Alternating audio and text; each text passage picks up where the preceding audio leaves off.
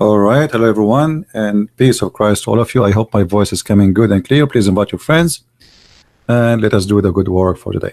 Now, before we start here, we have a Muslim Abdul in the chat.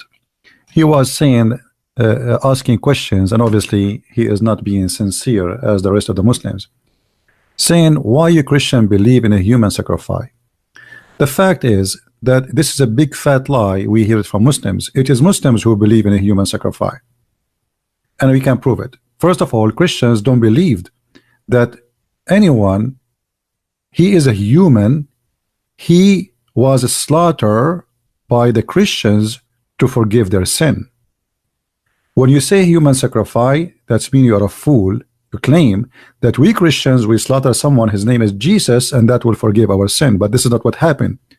And which means you are a certified donkey and you do not know what are you talking about. We as a Christian believe that Jesus was crucified because of our sin, not we crucified Jesus to forgive our sin. And there's a huge difference. However, it is you Muslims who believe in a human sacrifice. It is your God who he say that he is a happy person when a Muslim he kill a human being. Allah he call him an enemy for him. Fight them, Allah will punish them, torture them by your hands. Allah get excited, Allah get happy, Allah enjoy bloodshed. That is your God. That is a human sacrifice, you idiot. What kind of God? He will not be happy unless we sacrifice people who they are human, who don't believe in him, and that will make him happy. And look what he says, fight them, kill them with your hands. Allah he will torture them by your hands, and he will heal the breast of the believers. Too much hate, too much anger, too much a human sacrifice. This is what he healed the breast of a believer. Do you see it, Abdul? And not only that, Allah in the Quran he says that if a Muslim he slaughter a human being, it is not you who slaughter him, it is Allah.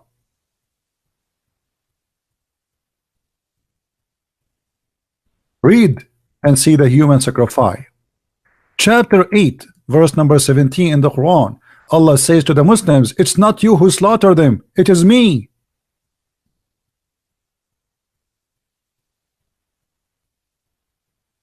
Nobody kill as much as you do in the name of God, and yet you claim about human sacrifice. And let us talk about forgiving sin after we finish this. You see, our sin is not forgiven automatically, you liar. We don't believe that because Jesus died, everybody will go to heaven. That's not true. That is a big fat lie, you Muslim, you spread around.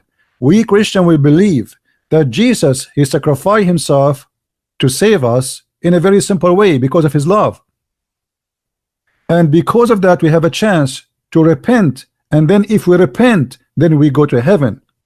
Which means at the end of the day, still we are going to repent. This is why Jesus says, not everyone says to me, Lord, Lord, will enter the kingdom of my Father, but the one who do his will. So you are proven to be a liar, hypocrite like your prophet. It is you who believe in human sacrifice blood. It is you who enjoy it. It is you who dance in the street when you see an airplane fell down full of kuffar. It is you who dance in the street when you see 9/11 happen. It is you who slaughter people saying Allahu Akbar.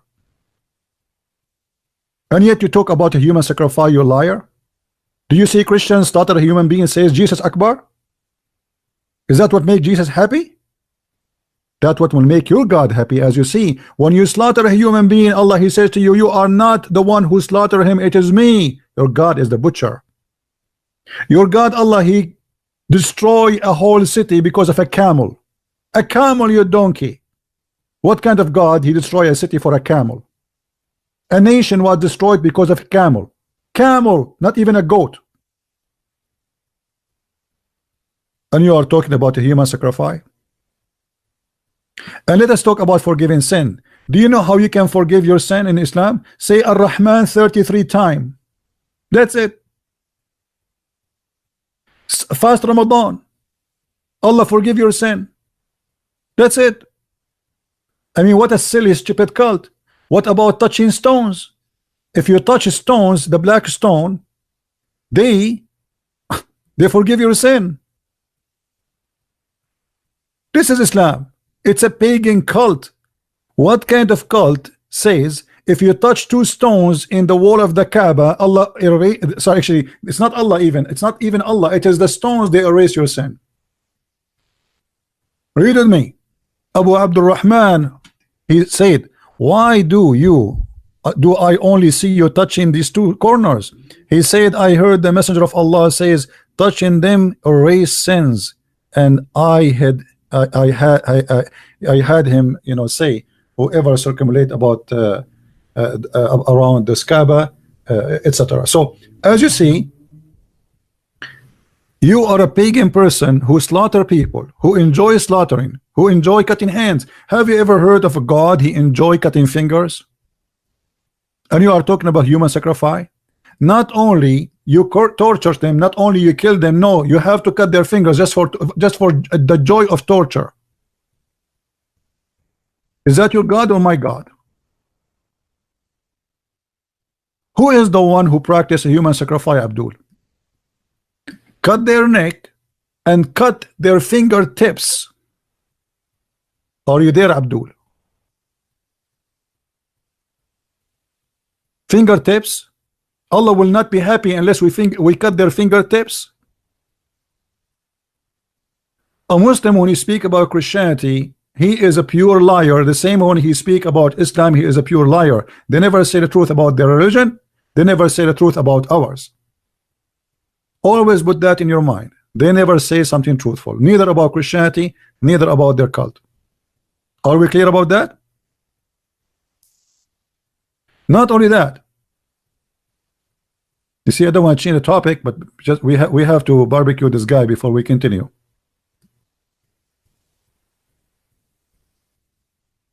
Look at this God who not only enjoy human sacrifice, he enjoy torture of a human.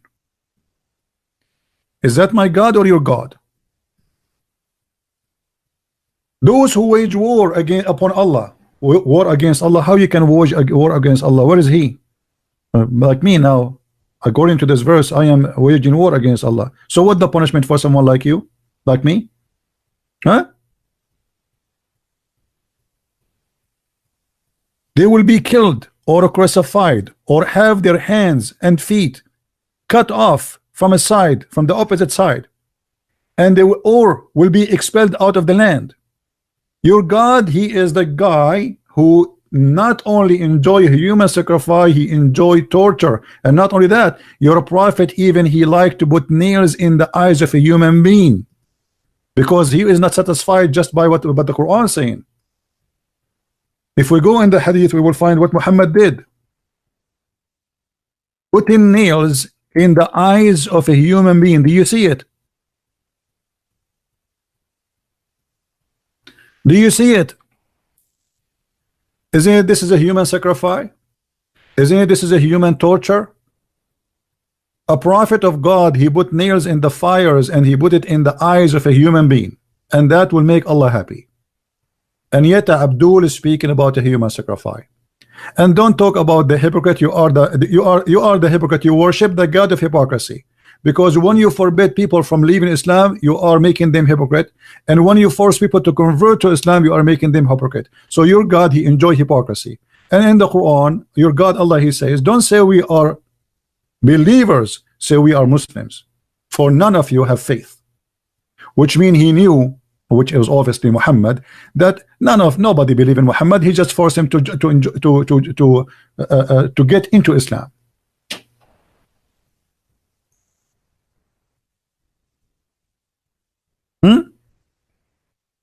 Don't say you believe. Say we are Muslims. Do you see it? Here they translate the word Muslim, submit, which is false. It's surrender. So the Arab, they say we believe. Say to them, you believe not, but you only surrender. You only became Muslims. That is Islam. And you are not a believer, you are just a Muslim. The same as the rest of you. Copy paste, you don't even know who is Allah. If we ask a Muslim who is Allah, he do not know. Not a single Muslim he dare to tell me who is Allah, because they don't know. They don't know even what the word Allah mean. They don't know when the first time this word is said. They don't know who is Allah. They don't know where he's located. They don't know how he looked like. They never spoke to him. They never heard him. Even their prophet, he never heard his fart. Have you ever heard of religion? The prophet did not speak to his God. How he became a prophet? Have you ever heard of a prophet? He became a prophet by a guy squeezing him 3 times. And later we find out that this is his boyfriend. His name is Dahi al-Kalbi. Now, we go back to our topic. And I think this guy, he got all the barbecue he deserved. Let your dad talk to me. We go back to our topic. In the NBC News, you will find this title. This princess has been missing for over a year. NBC Nightly News. You know, always I find American media, Western media is the most silly, stupid media ever. And I found it very much not only stupid, it is an insult to our mind and to our brain and doesn't respect us. NBC is worried about the princess is missing. Missing where? She is missing living in a palace. She's taking a shower with milk and chocolate. But NBC is not worried about tens of thousands are missing around the world, either by human trafficking, sex slavery, in Philippines, in Thailand, in Indonesia, in the Middle East. They bring them as maids and then nobody hear of them again. NBC is not worried about that. NBC is worried about the princess. She is showering with milk and a chocolate, and she is bored with Gucci. And now all of us, we should be really worried about this princess. And if you see the comment of people speaking about this princess as mean like this God, I mean, it's amazing how the word is stupid. Those people are bored from their life. Now, I am not saying that their family are good families. I'm not saying that. But I mean, the world is full of garbage, my friend. Just because she is a princess, she gets your attention. This is how the world function. Prince Harry, he moved his hand. Prince Harry is cutting the cake. Prince Harry is now going in the airplane. Prince Harry, he went to Morocco and he drank chocolate with the king of Morocco. I mean, this is the news. What I got from that? What you got from that? What you get from this in England?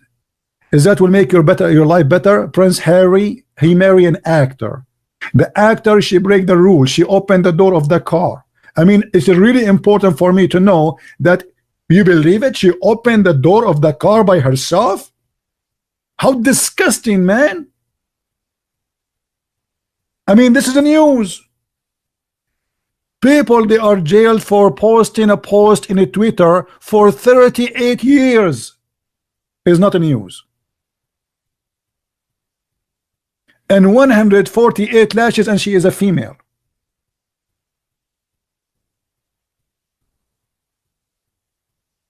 NBC will not see that. NBC is a station paid by Qatar, and the Prince of Qatar and the Prince of Dubai, they are fighting each other, and always they pursue their propaganda. We knew the agenda, we knew the lies, and we knew what is behind all of this. Nothing important will be brought to you. Thousands of females are getting killed every day in the Middle East, either for what's called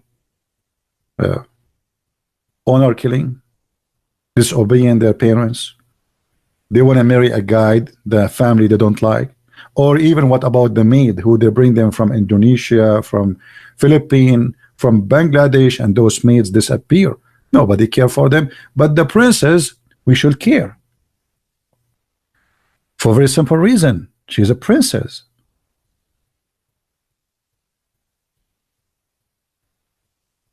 I mean, why you will not care for a princess?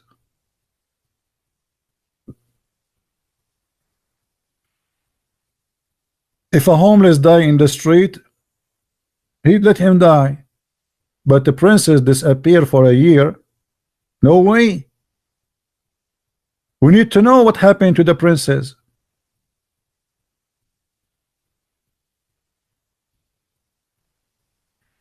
Now, this is the video of the so-called princes. First of all, none of those Arab are prince or either princes. They are people who they are made by the rich, intelligent. They made them kings and princes. None of them was a prince, and they don't even know how to take a shower for centuries. We are Arab. We know who we are. We don't have a princes. We don't have kings. The rich, intelligent, Her Majesty the Queen, intelligent. James Bond stories. Not all the stories of James Bond is a lie. In front of you is one of them. Those princes, they are made the princes by the rich, intelligent. They made the prince of Kuwait a prince. They made the king of Saudi Arabia king. They made the prince of Emirati prince. Even Qatar is just created not even 30 years ago. All by the rich, intelligent. And now they call themselves princes, and they own billions, and you know, that's it. And now they claim they are royals. I mean, what royal? Who is the first king of Saudi Arabia? I mean, who is your father who was a king before you? We never heard of them. So how you became a king? What does that mean? How you became a royal family? Let us hear what this princess is going to say. And I hope the sound is clear. Let me know if the sound is not clear for you. Hello, my name is Latif Al Maktoum. I was born on December 5, 1985. My mom is Huriya Ahmed Lamara. She's from Algeria. My father is the Prime Minister of UAE and the ruler of Dubai, Mohammed bin Rashid Said Al Maktoum. He has 3 daughters called Latifa. I'm the middle one. There's one older than me and one younger than me. And he has 2 daughters called Maryam also. I have 30 brothers and sisters total. She have how many? How many brothers and sisters total? Did you hear? How many? She have 30. By the coming 10 years, he will have another 30. This is all because of Islam. 4 wives every few weeks, a lot of money, a lot of houses, and the guy, he find a pretty girl, he marry her for a few nights, he make her pregnant, and he change her second day with the car. She have 30 brothers and sisters only. To say that in case this video is discredited in any way that... She said 30 or 13. I heard 30. Hold on, let me go back. Let us see it. He has 3 daughters called Latifa. I'm the middle one. There's one older than me and one younger than me. And he has 2 daughters called Maryam also. 2 daughters have the same name. Look how many kids he have. 2 daughters, both of them, they have the same name, Latifa. I mean, and 2 daughters, they have the same name, Maryam. Have you ever heard of a guy, he have 2 daughters, they have the same name? Hey, Ahmed, which one, Dad? I am Ahmed and he's Ahmed. Which one? It doesn't matter. I have 30 brothers and sisters. See, she said 30, not 13. What are you talking about? It's 30. Total. I had to say that in case this video is discredited in any way that, no, you know, there is a Latifa there and a Latifa there. Yeah, there's 3 Latifas. I'm one of them. I'm the middle Latifa. You have 3 Latifas. 3 Latifas. He have 3 daughters. Their name is Latifa. This guy, he like to call his girl's daughter Latifa. What's your name? You have a daughter, call her Latifa. Latifa. My full sisters are Metha and Shamsa. They're both older than me, and Majid, he's younger than me. And I'm making this video because it could be the last video I make. Yeah. Pretty soon I'm going to be leaving somehow, and I'm not so sure of the outcome, but I'm 99% positive it will work. And if it doesn't, then this video can help me, because all my father cares about is his reputation. He will kill people to protect his own reputation. He only cares about himself and his ego. So this video could save my life. Well, obviously this video saved your life. Now I'm not going to play the whole video. I found it very very weird and kind of silly, you know, that a woman, she make a video against her father, and why she's complaining about what? I mean, what is exactly she don't like about her father? You cannot go and do shopping, you cannot do what you want. I mean, I don't think so. I mean, but you see, some people, when they have too much, they don't want it. Many, maybe they would like to be a princess, or they dream to be a princess. But when you become a princess, you don't like to be a princess. You want to be like a normal person who walk in the street like everybody. This is how a human being is. Human being always like to have what is not in his hand. Doesn't matter what it is, even if sometimes it's a piece of shit. He get jealous. You will see a rich guy, he sees someone, he's a poor guy, he have something he don't have, he get jealous. But he is rich and that is poor, still he get jealous.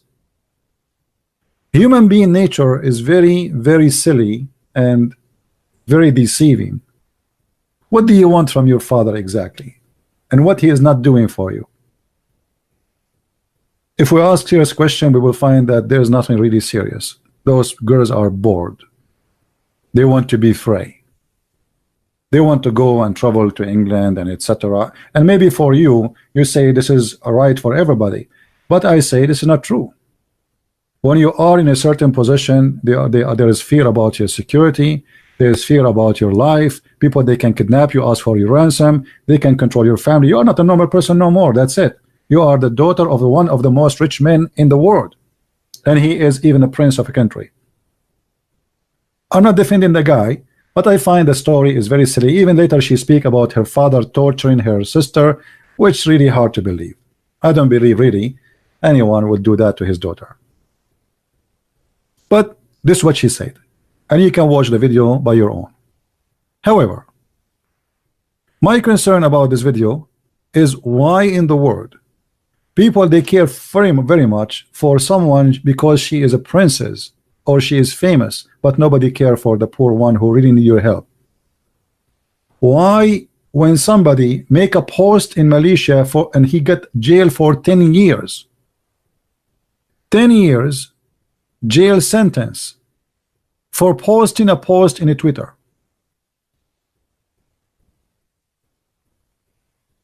Why we don't make an organizations and we ask for help for this person? You remember there's a girl, she ran away from Saudi Arabia. The whole world start talking about her as if she is the only problem, only woman she is suffering. And she's suffering from what? I don't know. She want to have a freedom. There's women literally are slaves, sex slaves. Not like this girl who's just looking for to go to a different country. She want to have a freedom to dress as she wish. There's people, they have nothing.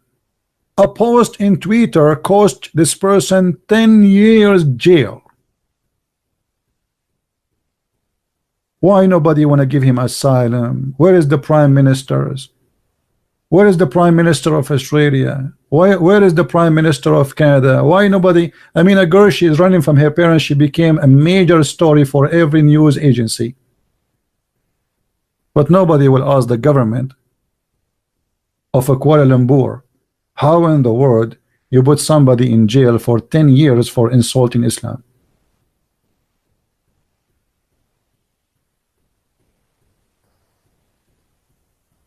This guy, even Al Jazeera publishing this in news. Al Jazeera, the scumbag TV, the terrorist TV. You see it?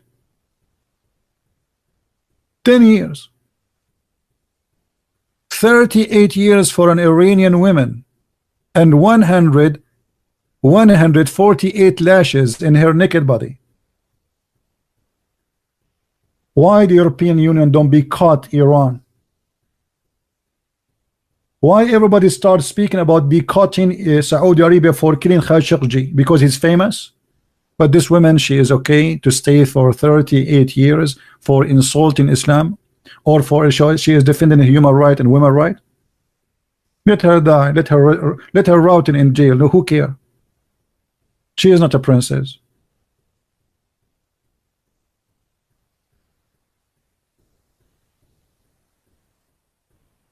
She is not a princess.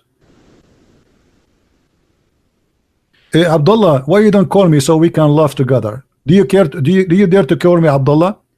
Guys, I want to give this guy who called himself Abdullah a chance to be a hero.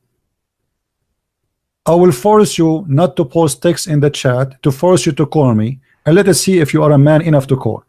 And everybody will laugh at you in a second. If killing in the Bible is wrong, why your prophet is copying the Bible, you idiot? Your prophet, he copies stoning to death from the Old Testament. And now I want you to call me and show me where in the Bible killing is wrong according to you, so we can laugh. And I will show you exactly the same from your Quran, because your prophet is nothing but a copy-paste counterfeit of Judaism. Call Abdul, call, so we can laugh.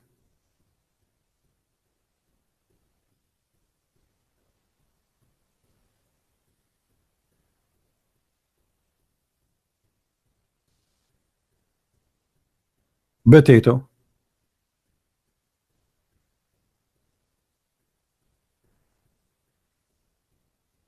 Call me, let everybody hear you. Where in the Bible it says, even your Quran says, do you want me to show you what your Quran says about the Bible, you idiot? Huh? Let me show you. This is a verse you Muslims, you keep quoting, but this is from the Bible. You're a prophet, the thief, even himself, he admitted that this is from the Bible. But you Muslims, you keep quoting this verse to prove to us Islam is a good religion, but this is not included in your religion. Chapter 9.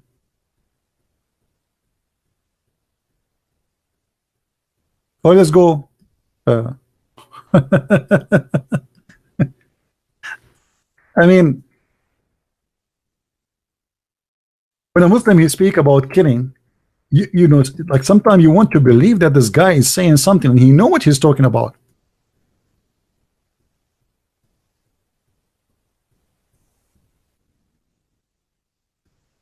If we go to this verse, chapter 5, verse number 32, do you see what it says, what the Bible teach? This is your stupid Quran witnessing for the Bible. Now I challenge you to call me and say your prophet is a liar and your God is a thief and he is not being right. This is from the Bible, by the way. This is Quran now, but Muhammad is copying the Bible.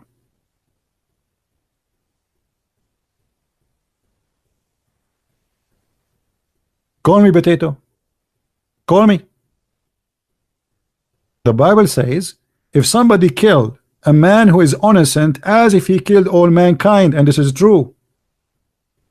And Muhammad here is repeating what is in the Bible, but Muslims don't follow that. And the Muslim, they keep quoting this. They say to us, do you see what the Islam says? And even Obama, he was quoting this verse, but the stupid Obama forgot that this is a verse quoted from the Bible. And it's not to practice in Islam, because in Islam, Christian prince is not an innocent person. In Islam, anyone who don't believe in Islam is guilty, should be killed.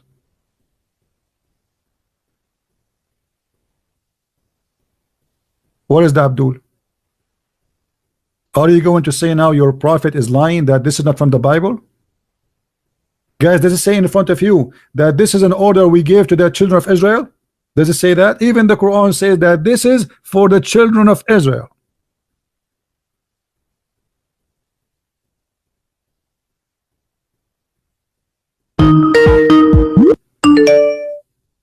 Let us see. Where is my headset? Brother?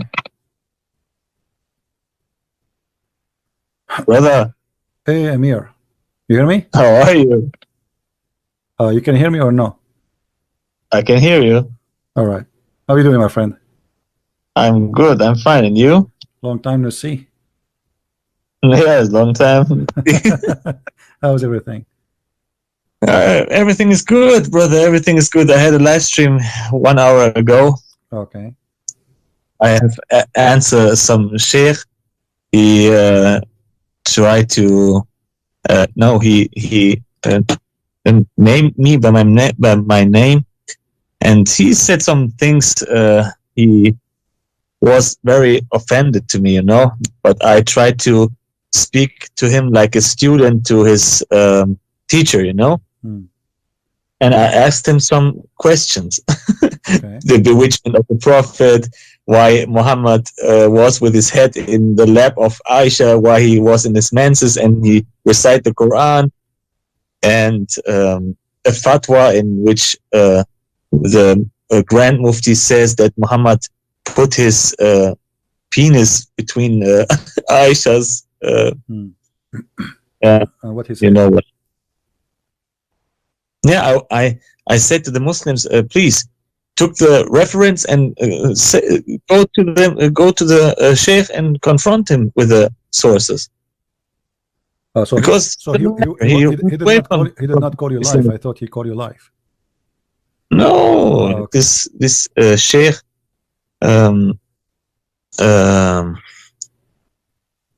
called me by my name. You know, he was offending me.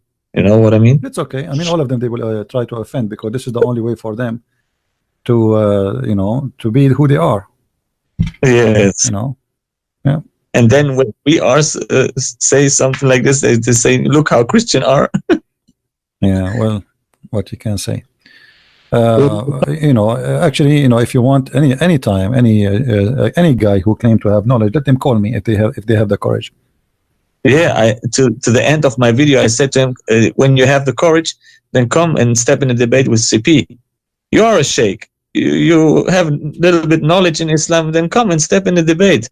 What are you waiting for? Let's go. Well, I mean, we know that always they target. First of all, they like even you don't speak Arabic, still they don't dare to call you live. You know. The same as those guys, like they say Christian Prince is lying, but not even one of them dare to call me and says, okay, Christian Prince, you're a liar and I'm going to get you busted. Call, let everybody hear you, and you know, and even if when somebody call, he don't want to even talk about the topic, he talk about something else. Brother, I asked you a question a few weeks ago about the topic in which Muhammad said, Ana dahuq al-qatal, I laugh when I kill. You know? Yeah. Yes, the sentence in which Muhammad said, I laugh when I kill. I'm laughing when I'm killed. You know the debate in CNN in which the Muslims from United Kingdom, al-Muhajirun, they step in a debate with some munafiqun, and he said, this Omar Brooks, and I think the name of this guy is Omar Brooks, Abu Izzaddin, and he said to all of them, he said, Muhammad said, I laugh when I kill. Allah himself get excited, you know. Yeah. Always you see, try always to focus on something more important. As an example, you know, isn't it Allah who said cut their fingertips? Yes. Okay, and that will make the Muslims happy. This is what the Quran is saying. So what they would say, because if you quote for them a hadith, they might say, well, we don't like it, it's weak. They come with all the excuse. What about the Quran? Fight them. They love the sound. Daif, Yeah. brother. Fight them and torture them by your hands. Allah will torture them by your hands. Who is saying that? This is Quran. This is chapter 9 verse number 14. And then it says, and Allah, he will heal the breast of the believers by what? By torturing those people. Will heal. People heal, their breast is healed. And then in the verse after he says, and he will remove the anger from your heart by what? By torturing people. This is Quran. Yeah. You know, so Islam is religion. Enjoy a human sacrifice, blood sacrifice, and not only that, the joy of a Muslim is by torturing somebody is not a believer, and this is not a hadith. This is Quran. So what they will say now? This is Quran is daif. You know? Yeah.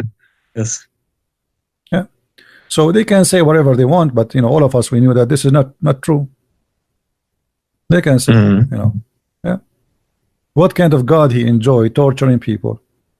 Muhammad himself, he put nails in the eyes of people and he enjoy torturing them. Is that because of candy urine? Is that a da'if hadith? No, this is sahih. Who wanna say this is, who wanna say this is da'if? By the way, even the da'if is accepted, but this is the game. I mean, because people think when they say da'if, it means it's bad. No, da'if is still good. Da'if, it's called da'if because it has a rank, not because it's bad. It's because it's actually because it's considered, not because it's rejected. This is why it's called da'if, but people do not know. And as you see here, this is a sahih. What we will do with this? Sunan an-Nasai. Yeah, or even from other books, but it's sahih anyway. It doesn't matter what we can find it from different books.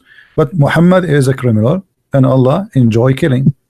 And that is the Quran.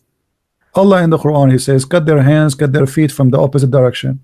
I mean, what kind of punishment that? And let them die slowly. And that's what Muhammad exactly did. He cut their hands, he cut their feet, and he made them, and he put nails in their eyes, and he read with me carefully here. The Prophet ordered that their hands and legs should be cut. So imagine a human being now. You see those horror movie people, sometimes they watch them. Yeah. Look at this. This is a horror movie. The Prophet ordered that their hands and their legs should be cut off, and their eyes should be branded with heated pieces of iron. Imagine. I mean, how evil this man is. He put them in the cross, and then he cut their hands, and he cut their feet. Not enough, because you will die anyway. I mean, you are bleeding like crazy. Imagine your feet and your hands, you are out. That's it. So what is left? You will die anyway. No, it's not enough. And he branded their eyes by heated pieces of iron. This is Muhammad. Do he enjoy it?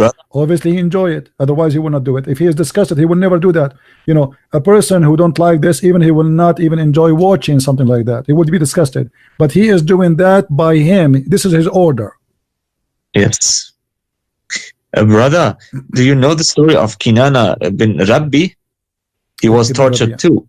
Yeah, there's tons of stories about people being tortured. Like some about money, some about treasure they have. He's a filthy man. He's a filthy man. What about Rifqa? The old woman who Muhammad, he cut her two pieces.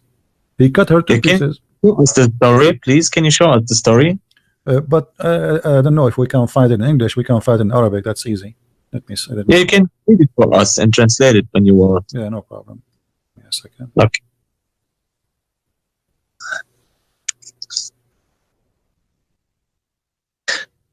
This was an old woman, huh? Qurfa. Very, very old. She did nothing to Muhammad, huh? She refused him as a prophet. Yeah. That was enough to kill this woman. Yeah, she insulted him. She said that he is a false prophet.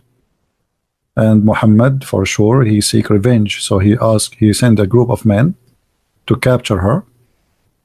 And then they raped her daughter. Islam is very, very peaceful. Absolutely. Islam means peace. Absolutely. Yeah. I mean, who can deny that? Okay, let us find the reference. Actually, I have all the references in front of me, but I'm trying to find the website which is official. From Sunnah.com? Any website. Let us see.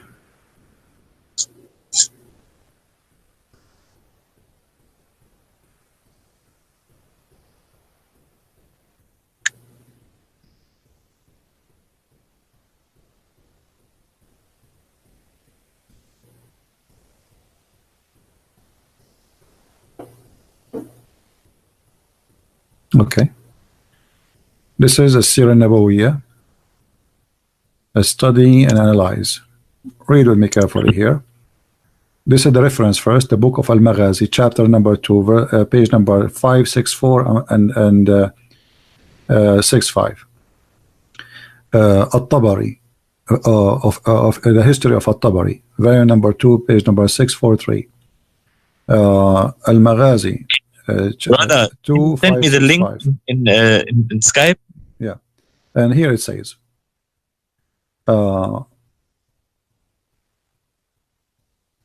ربط بين رجليها حبلا ثم ربط بها بين بعيرين.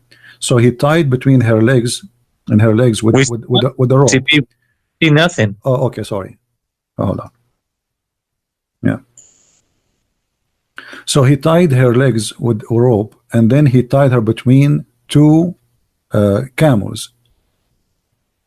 And she was a very old woman. And then he is counting how many people he killed after that. وقتل عبد الله بن مسعدة, and he killed Abdullah ibn Mus'ada. وقتل قيس ibn Mus'ada, etc. So here they are counting how many he killed. But here they are saying how he killed her. قتلها قتلا عنيفا. He killed her in a very violent killing by tying her legs in two different camels. And she was a very old woman. And he split her to pieces. Let us find different reference. There's tons of reference. What was this reference from which book? I will give you that. This is a study of a Sirah Nabawiyya, which means from the Sirah Nabawiyya. Okay, please send me the link. Okay, brother. This is from the book of At-Tabaqat al-Kubra. At-Tabaqat. Yeah, okay. At-Tabaqat al-Kubra. Ibn Sa'ad. Yeah. Ibn Sa'ad. Yes. It says here. Okay. He says. So he sent his men to Qurfa, and she is a very old woman. فَقَتَلَهَا قَتْلًا عَنِيفًا. He killed her a very violent killing. He tied her legs with rope, and then he tied her to two camels, and then he ordered them, and they cut her to pieces while she's alive. Wow. Yeah. And this is At-Tabaqat al-Kubra. As you see, guys, this is the official Islamic website. I will post the link in the chat so everybody will have it. But Muslims will say this is daif, eh? Well, they can say whatever they want. This is their books. I mean, you see, even when they want to say this is daif. I mean, this is okay. So you Muslims, you make stories about your prophet. What does that mean? You Muslims are lying about your prophet? What does that mean exactly? Is that a book written by the Jews, or this is written by this guy is not even a Shia, he's a Sunni. So what they want? What we will do now? Ibn Kathir Ibn Kathir, he is a Jew now. At-Tabaqat al-Kubra is a Jew. I mean, what we will do? We have to say takbir. Yeah. شرح الزرقاني على المواهب. Okay, this is the explanation of al-Zarqani, and it's the same. He speak about. Look at this guy. Who is this guy? This is explanation like Ibn Kathir. He says, okay. He tied between her two legs a rope, and then he tied her between two camels, and then he ordered them, so they made her pieces. فَقَطَّعَاهَا. Yeah. And here he explained how he cut her. Like this guy, he need to explain to us in details. Okay. Yeah. And whatever this woman did, even if she want to go in war with Muhammad, let us say, why in the world a man, he respect himself, a man, he do that to an old woman? Let us say you took her a prisoner of war. But remember, even the Quran, Muhammad, when he have enough money, he made a verse in the Quran saying, take no prisoners, which means all prisoners should be killed. All prisoners. No?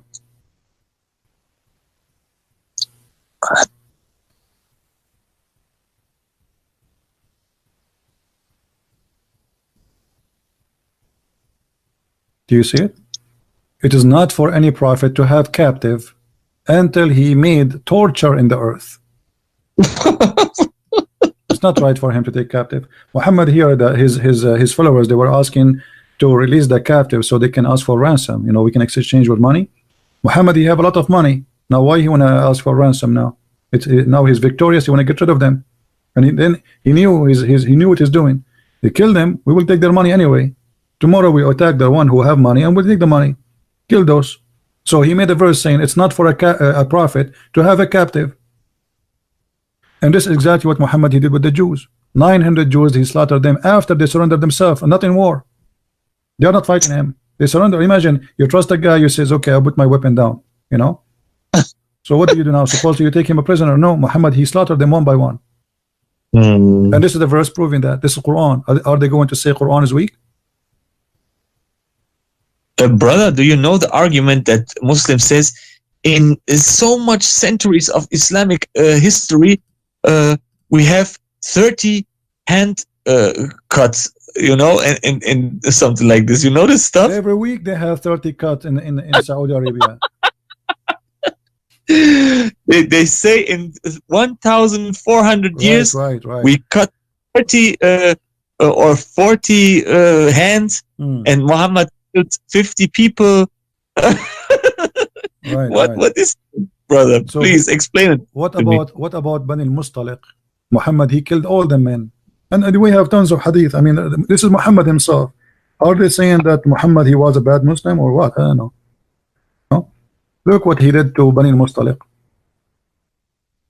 He killed all their men, and the poor people, they were watering their animals. You know, he had read with me that the Prophet had suddenly attacked Bani al-Mustaliq without warning, while they were headless, and their cattle were being watered.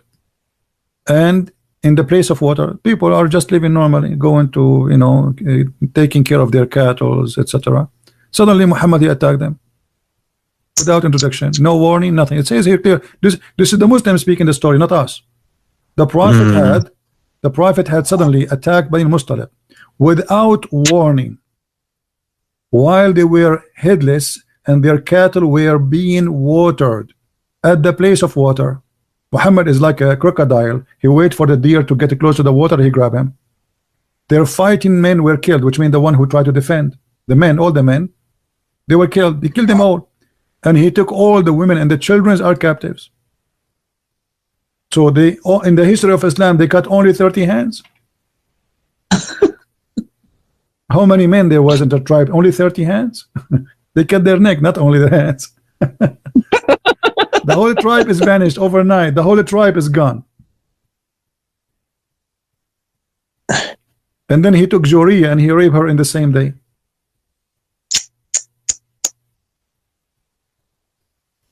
By the way, somebody is asking you, where is the guy? His name is Tarzan. Why he don't call me? Tarzan is in his world with his perfect beard. And the Muslim, they make videos exposing the lies of Christian Prince. You know? I mean, obviously, those are the lies of Christian Prince. This is Sahih Bukhari. Yes. The lies of Christian Prince. What they would say, this is weak. Well, obviously, it's weak. This is Sahih Bukhari. Sahih Bukhari is a liar. The biggest liar. Yeah. What we can say. Do we have any Abdul? Any Tarzan? Okay, brother. I go and make some food. Okay. I'm very hungry. Take care. And I'm for live stream. Don't forget. Don't eat with your left hand, brother. Because Shaitan will eat with you, brother. Yeah, brother. Can you show us the hadith in which Muhammad said Allah have two right hands? Yeah, but I think I don't know. I received news lately that Allah he made a plastic surgery. He went to Thailand, and he fixed that issue. You know, like his hand now are not as before. But you cannot trust, because this can be a da'if hadith. The hadith here in front of us. This is sahih, by the way. Muslim cannot say this is da'if. You see, sahih. Okay, it says, and both hands of Allah are right hands. And both of his hands are right hands. Yes. Yeah, which is very nice actually, because if I am in the left side of Allah, I can spank him. He cannot fight back. Both his hands in the right side. What he can do? He tried to turn. I will turn with his left side still. You know. I will turn with him. As long you are on the left side, you are safe. Allah, he cannot do anything to you. A God who have two hands and both of them are in the right hand and right side. You know? Do you think Allah he have two ears, both of them in the right side too? I mean, why they are in the right side? What happened? Yeah, because the left hand is the filthy hand, huh? What about the legs of Allah? Both of them they are right.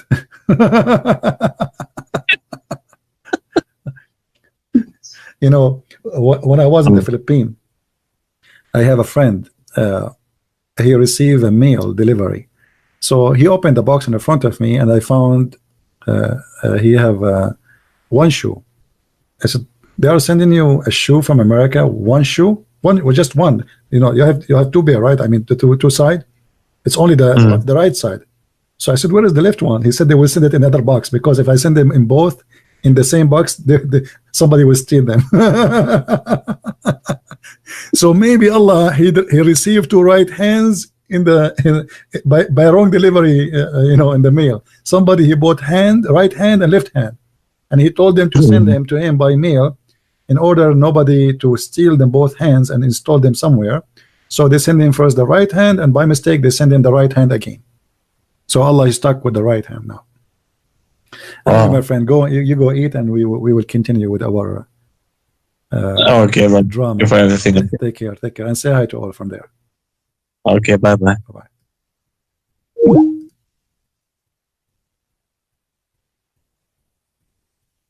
Yeah, actually, this is what they do in the Philippines, you know, because Filipino are nice people, but you know, there's thieves everywhere, and it's a poor country.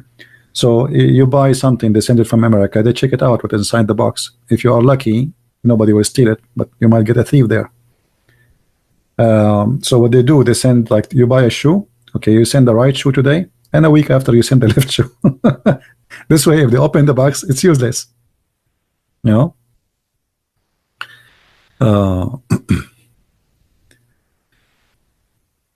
Do we have any Abdul?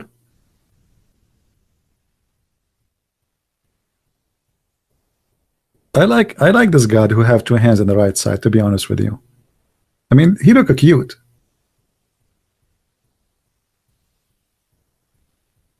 If I can get an image of Allah and a picture of him with his two right hands, maybe we can, you know, maybe we can ask people for donation, so we can fix the hand of Allah.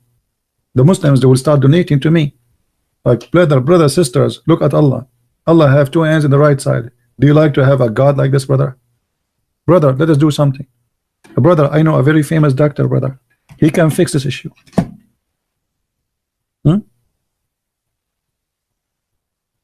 Yeah.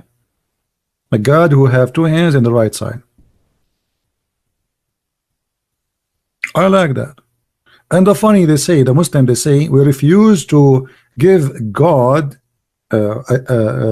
like a character. We refuse that. You do? Are you sure? So what is this?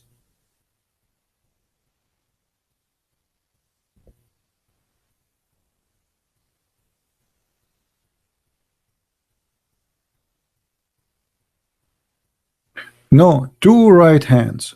It says here, both hands of Allah are right hands. So, which mean both of them, they are right and in the right. So both of them, they have the same direction. They are located in the right side, and they are right hands. So, like, you know, if you open your hands, they will complete each other as a shape, right? But in the case of Allah, no. Both are the same right hand. So he have two hands, both are right hands, which mean what the thumb will be from the right direction too. Like now, if you look at your left hand, the thumb is from the left, right, all the way the other direction. But in the case of Allah, he have both hands are right hands, and they are in the right side.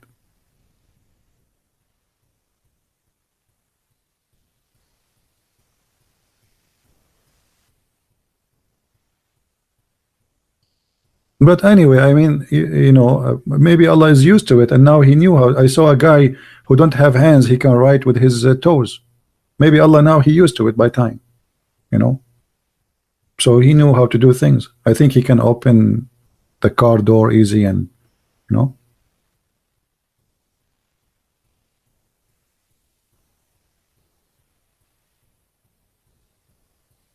Do we have any Abdul? Anyone have an objection?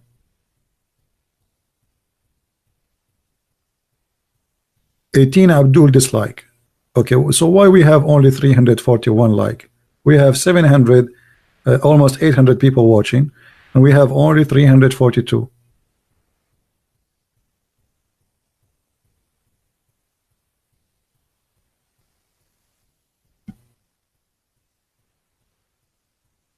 Hmm?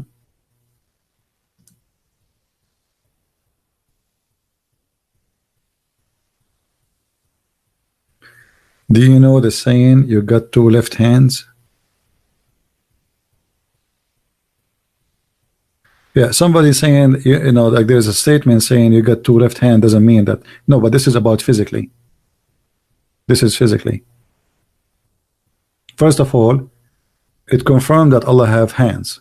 This is number one. Allah, he created the earth and the heaven by his hands, literally. And actually, there is Muslim scholars explaining that. There's many videos. You just search Allah have two hands in YouTube, you will find the Muslim scholar explaining that to you. And he say, I quote him, he says, Allah has said he have hands, what I can say.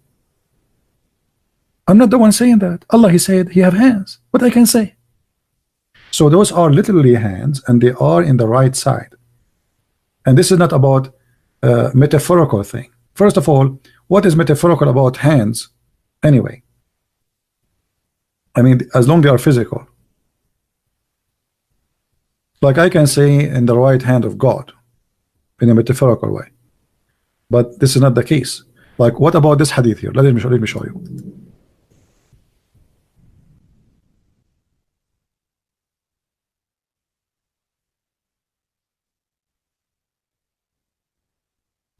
Allah, he put his foot in the top of the hellfire. The hellfire keep asking Allah for more people to burn.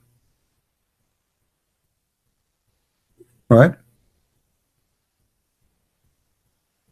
And then the fire keep asking for that, and then Allah, he put his foot over it, and then is going to say qati qati, which means stop, stop, or enough, enough. Is that a physical foot or this metaphorical? No, this is physical foot. And there's videos on YouTube explaining that too. So you can come with your own explanation, thinking in the way you want, but it's not what it is or what you think. Always when you want to take a religion, you take it by what the believers believe, not what you believe. And the believers believe that Allah have two right hands, and Allah have a foot, and Allah have 5 fingers. If you go right now, don't try to make your own, like your own story. Always, you know, find what really they believe in, and what they believe in is very simple. Allah has 2 hands. Let us say Allah have 5 fingers. Has 5 fingers.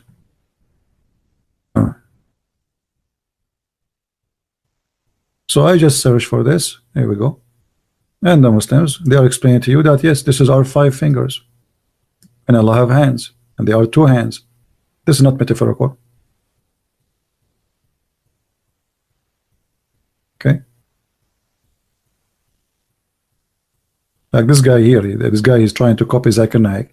He says, Allah, yes, Allah, he has hands, he has a mouth, he have heels, he have fingers, he have a shin, he have a shape. This is the True Deen channel. I mean, come on, the True Deen channel. That's it. What do you want more? Yeah. I'm trying to find where is the video says by the Sheikh.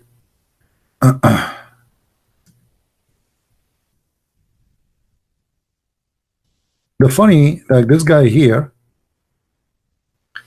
he have series of videos, and the Muslim, they flag his videos because they are trying to hide them. You know, this video here, this guy, they flag his videos. there was a video about the hand, the fingers, etc., and I found many of them, they are missing. I went to his channel in the other day.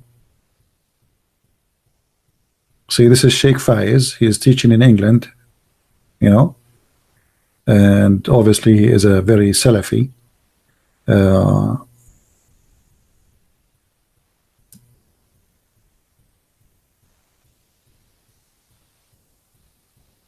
Let us see.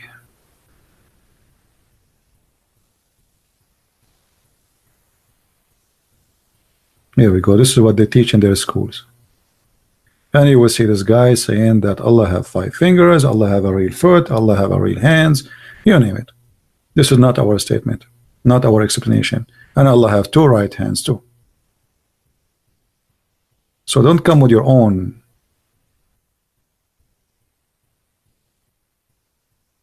We have a guy, his name is Yusuf Ali. Yusuf Ali, he is calling us haters. I mean, Yusuf Ali looked like he did not read his Quran. The Quran says that Allah will spread hate and enmity between the Christians. So Yusuf Ali, why Allah, if you are against hate as you claim, why Allah is supplying hate to us? You just called us haters, right? Okay, I will go with you. First, we don't hate anyone, but I will go with you for the sake of argument. According to Allah, it is Allah who gave us hate. How you respond to that, Yusuf Ali? Are you there, Yusuf Ali? According to your God, if I have hate, it is him who gave it to me. What do you want to say to your God? Be honest. Do you want to say to Allah something like, shame on you, Allah? Are you brave enough to say what kind of God he spread hate and enmity between the Christians? You accuse the Christians that they have hate. What's wrong with me? You tell me. You just said you guys spread hate. Okay, well, Allah saying that he is the one who spread hate, and he is the one who supply Christians with hate. So you blame who now? Why you don't be honest and blame Allah? Are you honest enough to face the truth? Let me tell you the truth. Allah is not God, and I am not your dad.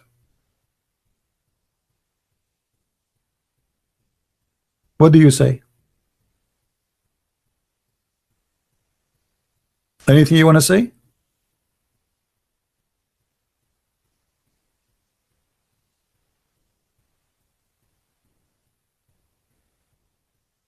Hello?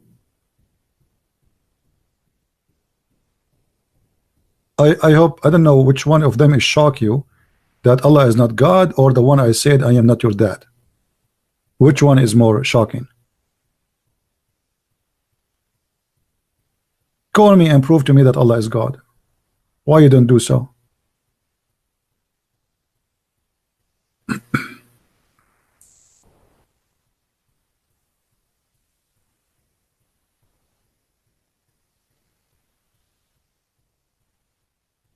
Any Abdul? Ahmad Didat did not hide behind a cell phone like CP. Well, Ahmad Didat, he hide, my friend. He hide. We have a Christian, Arab Christian. He challenged him to debate. He show up in the first debate. The second debate he did not show up because he destroyed him. Didat only, he want to debate people who don't speak Arabic. He made a mistake in his lifetime. He spoke to a person who speak Arabic, and that's it. That was the last debate. And he did not show up in the second debate. They scheduled 2 debates. The Arab Christian, he went there waiting for him, and the coward Didat did not show up. And your Didat is a joker, and he made fun of Allah. And I made many videos about that. And by the way, Didat don't speak Arabic. Imagine the one who explained to us Islam do not know how to read his book.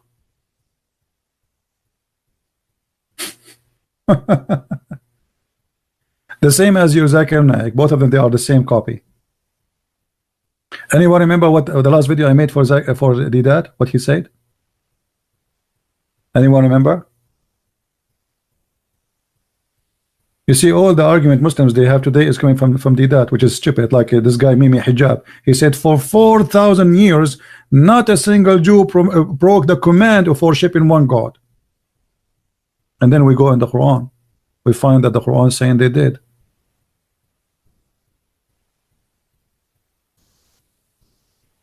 So he agreed that the Quran is corrupt. Copy paste. He just proved to us that the Quran cannot be the book of God. 4,000 years, not a single Jew worship anyone beside God. Read with us. So the Quran did lie.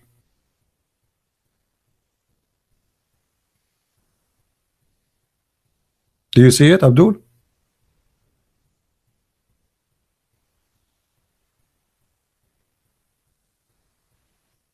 And you know, the funny, when a Muslim, he says a Christian prince is hiding behind his computer. I mean, what do you want from me? You want to see me, or you want my answer in my debate?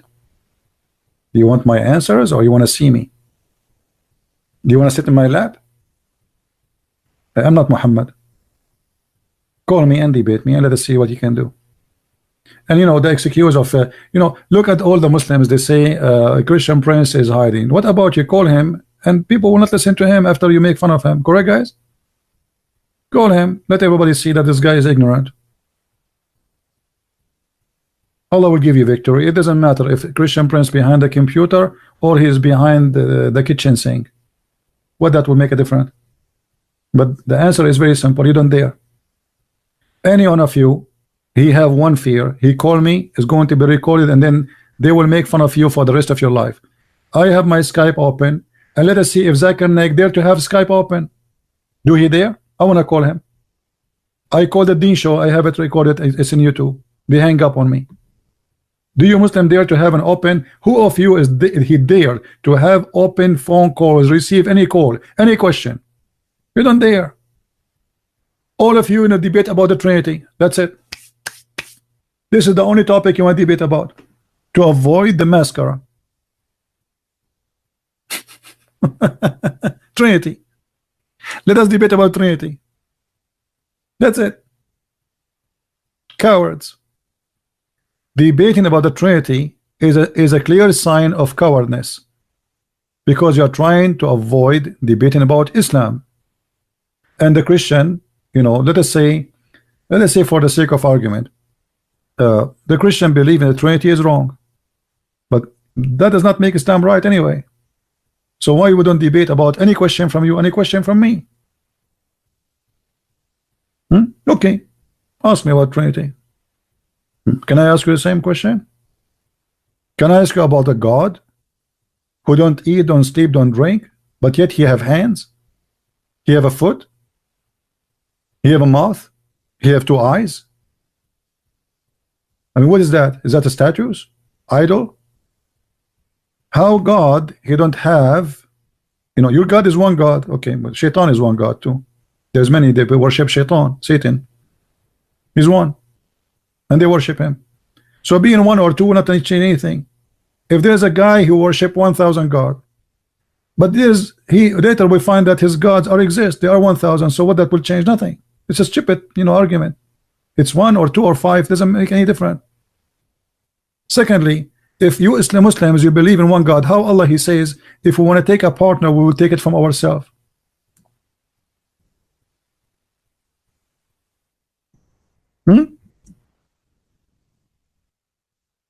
What kind of God? He says, if we want to take a partner, we will take it from ourselves. Any Abdul? Which translation you like me to show you? Give me a name. Which you like most? Yusuf Ali? As long as your name is Yusuf Ali, I will show you Yusuf Ali. And look how the Muslim, they try to hide it. They say, if we want to take a partner, we have take it from the nearest to us. It doesn't say that. It says from ourselves. And why Allah want to take a partner? And then we go to the interpretation, we find that the partner is a woman. She is called Hur. Allah want to have sex with her. And this is ourselves. Who is a Muslim when I call me and you say to me you are a liar? Doesn't say that. Who is a Muslim is willing to call and say you are a liar? It doesn't mean that. It doesn't say that.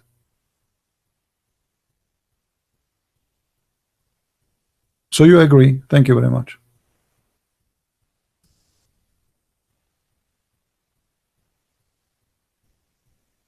Read, guys. Read with me.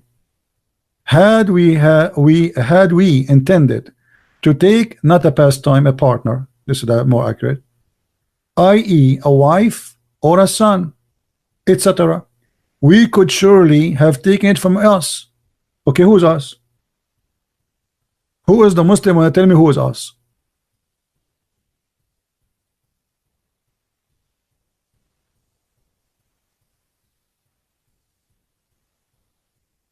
Any Muslim will tell us Allah will take partner from us. Who is us?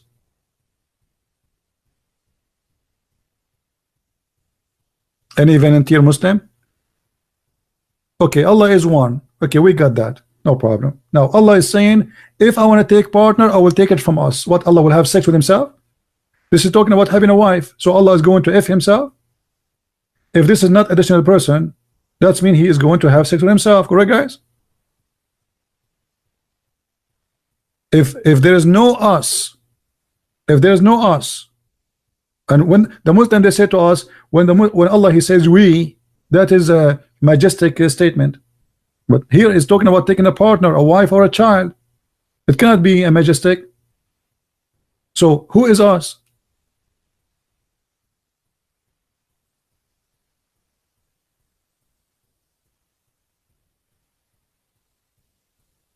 Any Muslim?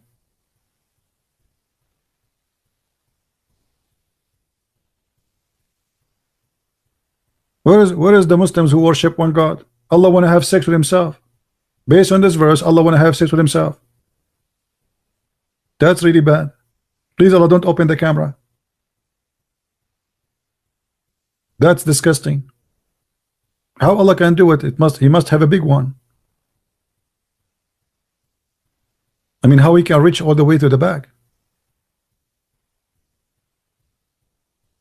Any Muslim can tell us how Allah is going to have sex with his partner, which is us? And look at them. Nobody's answering. They are busy digging for boogers. Not even a single Muslim he will tell us who is us. It's a booger time. The second you corner them, they start playing and searching for boogers in their nose. And they play that they are not hearing you. Like, is he talking? I don't hear him. Where is the Christian Prince? Is he still there? We don't hear you. Who is the Muslim when I say to us, who is us? Allah want to take a partner from us. Who is us?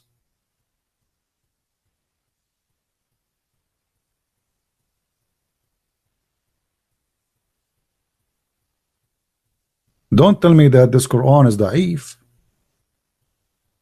I heard it's da'if.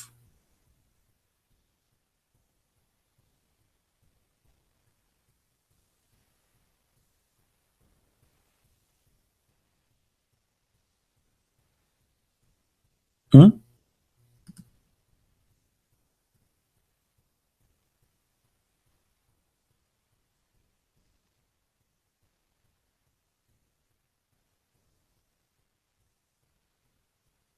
So nobody want to answer.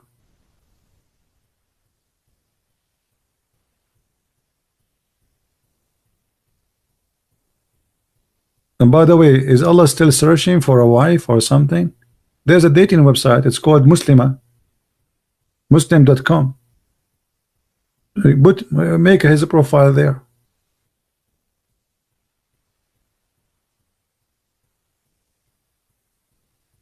So you give us headache about Allah is one, Allah is one, Allah is one, and then we find Allah want to take a partner from us. What is that? His family, his tribe? What is that? What else?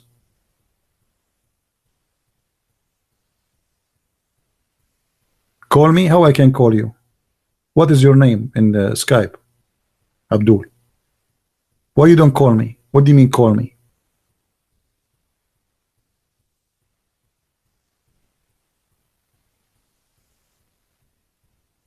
Give me your Skype. I will call you, Your Majesty. I will make Jibril call you right away, and he will squeeze you 3 times.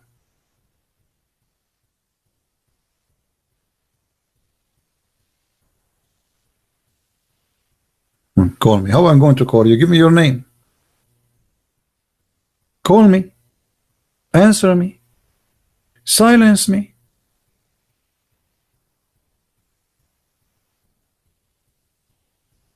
Do we have any Abdul? Guys, is my voice clear? Because before I heard some of you saying that my voice wasn't clear.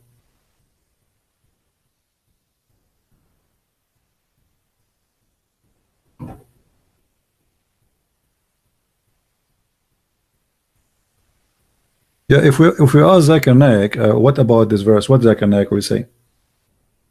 Brother and sister, there's a person named the Christian Prince, and Christian Prince, he tried to make fun of the Quran, and absolutely we can get him busted. He go to Quran chapter 21 verse number 13, and he said that Allah, if he intended to take a woman for sex or a son, he will take it from ourselves. And he said, what ourselves? I will explain to you. Have you ever had a mirror in your house? Have what? A mirror. Yeah, I have a mirror. When you see yourself in the mirror, what do you say? You say this is ourselves. And this is exactly what Allah he said. So Allah would have sex with the mirror? Exactly. But because you are slow, we have to explain it to you. Thank you very much. Because because I'm slow. This is the mirror. Allah he says us speaking to the mirror. Okay, so his son will be a mirror. His wife will be a mirror. Zakir Naik, are you there? Did you hang up on us? I told you don't call me. First of all, I am busy looking at myself in the mirror. First of all, you need to know I'm very handsome. And this is why I saw myself in the camera and you don't saw yourself in the camera. Can you explain to us why you don't saw yourself in the camera? Because I'm not good looking, as you said. Exactly. And this is the example, and this is the clear proof that Allah is a true God because he made you ugly. Otherwise, Allah will make you handsome, like me. Don't ever call me again. Okay. I feel like I'm humiliated today. Allah made Zakir Naik look good, make me look ugly. And that's why he go on camera. I don't go on camera. I mean, obviously.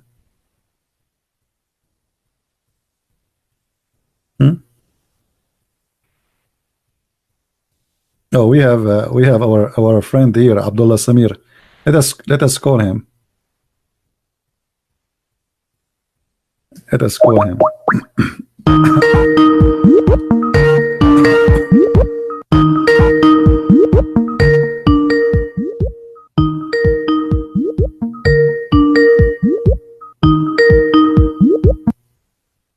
Hello. Hey, Abdullah, how are you? Good. How's it going? I'm fine, my friend. We are live on air, actually. Oh, live. Oh, okay. Yeah. For those who do not know, Abdullah, let me see if I can show your channel in the screen so people they will know. Or you like to show yourself in the camera? I'm not sure. Abdullah is an How long is your show going on for? Actually, I'm here for maybe an hour or more. I don't know. Yeah, something like that. Okay. Okay, let me call you back in 10 minutes. All right, no problem, my friend. Take care. Yeah, Abdullah Samir is an ex-Muslim, and I will try to find you his channel. Abdullah Samir. Here we go. Okay, this is his. Hello, everyone. I wanted to share my story in some details. I was kind of hesitating to, make a video, but you know what? Give me a second. I thought maybe I should do that because few people thought maybe maybe I'm not a real person. Some people thought there was some Jewish conspiracy going on, and all sorts of ideas out there. So I wanted to make a video to show that I'm a real person. I was born I was born into an Ismaili family. My dad is Ismaili, my mom was Sunni, and I was raised as an Ismaili. And around the age of maybe 18 or so in high school, I found Islam. Some of my friends invited me to read the Quran, and I started reading it. I started praying, what was called namaz or salah. And I got really excited. I found the Quran, and I got really excited about it. I really liked it. And I said, hey, this is God's message to me. I didn't look into it too critically. I felt like, I looked into a little bit of other religions and stuff, and I felt it's just instinctive, and I felt like this is something, you know, good, something I want to follow, God's message. And I started praying 5 times a day. And, you know, eventually I took a deep dive into Islam. I started following it with all my heart and mind. You know, within like a few years after that, I started university, and then I got married, and then, you know, what else? And then I started working. So when I was working, I tried my best to implement Islam. You know, I would pray even at the office. I would find a stairwell. I would go and pray wherever I could, you know, and I would get, if you had a prayer room, you know, I would invite other people to come pray with me. And even at university, you know, in the middle of exams, I would stop to pray. I would ask them, can I please get up? I need to say my prayers for Maghrib especially. And yeah, I was following it to the best of my ability, to be honest. I sincerely believed in Islam.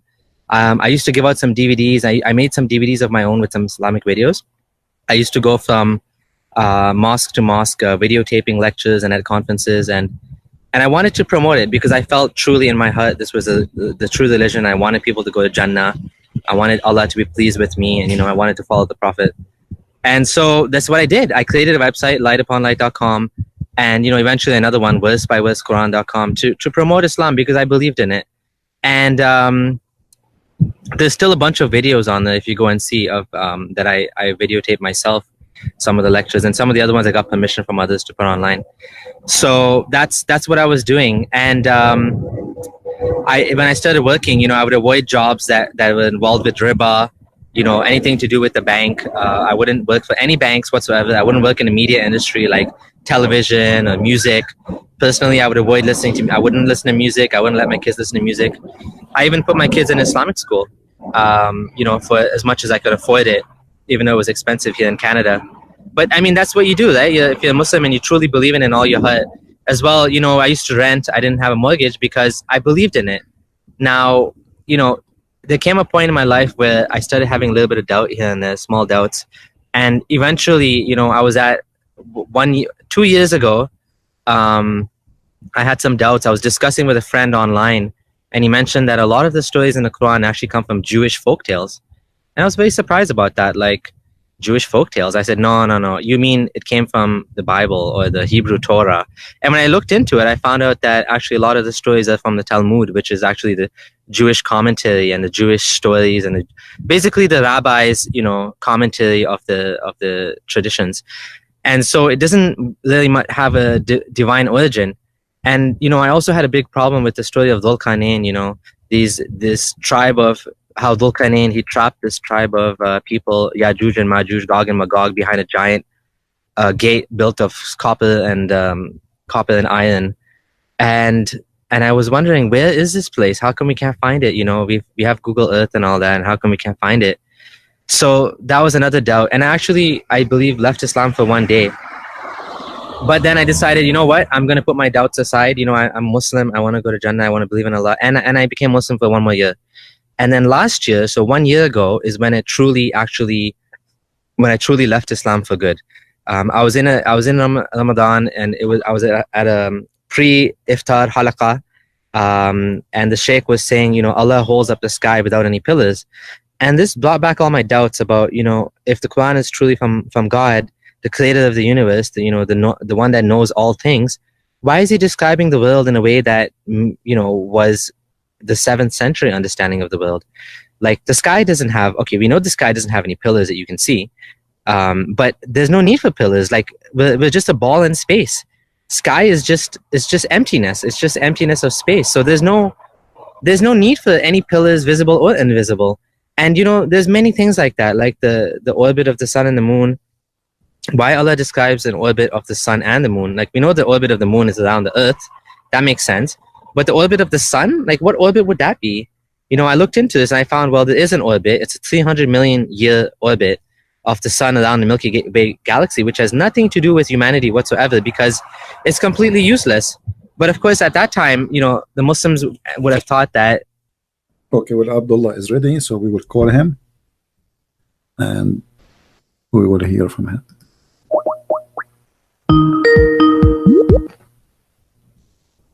Hello. Yes, Abdullah. I will put you in the screen so people. I was playing actually your video. Okay. I was playing your video about why you left Islam, so people will learn about you a little bit. Oh, thank you. Yeah. So, Abdullah, first, I'm happy that you contacted me, and I'm glad to have you. And people are listening. I will give you the mic. Hello, everyone. Thanks for having me on here. I was a little bit taken back. I thought we were going to do it in a specific time in the future, but hey, better late than never, I guess. We can do it now. Yeah. So yeah, thanks for having me on the show. You're welcome, my friend. Anytime, feel free to call, and you're home. All right. Okay, sounds good. You do not need invitation. Okay, Yeah. that's good. Let us see if some people wanna. First, let me show the channel for Abdullah Samir. This is his channel for those who like to watch his videos, and he's an ex-Muslim, as he spoke about himself, as you see. And if anyone have a question for Abdullah, feel free to ask question, and I'm sure he will be happy to answer. Yeah, so just to give a little bit background on myself, I know you guys were watching my video, but I've been an ex-Muslim for about, let's see, 2015. So coming up to 4 years now. I left Islam. Well, to step back, first of all, I wasn't born as a Sunni Muslim. I was born as an Ismaili Muslim, which is like a kind of far out sect in Islam. And then I switched to Sunni Islam. And then what happened is I deep dived into Islam. I got involved in conferences and I was recording. I had two major big websites. One of them was known as lightuponlight.com. Mm-hmm. And the other one was verse-by-verse-Quran.com. So I can actually show you one of my websites. Hold on one second. Let me see if it's working. My screen sharing. Oh, no, not that one. Hold on.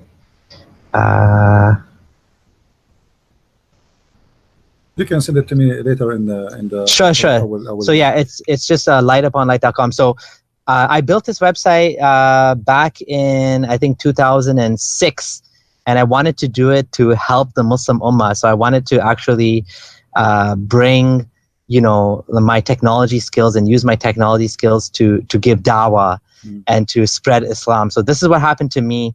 And but eventually I was able to leave Islam because, just to make it very quick, back in 2015 I was having some discussion online on Facebook. So people that think that these discussions don't work, I was actually having these discussions, and there was a guy that told me that he wanted to convert to Islam, and he was a Christian guy, and he said he looked into Islam and he found out that Islam actually had all of these Jewish folktales that were copied into Islam. So because of that, I was like, no, I'm going to convince you.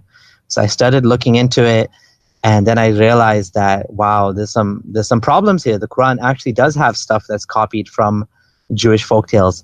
And then I started to keep looking, and I kept reading more about Islam. But then I decided I still want to be Muslim. I don't want to leave Islam because these are just doubts that I have, and I'm not ready to just leave the religion just like that. So then what I did was I actually became Muslim again for one more year. Interesting. Okay. Yeah. And I just buried all my doubts. So this was in 2014. I buried all my doubts and I said, whatever these little issues I have, maybe there's some explanation for it or something. And I just let it go. And then 1 year later in 2015 in the mosque, the Imam was in Ramadan was quoting from the Quran, and he was saying something like, the Quran, scientists are so dumb, they don't even know, even Allah knows better than scientists. And Allah says he holds up the sky without any pillars, and Allah says this, and Allah says, all of these strange things he was mentioning, right? So what happened was I was like amazed, like, how can he say that? How can he say all of these things about Islam? And all my doubts came back. Right? And so I decided that I have to look into this thing, right? I have to look into what the issues are in Islam, right? And then, sky pillars, like, for example, it says that he created the heaven without any pillars that you can see. Correct. So this was like troubling to me, because how does Allah say that he created the sky without any pillars that you can see when sky is just space, right? Right. So that's like one example. That's one example, but that's how my journey started. So do you have any questions, or what do you think? Well, you know, the funny, by the way, the Muslims, they made articles about this, and they cut the part where it says you cannot see. I don't know if you saw that article, right? They claim science. They made videos.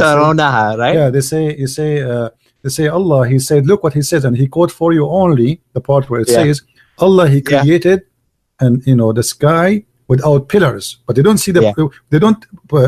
They stop here. They will not show you the part where it says which you cannot see. But anyway, I don't know if you know about the story of the mountain of Qaf.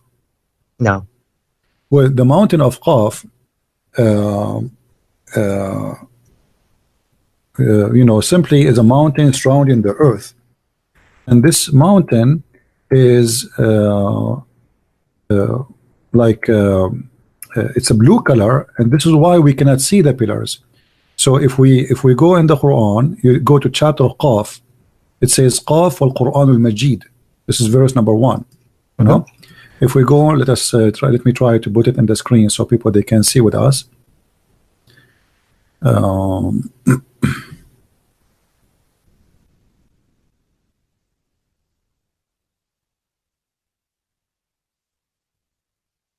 This is a chapter 50, verse number 1.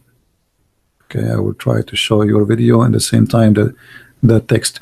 It says here, Qaf, Qaf, and the Muslim they say those are letters. It's a miracle in the Quran. One of the miracles of the Quran.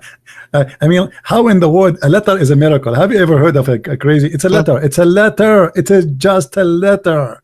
And this letter exists before Allah. So what? But when we go to the interpretation, and I will go to the interpretation. Hold on, you will see how what they call it miracle became a joke. Let us go here.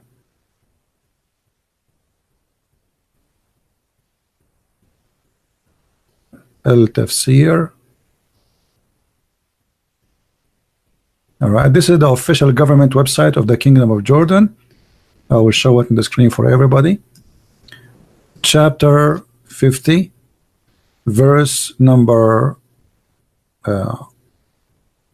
1. And this is something you can add to your to the list of stupid things in the Quran, Abdullah. So here you see the Muslims, they don't know really how to explain this, but we go to Ibn Abbas. The earliest person who explained Islam is in the cousin of Muhammad. It says here, from the narration and the authority of Ibn Abbas, he said in his interpretation, Allah saying Qaf, he says Qaf is an azure mountain overlooking this world, and the color of the sky takes from it. Allah swear by. Do you see it? Yes. So what is the pillars we cannot see? Is this Qaf? So it's a mountain. It's a mountain overlooking the earth from all sides, like a fence, like a wall, you know. And then the sky in the top of it. And the reason we cannot see it, you know, because it's a blue, to the point even the sky is taking its color from it. Interesting. So I had never heard this before. I don't think anyone uses this tafsir because it's obviously very problematic. Which is probably why Muslims don't use it. What I do know is what we find in the tafsir. And now interestingly, the Quran is much more vague, right? But like what you find is in the tafsir that the Muslim scholars have come up with all of these different things to explain it.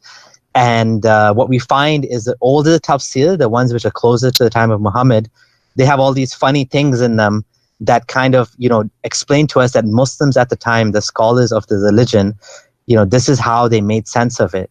But at the end of the day, it's just one person's opinion, right? Even though they are scholars of the religion, like nobody nowadays would even want to show this to anyone because, and they would say, oh, well, this tafsir is wrong. That's what they would say. This guy made a mistake, right? The Quran doesn't say that. But it has a root. First of all, Ibn Abbas is the only scholar, Muhammad, he named him as a scholar. You see, Muhammad, he prayed that may Allah made Ibn Abbas Hibrul Ummah. I don't know if you know what does that mean. Do you speak Arabic? No. Okay. No. Hibrul Ummah, which means the scholar of the nation. So there's no way Allah, he did not answer the Prophet prayer, right? Yeah. Same time, like I will give you an example. You know about the story of Alexander the Great, and you mentioned that Muhammad, he took stories from, you know, from people before him. The story of Alexander the Great, it says that the sun set in the murky water, correct? Yes. Okay, what the Muslim they say in their interpretation to try to defend, they say, many of them, this is the perspective of the eyes. This is not really what happened. It's not Allah saying. But if we go in the hadith, Muhammad he got them busted. So what we would do with Muhammad? Muhammad he says that the sun set in the murky water. Yeah. You know. So the Muslims, they can play that game as long you do not know. The second you know, then they are in trouble. Here we go. This is Muhammad himself explaining the verse. So what we would do now with Muhammad, we will say Muhammad is this is one man opinion. He's a prophet. He is the one who brought the Quran. It says, yeah, I was sitting behind the messenger of Allah, SAWS, FM radio, who was riding a donkey while the sun was setting. He asked, do you know where this set? I replied, Allah and his apostle knows best. He said, it's set in a spring of boiling water. So what the Muslim will say now? They will say this is an opinion of a scholar. They cannot, and they will say Muhammad he do not know. I remember looking into this, and I also remember that if you look at the hold on, let me share my screen again.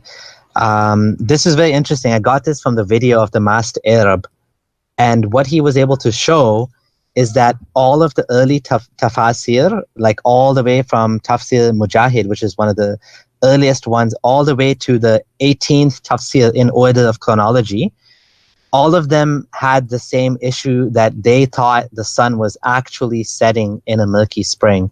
So the masked Arab actually went in Arabic from all of the tafsir, and this is what the Muslims believed, right? Until I think number 19, when you start to get some doubts because the science started to catch up with the Muslim Ummah, right? And I think maybe by Ibn Kathir or maybe before that, they knew the sun was too big at this point. So now they're like, okay, we can't, what do we do about this, right? Yeah, but you know, even the scholars who today they try to defend, you see the interpretation of the Quran is not meant to explain the Quran, it's meant to defend. So even as earlier scholar, they were not really explaining as much they are defending, but because the Muslim at that time, they are superior, you know, so they don't care if you believe or not. I mean, who care? I mean, we got you. We have the sword, and you are no one. But today, the Muslims, because they cannot force you to believe in this, so now they have to come to your belief. You don't believe the sun set in murky water. Now they're changing, you know, their belief to make it fit with your belief. They are compromising their Quran, you know, claiming that Allah did not make a mistake here.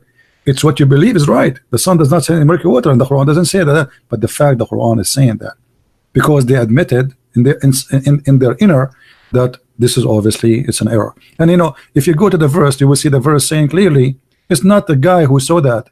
Allah is the one who said he found it, right? He says he found it.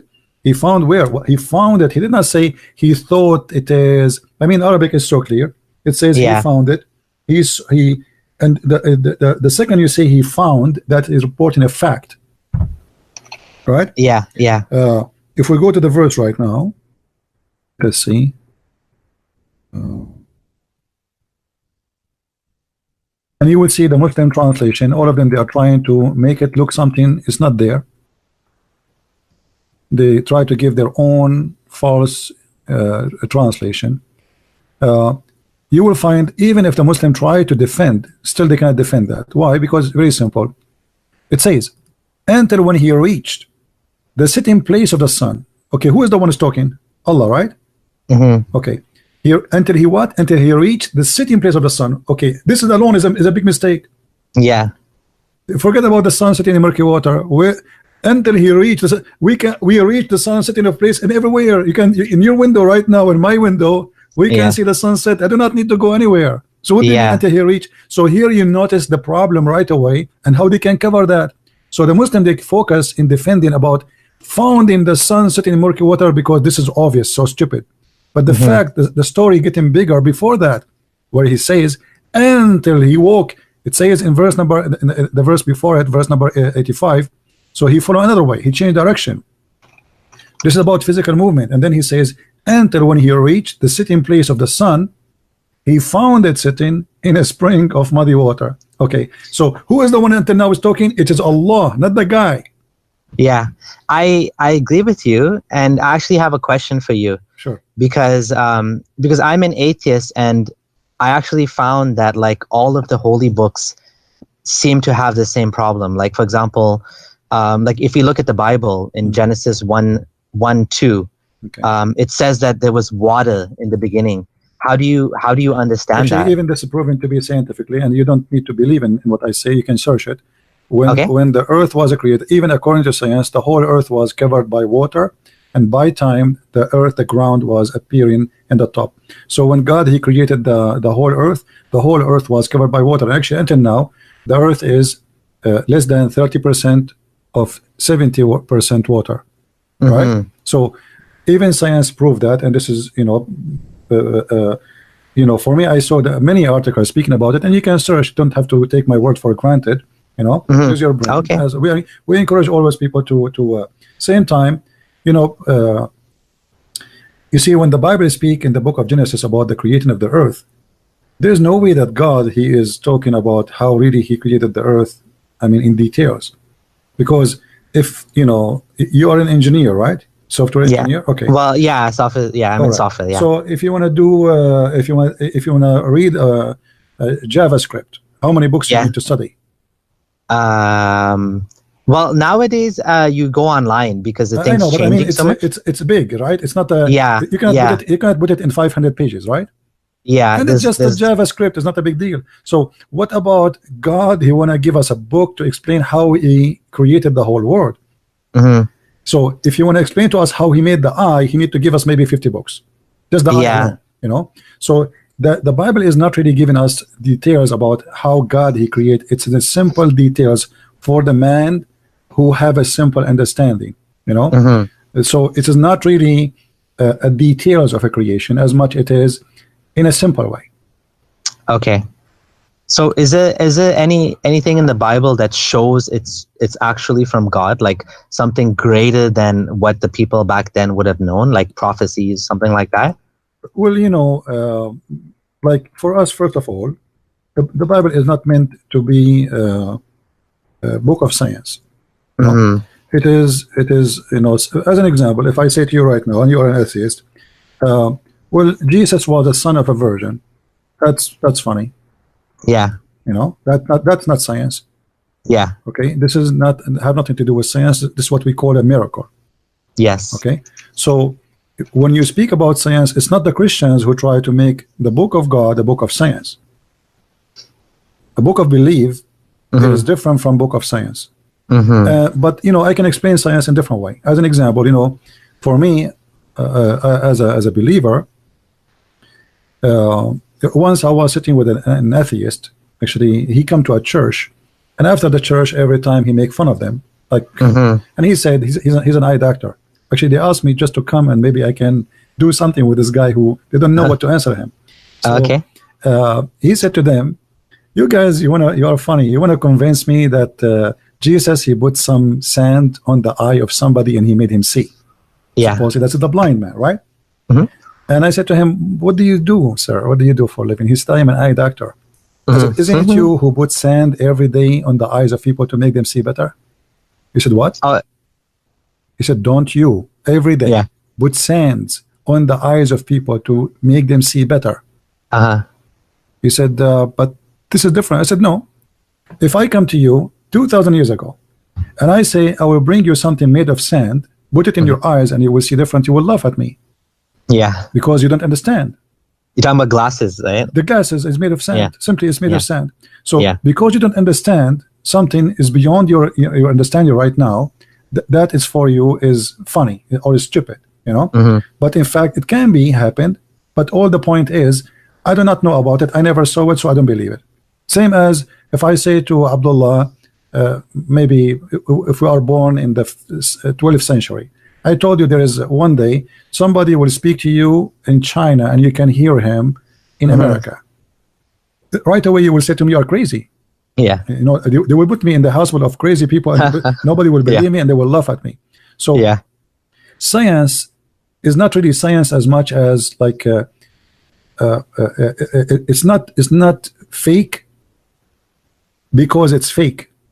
It's fake because we don't believe. And same as believe, which means it not necessarily can be fake, but because you don't believe in that, you decide to make it fake. So if I say to you, there is something that's called wave, radio wave, 1,000 years ago, you will make fun of me, but even though it's true, because it's beyond the imagination, and there's no way I can understand. This is stupid. I mean, what are you talking about? What if I say to you, I will speak in my TV right now, and I will speak in China, and you can see my image in USA. This guy's crazy, you know, take him out of here, you know. So, but today is accepted because we saw it, we believe it, right? So do you say the same about the Bible, that it's something we can never understand fully? No, it's not about we can never. It's about we experience. When you experience, you believe it. Okay. Okay. This is what even what science is. Science is about experience things, and then you believe it. So for me as a Christian, when I experience the belief, then which means the first thing you do, you have a belief. And where does the belief come from? Because you became a confident in something. How you became confident in something? I see things around me, which is really proving to me that there's a truth there. I mean, until now, there's tons of miracles, and for sure, a person who's an atheist, he will not believe in them. But they happen, and I witnessed them, and they happen, and nobody can explain. Even today, you go to a doctor who's a scientist, and there's a guy that say he have a cancer. Forget about God, and then he says to you how he was recovered. It's a miracle. Even doctors, they use that term, miracle. When they use that term, only when they cannot explain how. You know why? We don't know. It's a miracle. So God is beyond our comprehend. So we call him. He himself is a miracle.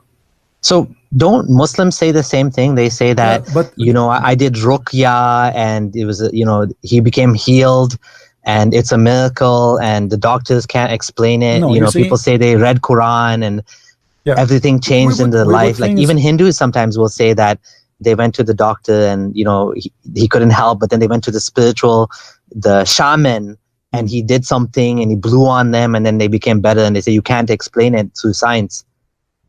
See, Jesus said, believe in a stone, you will recover. Which means belief is very helpful, and even science proved that. All right. So when you are a person who believe, even if you believe in a stone, which is it's false, it's fake. All right. But if that stone became a belief for you, your belief will help you. But that's called placebo effect, right? That's like no problem. When you think you're taking a pill. So when they do a scientific study, they always give you a placebo. But because the effect on you think is going to help you, but like obviously a placebo cannot cure cancer. It might make you feel better. No. But no. Actually, even science. Let me tell you. According to science, a person who don't want to fight death, he will die. Say that again. A person who don't want to fight death, he will die. If he want to die, he die. That's it. You know. Like I will tell you a story, which maybe it's funny. We have a I was in high school, all right, and there's a guy he want to go with us in like we are going like a school trip, but he is very boring, annoying, and he is like stuck like a glue on us. So they told me we don't want him to go, and I said, okay, well, let us practice some Islamic method. They said, what? They said, let us practice taqiyya. I said, what is that? He said, when he come, every one of you see him alone, say to him, why your face is yellow? Why you look like that? What's look your eyes? The guy, he came, he's fine. And then the first guy, he said to him, why your face is like this? And you know, we are kids, we are just like not adult. I mean, this is a kid, you know. So man, what's happened to your face? Why your eyes look red? And you know, are you okay? And the guy, he start, I know, I feel fine, you know. And they start, and then the first one spoke to him, the second time, the third, the fourth. And then after 9-10 people, they spoke to him. He went to the director. He asked for a sickness, illness. You know, because he decided to believe he's sick, so he's getting sick. And then after 3-4 days, he did not come to school. He gets sick for real. You know, we went there. He have a fever. You know, he made himself believe he's sick. All right. That's his form of bullying, right? Because you're inflicting psychological abuse on someone. Right. But isn't that also how religion works? When everyone around you says, "Yeah, I believe," and then you also say, "Well, if everybody else believes, I must be wrong, and I should believe too." No. Without any evidence. What we are doing. I just showed you an example. If you convince yourself, you know, not only because I cannot convince you unless you convince yourself. If you convince yourself in something, you will be that thing. All right. Now, in the case of Christianity, Yes. if I want to convince myself that Jesus is God, still I have to put my God into test, and that test Okay. is, do he match with the words he say? It's not just I say something and then I go with that and I believe it blindly. As an example, you said that the Muslim, they do ruqiyya, which means they read Quran to heal themselves. Yes. Muhammad himself, he was poisoned. Muhammad himself was under black magic, and he is the one who said, if you eat 7 ajwa, you will be fine, right? Yeah. But that does not happen to Jesus. Jesus, he, you know, he touched the man he cannot see, and he saw. Jesus, he told the man he cannot walk, he walked. So how do we know this though? Like, how do we know these stories are true and not just made up? Well, it happened every day. Maybe for you it's hard to believe, but there's millions of stories of people, they are healed by God, and are healed by His name. It's not, not fake. Aren't people also healed by shamanism and like I said? You can be helped, as I said, by belief and believing. Yeah. Just having a belief, it gives you strength. Okay, right? But that's still, placebo then, right? But still, that's not a miracle. That's not a miracle. That's not a miracle. We are talking about things is incredibly it cannot be explained. You know. Okay. And you know, if I start quoting for you things, you might say, because he's a Christian, he is, you know, he's trying to convince me that it's true. But I advise you to search for miracles where a Christian, they witness them for real, and they are real. They are not just not a guy saying something. You will see a guy, he was believing in something, and suddenly he became something else just because he saw a vision, and that vision impacted his life. So seeing, knowing, and experiencing is what Christianity is about. I hear this a lot from Christians that they saw visions of Jesus. I mean, I remember even when I was a Muslim and I was doing a dawah booth, we had this one lady, she was crying, and she came to us and she said Jesus appeared to her in a dream and told her, you know, I can't remember what she said, but basically she was very, very touched by this personal experience that she had. But then people also say they saw Muhammad in dreams, right? And then they said Muhammad told me this and that, and it came true, which is like such, to me, I'm like, I don't believe that, but they say the same thing about Muhammad. So how do we know like who's right and who's wrong? Like if I'm an atheist, one person says Jesus appeared to me in a dream, the other person says Muhammad appeared to me in a dream, and I'm an atheist. I don't know, like, how do I know what to believe? First of all, somebody appearing for me in a dream, it can be just a dream. I mean, a dream is a dream. It can be a vision from something real, or it can be just a dream. However, we don't believe in Jesus because of a dream. Maybe somebody he does, this is his business, you know. Okay. Maybe it's a message for him. Maybe it's true, and maybe it's fake. Maybe it is right. Maybe he is imagining. I don't know. But for me, I don't believe in Jesus because I saw a dream. You know, I saw his wisdom. I saw his amazing teaching, I saw his ability, and I saw his power. Same time, I noticed that everything have the fingerprint of a creator, you know, like you see, like in science, they say to you, most of animals, they have the same structures, right?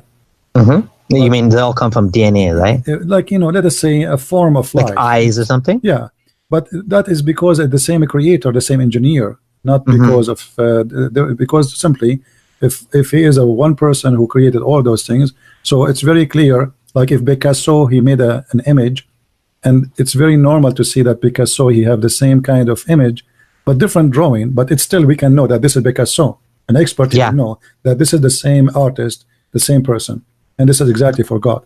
So when we speak about God in Christianity, we do not need to prove him by science, because science today can be proven to be wrong tomorrow.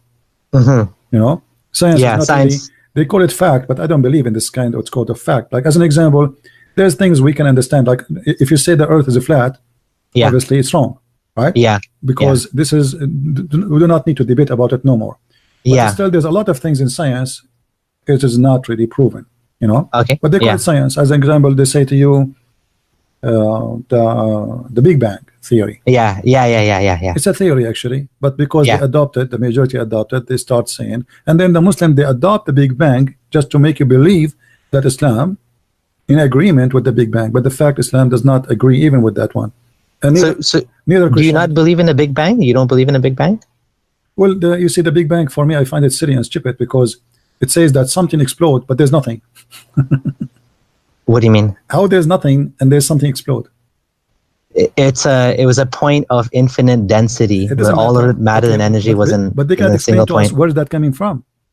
Well, it may have always existed. It could have been eternal matter. You see how it can Right. be that how this eternal matter exists, but you did not create to So- me. You did not explain so- to me the creation yet, because what created the creation is not explained yet. So what is the science? So if to go back to the Big Bang, you're right that we don't have an explanation as to where the matter came from the Big Bang. But like I wrote this on my blog, which I found it very interesting because I only started studying this like after I left Islam. There's 3 different reasons why the Big Bang is true. One of them is Einstein and his theory of general relativity, which predicted the universe was expanding. So because of Einstein actually doubted his own science, because at that time everybody believed the universe like it didn't think it was expanding. They thought it was a static universe. So because of this, he's like, no, I must be wrong. My physics is all wrong. And he actually made what he called the biggest mistake of his life, which was to add a constant in order to adjust for the expanding universe, because he couldn't believe it was expanding. So that's the first thing. The second thing is that in 1964, 2 American radio astronomers discovered the cosmic microwave background radiation, which is a leftover from the explosion of the Big Bang. And last of all is actually Edward Hubble, who looked into space and saw that the universe was expanding, right? So based on that, we know that at some point, the universe, if you reverse it, the universe is closer together. And now we know, like, the universe is expanding like faster and faster every day, so that, we're getting further and further. Like if you look at the star, it's actually moving away, right? So that's why I believe in the Big Bang, because I think there's like 3 different evidences for it. Well, first of all, the universe is expanding is written in thousands of years before science find that in the Bible. And Yeah. we don't talk about it. The Bible says that, Okay. The Bible says that God, he scratched the sky the same as a curtain. All right. Uh-huh. If you go to the book of Job, chapter 37, you will see that is how he spread the sky, how he extend the sky, same as in the book of Jeremiah. So we don't try to apply science from, like, we don't try to apply what the Bible says on science. But doesn't the Quran say that too? No, the Quran does not say. The Quran What is says this musyun? How do you translate musyun? Musyun, that we can do more. This is a false statement. Translation. Yes, this is a false translation and false. It's a lie, simply. So I understood that musyun has 2 meanings. One that means big, vast, and the other one that means expanding. So Muslims like the one that says expanding now. No, but like in the past, they used to use the one that meant really big. No, you see, if you go to the verse, always when you try to understand something, ask yourself why Muslims for centuries, 14 centuries, they did not make it about what they claim now. Why today suddenly it became something else? Yeah. All the scholars before Islam, before the Muslims, they did not understand the Arabic very well. Totally now they understand better. So yeah. This is the question we need to ask ourselves, because this is obviously proving that this is kind of a lie. Yeah. They fabricate, they fabricate the meaning, they change the meaning. And if you go to chapter 2, verse number 236, it says, "Al-muwassi'u qudrahu." There is a meaning for the word where it's make it bigger. All right. Mm-hmm. Yep. But when you go to read the interpretation, you will find that this is mean that Allah, he is going to even build more. Mm-hmm. It's not about scratching. Which one was that again? Sorry. This is a chapter. You can go chapter 51, verse number 47, and we can go right now to the interpretation. 51:47. 51:47. Okay, yeah. That's the one I'm talking about. Yes. Yeah. So if you go to the interpretation, you will see the Muslims don't agree with the scholars don't agree with the Muslims fabrication these days. Okay. Yeah. So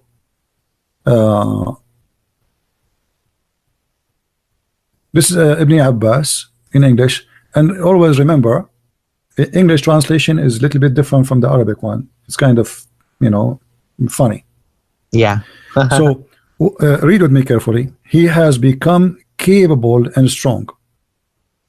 So the word Musi'un, Allah saying, I am capable even of more. As simple as that. Have nothing to do with scratching the heaven, or sorry, expanding the heaven and the earth. And you notice that the Christians, they don't, like, if you go to in the book of Isaiah. Yeah. In the book of Isaiah, let me see if I can get you the verse from the Bible with the screen so people can read with me.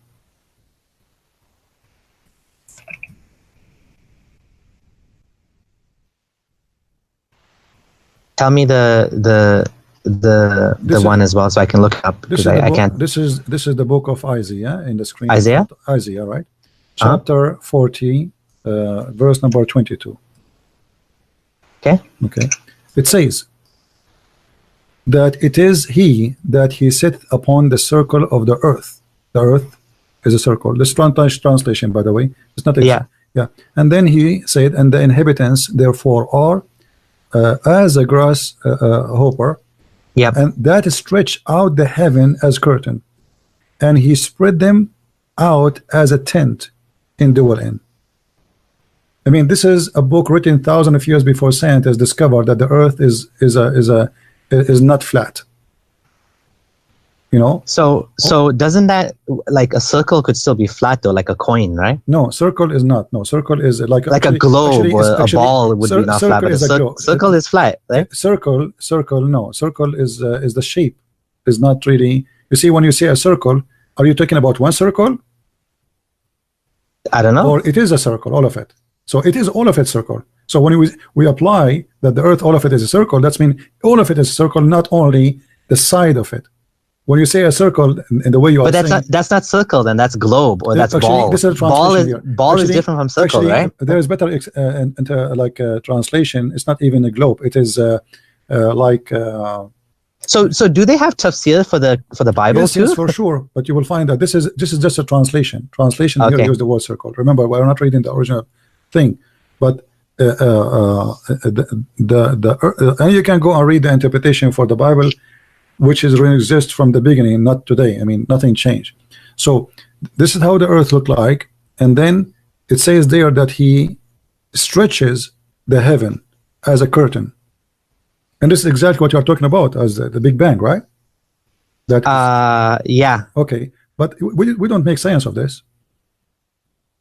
You don't see Christians making bragging about, look what the Bible says, right? Yeah. And maybe this is the first time you hear this. Yeah. So we don't talk about it because we are not going to prove God because somebody he says there's a Big Bang. That is silly for me. Because the Big Bang, first of all, is not to be proven. If somebody says there was something, a power, and then do you believe in Einstein? Like Einstein equals MC squared, which is the foundation of all of like science today. Okay, Einstein, Newton, they have many theory, and later they found that even their theory cannot be not all of it is correct. As an example, since you are a child, you heard that the apple fell down from the tree. Yeah. And okay, because the apple fell from the tree, that's mean the big mass would have grabbed the small mass, correct? Yes. But later they discover that is not true always. Yeah. If the mass became so small, the big mass have no impact on it. You're talking about quantum mechanics now? I'm not sure about the name. Excuse me. Like my English is not really that. It's not my first language to say the term for you in English. But if it is so small, then the so small is free. To the point, the big mass don't control it. Like there's a dust flying in the space, and yet they are not controlled by a planet. They are not grabbed by the planet. They are not grabbed by a star. They are not grabbed by anything.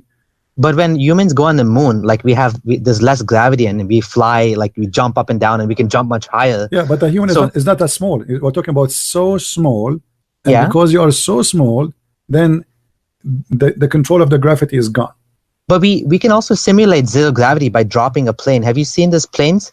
They drop it at the same exact speed as gravity, and you can float in the airplane. Yeah, so it's like you can experience zero gravity, because gravity is 9.8 meters per second. So if you drop at exactly the same speed as 9.8 meters per second, it cancels out gravity, and you can fly just like you're in space. Right. But I'm saying that according to scientists, this is not my statement. I don't know even what they are saying. I am not a scientist. I did not go to the lab with them.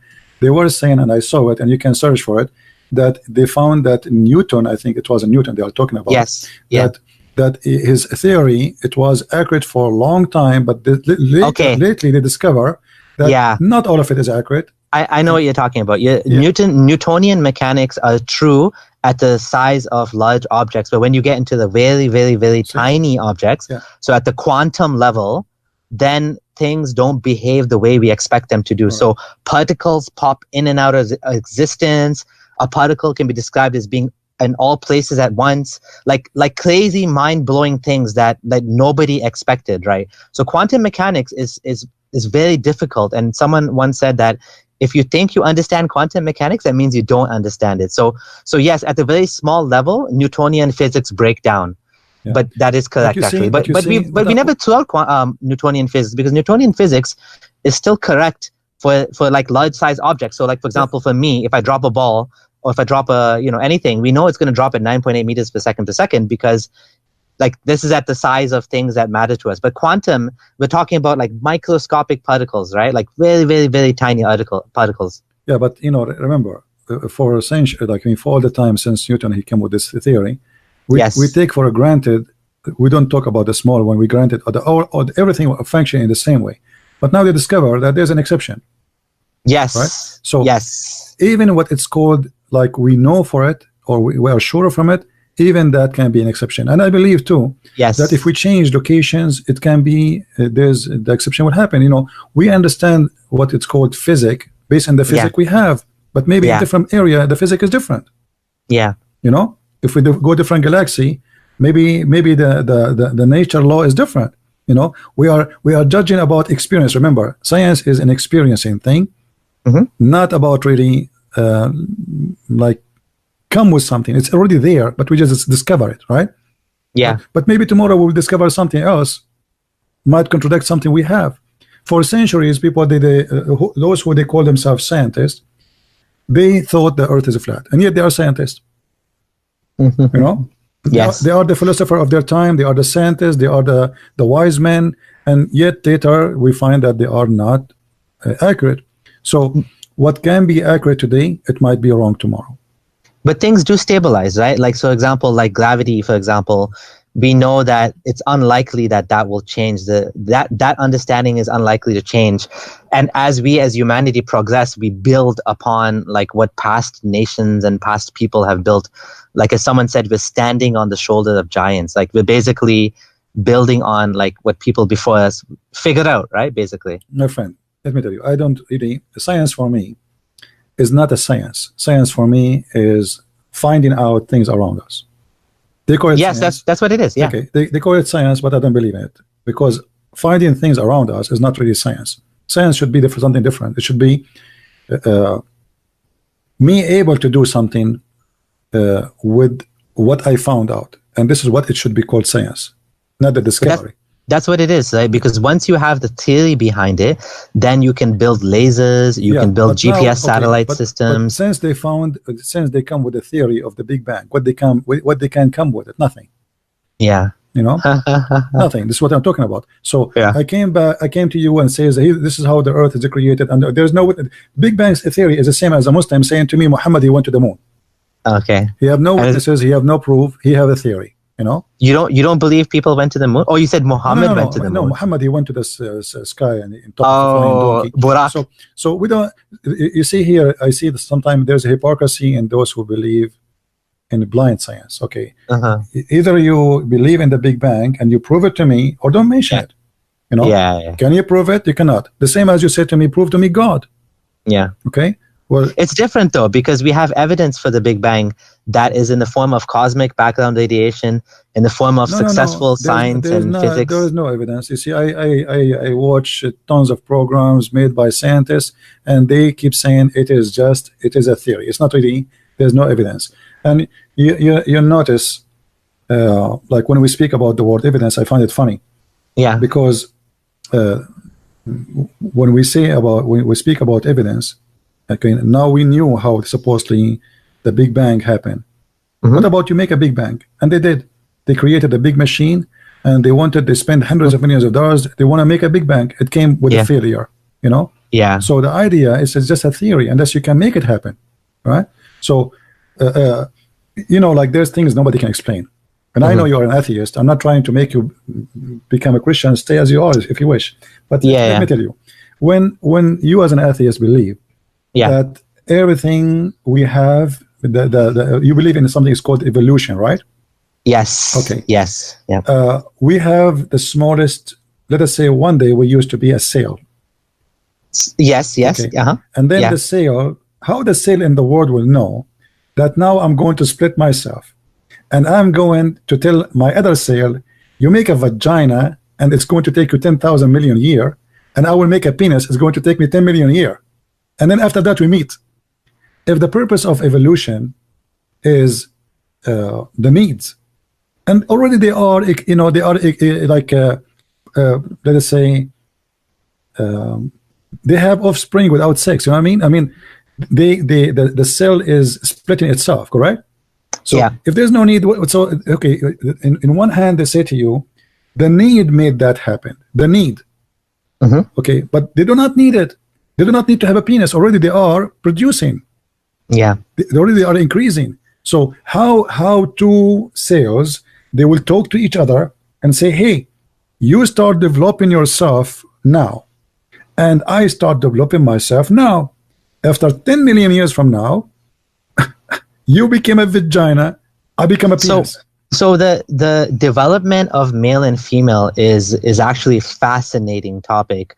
And I don't have a background in science, but I did read one book which I found very, very interesting, which is called The Selfish Gene. And you know, something I learned that was very interesting is, like, what we think of as like male and female, it's much more like, so basically at some point in our evolutionary history, we specialize where women will have a big egg. So basically the cost of having a baby is much more. And then there's a male that has a small egg, which is basically the sperm, which is like very easy and very cheap to make. They both specialized because it made more sense for one of them to be like the caretaker and the other one to be the one providing the sperm. When you look at, for example, salmon, like the fishes, they actually take turns being male and female. So, for example, one day the fish will be the male, and the next day it'll be the female. And if one of them cheats and is, for example, female is male twice, because male is the one that makes a baby and then doesn't need to take care of the baby, then what'll happen is they will break up and it'll go to another fish. So there is actually a lot of there is an explanation that we have for why male and female develop, but it is quite complicated. You're actually, right. It's not a simple. It's not a simple question. I don't agree with you. There's no explanation, because, as we said, the reason for a male and female exists is to proceed to produce. Correct? Yes. Okay. As long as they are producing already for millions of years, according to what atheists they say, then there's no need for male and female. Already they are producing. They are producing. They are producing their kind. They are producing already their kind. So what? And how the cells can draw a design that this penis will look like this, and the vagina will look like that, and then it's going to take us 10,000 years or whatever, or millions. You know? And then we will have a penis and a vagina. It's impossible, because to say that as if you are saying there is somebody outsider, he is the one is planning, not insider. A cell is a stupid cell. It cannot come with the plan by itself. Exactly. You know? And to make such a plan, this is a genius plan. So what the thing is, I would also give a counter example, because when you said that, for example, you know, God's fingerprint is on the creation, I would like, this is a little bit different point than what you're saying about male and female, but just let's humor me for a second. What I wanted to share with you is that not this one, hold on. So why do we find that there's things in nature which are like very disturbing? For example, you know, the way that bed bugs basically mate, it's very disturbing. It's like the male, you know, inserts his sperm by method of traumatic insertion, where he stabs the female in the stomach, and the sperm travels through her blood into the sperm receptacles and eventually into the ovaries. Like, this is a very like horrible way to like make pregnant. And like, there's so many examples like this in nature, where, like, for example, with seals, the males forcibly force themselves onto baby cubs and sometimes even crush them to death. Male lions will kill all of the previous offspring And like lions are not like, if this was all created by God, like why is it that we find even just eating meat, even the fact that lions need to eat, like tear apart and to kill another living animal just to survive? It's not like they have a choice. Not like, yeah, I'm just gonna have like some grass like the elephants over there. So the things in nature, when we look at nature, what we find is it just seems very chaotic, very unordered, and it's very much survival of the fittest, right? Like, wouldn't you agree? Well, if the Bible says to us that God created man, and he gave him power over all other things. Okay. And the rest simply is a cycle of life to keep the life sustained, which means even the bugs, which you find them disgusting, yes, they exist for a reason. They are not there for decoration or just for no reason. So it's a chain of food, and the chain of food that even the bug which you find disgusting, it's a food for somebody. Or yeah, but if you're a God, would you program so much suffering into the world like that? Well, this is like, why would you make a lion have to kill and rip apart another animal just to survive? I mean, what we find is this makes sense in evolution because there's a great struggle. So what happens is lions evolve better ways to hunt, and the deer evolve better ways to run away. Like they get faster and faster in running away, and the lions get smarter and smarter and trying. And it's a constant battle between the two. But still, the lions survive and the deer survive. This is what the plan of God, that we will keep the earth sustained for the man. It's not made for the animal. The animal is not the purpose. The animal exists for other purpose. So you are focusing in the animal, but you forgot that we as what believe that all the animals exist for us, so we can survive, and this earth to stay as it is. So even the bugs, like, if we don't have bees, we will not have fruits, and the list goes.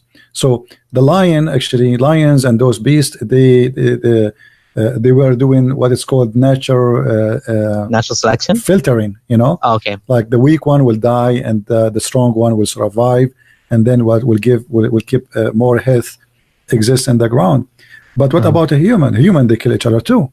Yeah. So if we want to blame God, I can say that God, animals are programmed. Man is not. Animals are programmed, which means they are creatures who they have no choice to be something else. You cannot make a dog a dog. Yeah. Even if you bring two, if you make a dog have sex with a donkey, you cannot make the donkey have a baby from a dog, right? No. You have to be from the same family. They have to be related closely enough. They have from the same family, like a horse and a dog, and then they will have a mule, and then the mule cannot even have babies. So and evolution explains that. Science. You see, this is not evolution explaining. Actually, this is just a practical explanation. It's not really evolution. It's not evolution. I mean, a donkey and a horse, and obviously because they are not. It's because the genes have diverged enough. Doesn't matter that the combination. It's the same thing we find with humans. That, for example, if I have sex with my cousin and I have a baby, and then a cousin marriage over and over again, like you find in Pakistan, you get genetic deformities because what happens is there's no genetic diversity in the pool. You're just reusing the same thing over and over again. And the same thing with sickle cell anemia. If you have what happens is human beings who live in an area with malaria, they tend to evolve a natural immunity to malaria. But what happens is if both the mom and dad have that gene for the immunity to malaria, the combination is fatal to the child and he gets sickle cell anemia. So that's another example of how nature is so strange that the mom and dad are immune from a disease, but then the child becomes sick because of the connection of the genes is bad. This is the failure of your theory. How's that a failure? Because you just said it was not successful. What do you mean? Because the child he died. It's what happens is sometimes it has catastrophic effects, which is what genetic diseases are. Genetic diseases are an example of I understand. God, he gave us ability to survive. So you call it evolution. Okay, I call it ability to survive. So if I live in a mountain area, my lung will be bigger because there's less oxygen. That is not really, I mean, it's very simple. God, he gave you ability to survive. And how you survive? Because he gave you ability. What does that mean? You can adopt. You can adopt atmosphere around you. No, that's not what I'm saying. I'm not saying that if you go in a mountain, your lungs will get bigger. I'm saying that if you go in a mountain and you live there for many generations, your children that are not able to survive in that environment are likely to die. And the ones that you have that have that enhanced ability, even if it's a tiny advantage, they are more likely to survive. And without any involvement of any god, that gene will be passed on, that strong gene in that environment. So in an example of malaria, it's the specific gene that gives you immunity to malaria that will be passed on, because the other kids will die that don't have it, right? So the random mutation and the natural selection is how evolution happens. Well, what I think is the right way to think about it this way, that me, a person who is not born in the mountain, if I go in the mountain, still my body will adopt. And simply, even proven by science, if you go in the mountains, you breathe longer, so you can get more oxygen. It's very simple. You do not need to have bigger. They will not be bigger because you went there for 5 hours, but they will get bigger as how much oxygen you inhale. So God, He gave you ability to survive, and this have nothing to do with what it's called evolution. You are saying the children, the one who survived, then he will have kids, and his kids will carry. But still, his DNA is still DNA of his parents anyway. Nothing changed really. No. There's two ways that DNA changes. One is it mixes randomly with the mom and dad, but two is there's also random mutations. So whenever you have like children, like I have 5 kids, so my 5 kids, they all have a different mix of DNA from myself and my wife, but also there's a random mutation which happens sometimes. So they've tested this with like fruit flies and like with bacteria. I know, but my friend, still you're not coming with a human. You're not coming with something new. It's the same. It's a complex of DNA, and it is already for what exists. Yes. Okay. Not something new. It's not like a new DNA. So it just exists. But let us say it's a new cocktail. Well, dogs and wolves are actually like dogs are evolved wolves. Well, dog is a wolf anyway. Yeah, you can say that. Dogs come from the wolf family. I cannot say that. He is a wolf, actually. It's just the friendly wolves. Friendly wolves. All dogs are wolf, but we give them names. But you see, at the end of the day, you decide to believe in what you are saying because you decide to believe in it, and you decide to take one side of the story, which is, okay, science, they told me that this is how you evaluate things. And I found that science evaluate nothing. And I will give you an example. Until now, science cannot even make you live. Science cannot make you come back to life.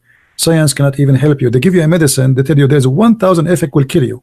And that side effects. So but this is science, supposedly, right? This is science. Okay. But like, wouldn't you go to the doctor if you get sick? Like, you believe in science, obviously, right? You trust it as well. I just got sick last week, and I did not go because I don't trust them. You don't go to doctors at all. I don't go to doctors. I don't trust them. I don't believe in them. I don't believe in medicine because simply. Go and watch any commercial. I wish I can play it for you, but they will flag me for copyright. Okay. They say to you, this medicine, this medicine is amazing. My dad took from it, and then they start reading for you fast. This medicine can cause heart attack, blood, But like antibiotics, like that's an example of medicine that's helped humanity, like tuberculosis. This is not science. Do you remember what I said to you in the beginning? That's not science. This is not science. This is antibiotics is not science. No, it's what is it then? It exists already. You have it already. But all what they now they brought it in a big amount. They put it inside your body. It already exists. How is that not science? That's the definition of science. No, it's not science. It's not science. It already exists. Antibiotic. You did not create science. Did you create the antibiotic? No. No, but what science has done is isolated the. Thank you very much. Antibiotics come from fungus. Okay, all what we need, like we have olive oil, and it was in an olive. And then we squeeze it, and then we have a drop of olive, and then we squeeze another one, and then we have 2, and then we squeeze another one, and now we have 3, and now we have a bottle. That's all. So now science is something you practice. We are like a rats for the doctors. They give you something. It succeed. We say to you, the other rat, try this. It's work with this guy. So this is what they call science. But the fact that science always face failure because not all their practice work. So it is. What we call medicine today is nothing but a practice of hundreds of years of a previous human being, and then we apply it on others because it worked with this guy, so it should work with this guy, but it's not necessarily, and this guy might die, and that's why we say to him, before you go to the clinic, sign this form because you might die here. This is what they say to you. Actually, they give you a form when you go to the clinic. Put your name, what disease you have, what the problem you have, and sign, and the sign there says that, that we are not responsible, blah blah blah blah blah blah blah blah blah blah blah, because simply the doctor, he might kill you by a medicine he give you. And there's tons of people who die by stupid doctors. They give medicine which is dangerous. So it's, what you call science, I call it a practice of let us say a laboratory. You know, we are in the lab like a rat for a guy who call himself a doctor, and he applies something on you. It doesn't work. He said to you, let us change the medicine. Let us try this one. Come tomorrow and tell me what happened. He don't even guarantee what will happen, because simply science is not sure. The science in this case is not sure. As long as science is not sure, it means there's no science. I disagree with that. Okay, well, I because when you say to me science, it means 1 + 1, we have 2. Yeah. You don't say to me what's +1, but maybe 2. The second you say maybe. So as long we are talking about science, so how come we have science but the result is not guaranteed? So it's not science. Well, it's because the body is a complex set of. No, it's not because it's a complex. It's because something you cannot comprehend. It is, and your science is still until now cannot understand the action and reaction and what is really inside. So you try things and you hope it's going to work, and then if it doesn't work, it's getting there. It's getting no, we are getting nowhere. We are getting nowhere. People are dying, and here we go. You see, diseases they develop themselves and they became more aggressive, and your science face more failure. And I believe time will come and people will die by millions from a stupid flu again, the same as used to die before. So science is useless. It's not really. Science is helping us. I can say mechanic, like you're a software engineer. We can say this kind of science. It's you know, but when it's come to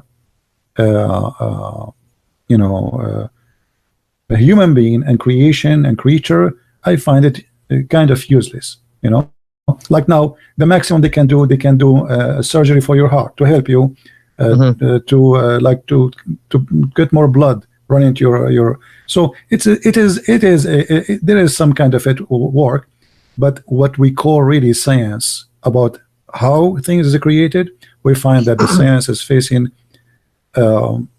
it's like in a dark tunnel. They saw nothing yet. What we know till now is not even maybe 1% of what is called really science. But if you look at Japan, like people are living longer than ever before. I mean, these guys are living in the hundreds. And like if you look at even like, for example, statistics on cancer, like what we find is that cancer continues to drop. Like we are able to actually, we have now antiviral drugs that can keep a person that has HIV alive for the rest of their life. It's gone from a death sentence, HIV, to something that's just you can live with. You just have to take drugs, right, to keep you alive. And the antiviral drugs are not, like we haven't cured HIV, but we're close. We're this close to curing HIV. We haven't cured it yet, but we can keep a person alive with HIV. Cancers that used to kill people, like if you used to find that you had like prostate cancer, breast cancer, it was a death sentence. But now there's many cancers that, you know, whether it's like pediatric cancer or whether it's like leukemia or whatever it is, you can actually survive now. It's gone from like a 60% death to like 20%. As I said, this is confirmed what I said to you. They are practicing on us as a rats. And then after, but that's good though. Like that's good because I want, I want to know. If I'm going to die from cancer, I want at least my next generation to benefit from the fact that they tried something on me and maybe it didn't work. But at least they'll know for the next generation they have something better to try. This is, you see, this is something practice. It's the same as an Indian village doctor. He learned from something from his grandfather. But how they learn it? Because simply they practice it and it worked. It worked. Yes. You know. Yes. So they keep practicing things, trying things. After millions of people they die, a stupid cancer. Cancer is something stupid. Time will come, and people will see how silly it is. The same as Europe die half of it because of a flu. Half of Europe die because of a flu, but the flu is so stupid. So it is not the problem is knowing, right? But the solution is always there. We are not making solution. It is there, but we do not know the solution. So this is why I say I don't believe in science. I believe in finding out how to deal with things around us. You call it science, you can call it whatever you want, but this is not really science. It's just finding out after practicing. You know, if you can't get me, So a what is scientist, science then? What is science to you? What's the definition of science? for Because me is to me, somebody- that is science. You try No. something, it fails, you throw it away, you try something else, it works. Yes, this what I call science. But people, when they say science, they take it as for granted. For me, I believe in something is called trying. That is what called as science. For them, Okay. they don't believe in that. They believe when you say science, it's mean let's take it as a fact. That's it. A scientist, he said. Yeah, that's wrong. You know, Yeah. a scientist, he said, but doesn't mean what he said is true, because later he himself, he cannot, if he gets sick, he cannot heal himself. You know, okay, you are a doctor, there die. Okay, the doctor himself, he died by cancer, but he's fighting cancer. Okay, so until now, the science could not find solutions for very simple thing. Cancer is a simple issue. Shouldn't be. Cancer is not a simple No, issue. it's simple. Cancer It's is a simple complicated because simply issue. it's a you see. Cancer is your body going crazy and the cells are multiplying without dying. Thank you right? very much. That's because what? Because simply we don't understand how to control this issue, how to fix it, right? Yeah. So your science facing a failure. So what do? You try to you try to fight the cells. You're not changing the body. You're not fixing the body. You are just fighting the cells who they are going crazy. Right? It's like you have an impact in a place and you are trying to fix the damage in that place, but you cannot you cannot change the body. The body is there. You cannot fix anything. So the defect is in that cell. So what we do, we kill them. We are not even replacing them. We are just killing them. You know. So this is not really science. I mean, this is just a practice of a practice we practice over rats, and then we say, okay, this rat survive, so let us apply it in the human. And that's what they do, actually. That's not really science. That is science. No, this is not. This is something we apply in everything in life. I mean, I make salad. I add some salt. Okay, it's salty. Next time, I'm not going to add salt. You know. Yeah. So this I can call this science of cooking. You know, like the science of cooking is to make salty, add salt. You see, like, but I mean, science. The way I understand it is different from the way people they understand it. People that take science for granted. I take nothing for granted except my belief. My belief is better for me from the science. Because, you know, in the year 2010, I have allergy. I don't know what happened. I lost my voice. I went to the doctors. Wow. This is in America. Very, you know, I like, because I lost my voice, I have to go to. I never go to hospital. I hate it. So because now I can't talk. You know, I have to go online. People are waiting for me. My voice is gone. So did you try like allergy medication over the counter? But look what happened. I went the first doctor, the second doctor, the third doctor. No, nobody asked me what did you eat in the morning. Nobody asked me. And later I found out it's just a stupid coffee. I have allergy from the coffee. I drink coffee. My voice is gone. Wow. Machines, laboratory. They took samples of my blood. They took samples of my throat. You know, I mean, they did everything, and at the end, but they didn't ask you what you eat. It's a stupid coffee. I went home. No. Nobody asked me about the coffee. I went home. That's terrible. I noticed. I drink coffee. My voice go wrong. I don't drink coffee. My voice is fine. So I said to myself, let me stop drinking coffee for 5 days or 6 days. And bingo. Since then, I don't have a problem. That's it. That's amazing. So here we go, science. You know, I mean, not even one doctor asked me, what did you drink? Okay, yesterday your voice was fine. Okay, what happened between yesterday and today? Nobody asked me this question to make me like think about it, you know? Because it doesn't make sense. You go to sleep, you wake up in the morning, you know. So it was allergy from because I drink too much coffee. So here we go. We have scientists, and we have laboratories and big hospitals, and they charge a lot of money, and they have degrees, and none of those idiots was able to ask me a question. What did you drink or eat before this happened? Yeah, that's unfortunate. They should definitely do that. But you see, what it's called science, it is just a practice. They practice on me medicine. They give me all kind of medicine. I start getting dizzy. The medicine they gave me make me sick. Oh wow. And that's all the problem. And make me sick. You know? Some doctors would ask you, like some doctors would do allergy test, or they would do like you know, allergy test is a good thing to test. My friend, right? even allergy test test is just let us try. Maybe it is, you know, he's guessing. Okay, it might work. A different person, maybe different story. Maybe you have a cancer, maybe you have a problem, you know. So they don't know. They try things on you, and those things they work. Someone like you call it science.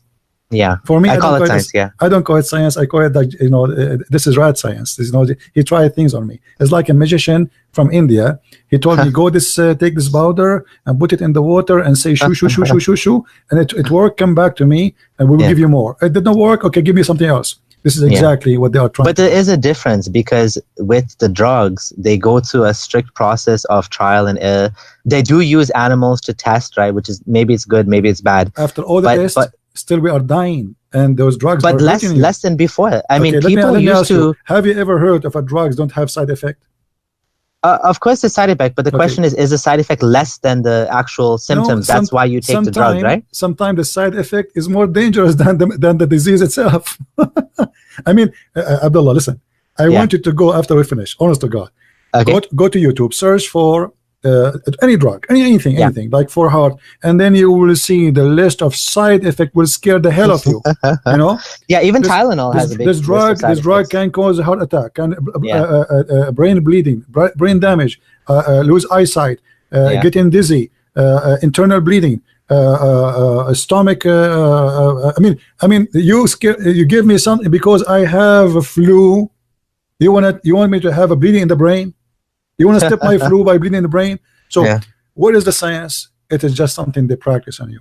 And most of the science we have today is commercial science, and you have to take that into consideration too. They create medicine not because you need it.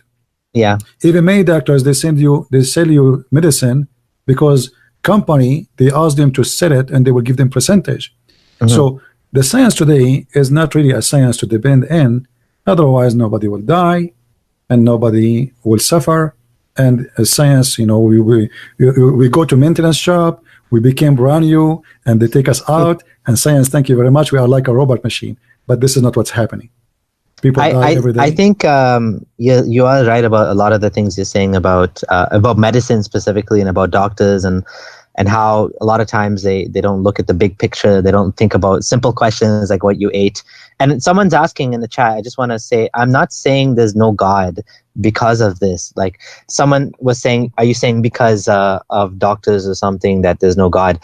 And like what I do think it's possible there is a God. So we didn't talk about that, but I do believe it is possible that there is a God, but I'm not convinced that any of the religious books are from God. So that's where I stand right now. So I'm an agnostic atheist. I think that if there's a power or force or something, it's possible, but I'm not convinced, and that's why I don't believe in God. You know, for me, I believe in God for a very simple reason. Okay. Because you don't believe, I believe. What do you mean? I will tell you why. Okay. The first thing we learn in the Bible, that's God, he gave Adam a free will. And by giving him a free will, it's mean he gave you free will to reject him. And yet our God, if you want, he can force everybody to believe in him. It's not a choice if you want. If he is really true, exist, right? Yes. But because our God is loving and merciful, and the first thing he make me take what God he says over what people they think is science. First of all, I don't see what God says is against science. I see that we don't understand what God's saying sometime, and we think it's contradicts science. As an example, you know, when somebody says that, as I said to you from the beginning, Jesus is born of a virgin. That is not scientific, correct? Correct. But is it possible? No. It's possible. Okay. Well, if God is God, and the idea of God is what is he can do what is not impossible, and what is not what is impossible, he makes it possible, right? That's what a miracle is, right? Yeah, that's what a miracle is. But life around us is full of miracles. You know, you yourself, you said like a fish changes her gender. This is a miracle. This is not a joke. You know, this is really a miracle. How in the morning she is a female and afternoon she's a male. You know, so if this is not, if this is evolution, I don't think this is evolution. I think this is God, amazing power. But how do you say God is merciful if he created hell? Like according to your belief, there's a hell. Okay, actually, it's a proof of mercy, and I'll explain it to you. A proof of mercy, hell. You know, I come to your house, Abdullah, and I say to you, your house will be set in fire. Please come with me. And then you say, you know what? I don't believe that fire is coming, and leave me alone. I can but who set the fire though? No problem. God put the fire. The fire, okay. Everything have an expired date.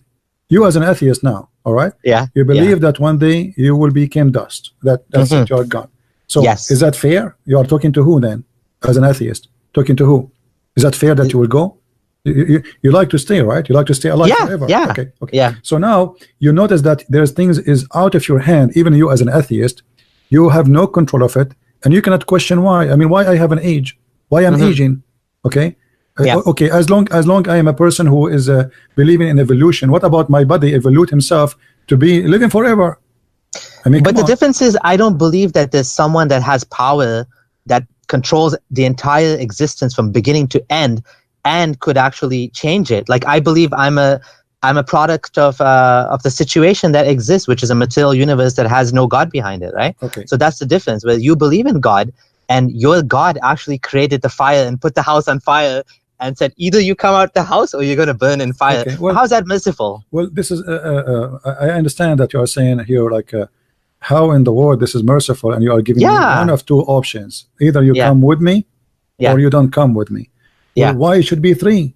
Because if he is the one who created you, and then you say to him no.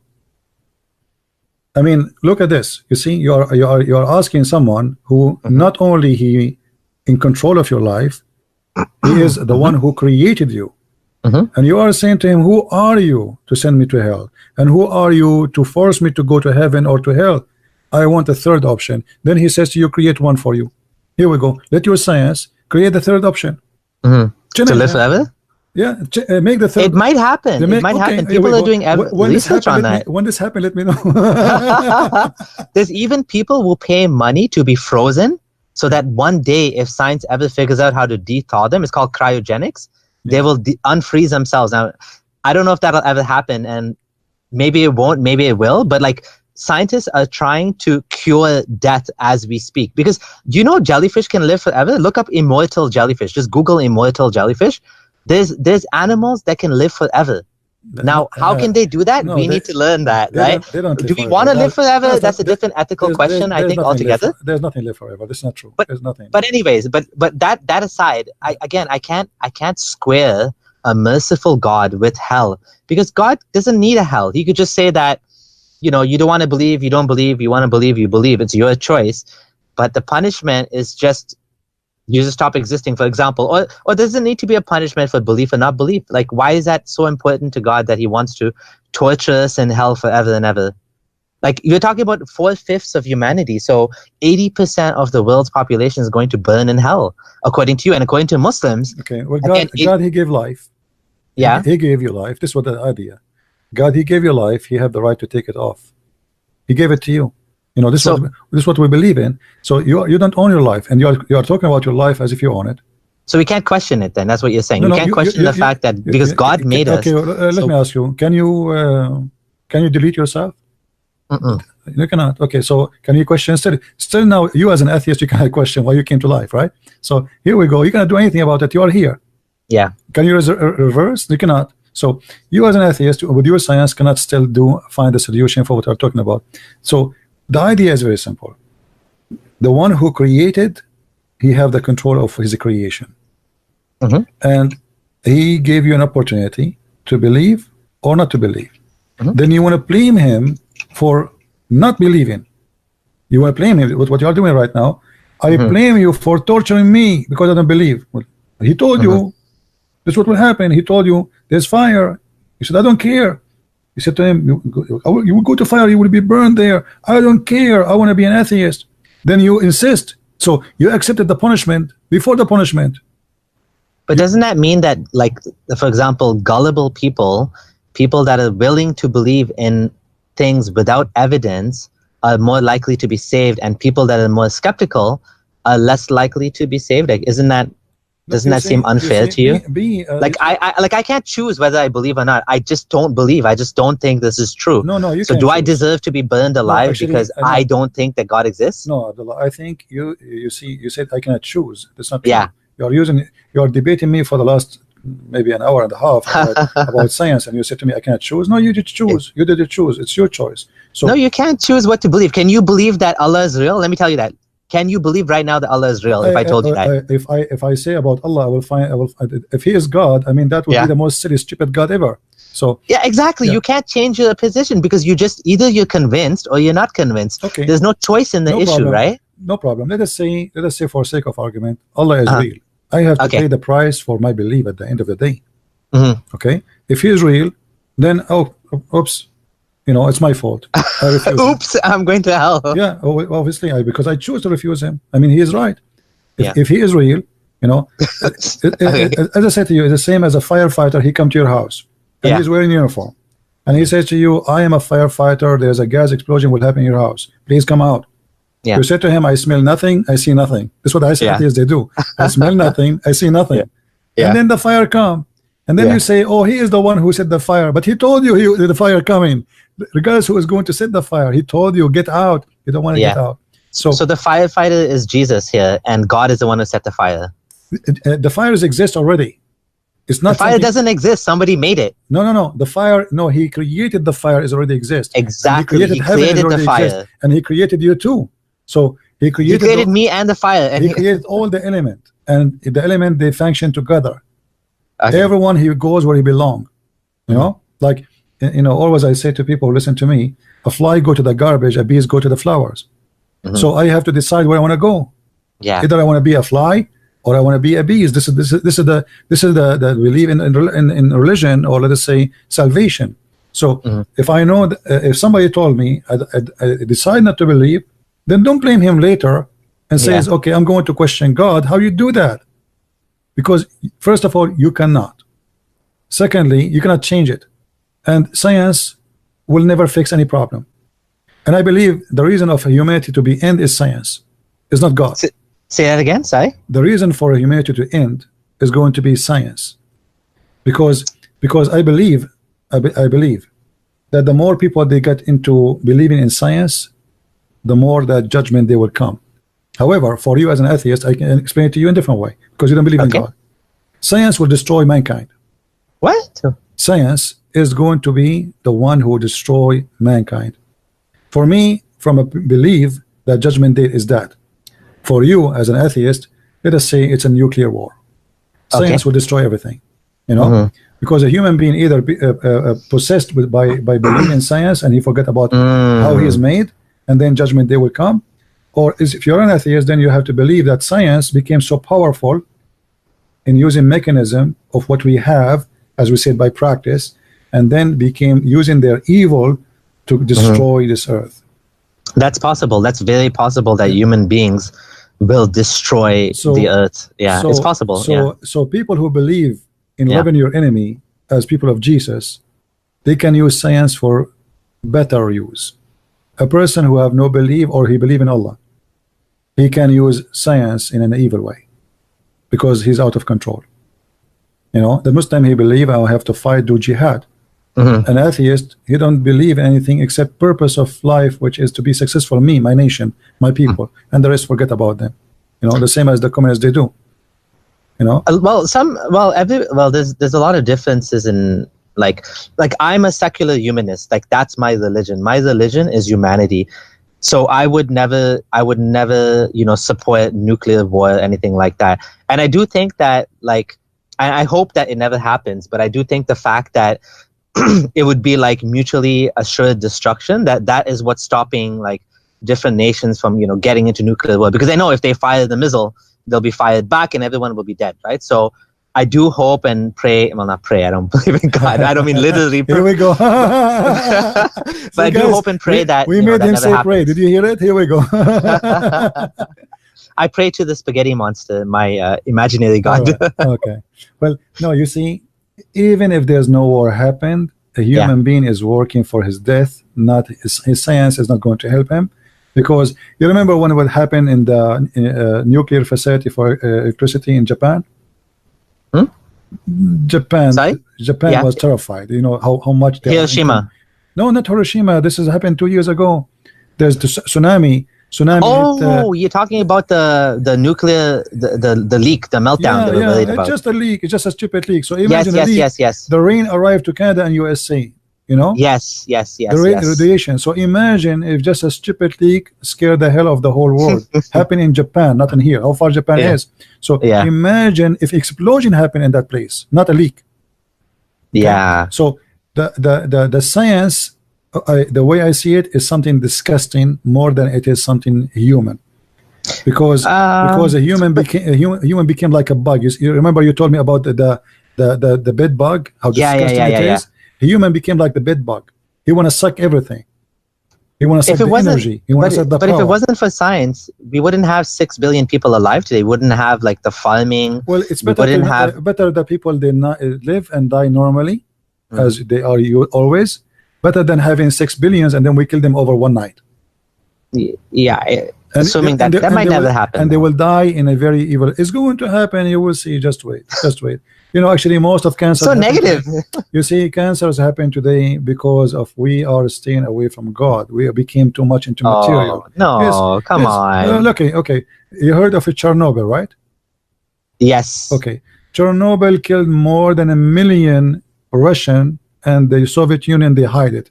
Yeah. They said only 10,000. The nuclear disaster you're talking about, the radiation spill, right? Do you think Chernobyl stayed in Chernobyl? It's all over the earth. Yeah. Okay. The rain, the cloud, the water is all over. So they say to you, if you make a study about how the cancer is increasing, you will find that there's a huge increase in cancer suddenly. It's not decreasing as you said. It's increasing. Why? Because a human, he is abusing what it's called science. So the science is not really helping us. Even we are fighting. I mean, even medicine is involved radiation today. You know, and everything we are. You know, your cell phone is involved in radiation. So the more you are obsessed with science and in need in science, you become a slave of it. And one day, this science will kill you. I mean, it's a very gloomy perspective. I'm actually much more optimistic than that. I do think that it's quite possible that science will, in a sense, allow us to do things that we never imagined. For example, like 3D printers now are being used to to rebuild organs for people. Like they're doing stem cell research that's able to cure burn victims like never before. Like you can spray it on you and your skin will grow back. We're talking about like science being able to they're doing research on tiny machines that can go inside your body and clean out the fat and things that like people would have actually. I'm not saying all science is negative. Suffered. I'm not saying all what you call is negative. Yeah, this is kind of engineering more than a science. Engineering of a technique. I see them the same way. I think they go together. Yeah, but it's an engineering. It's about understanding something and how we can fix this issue. Yeah. But it's still the major science is not helping us. It is negative. You can look around you. I mean, what science is doing to our life, even socially, is destroying our life. Even mentally, is destroying our life.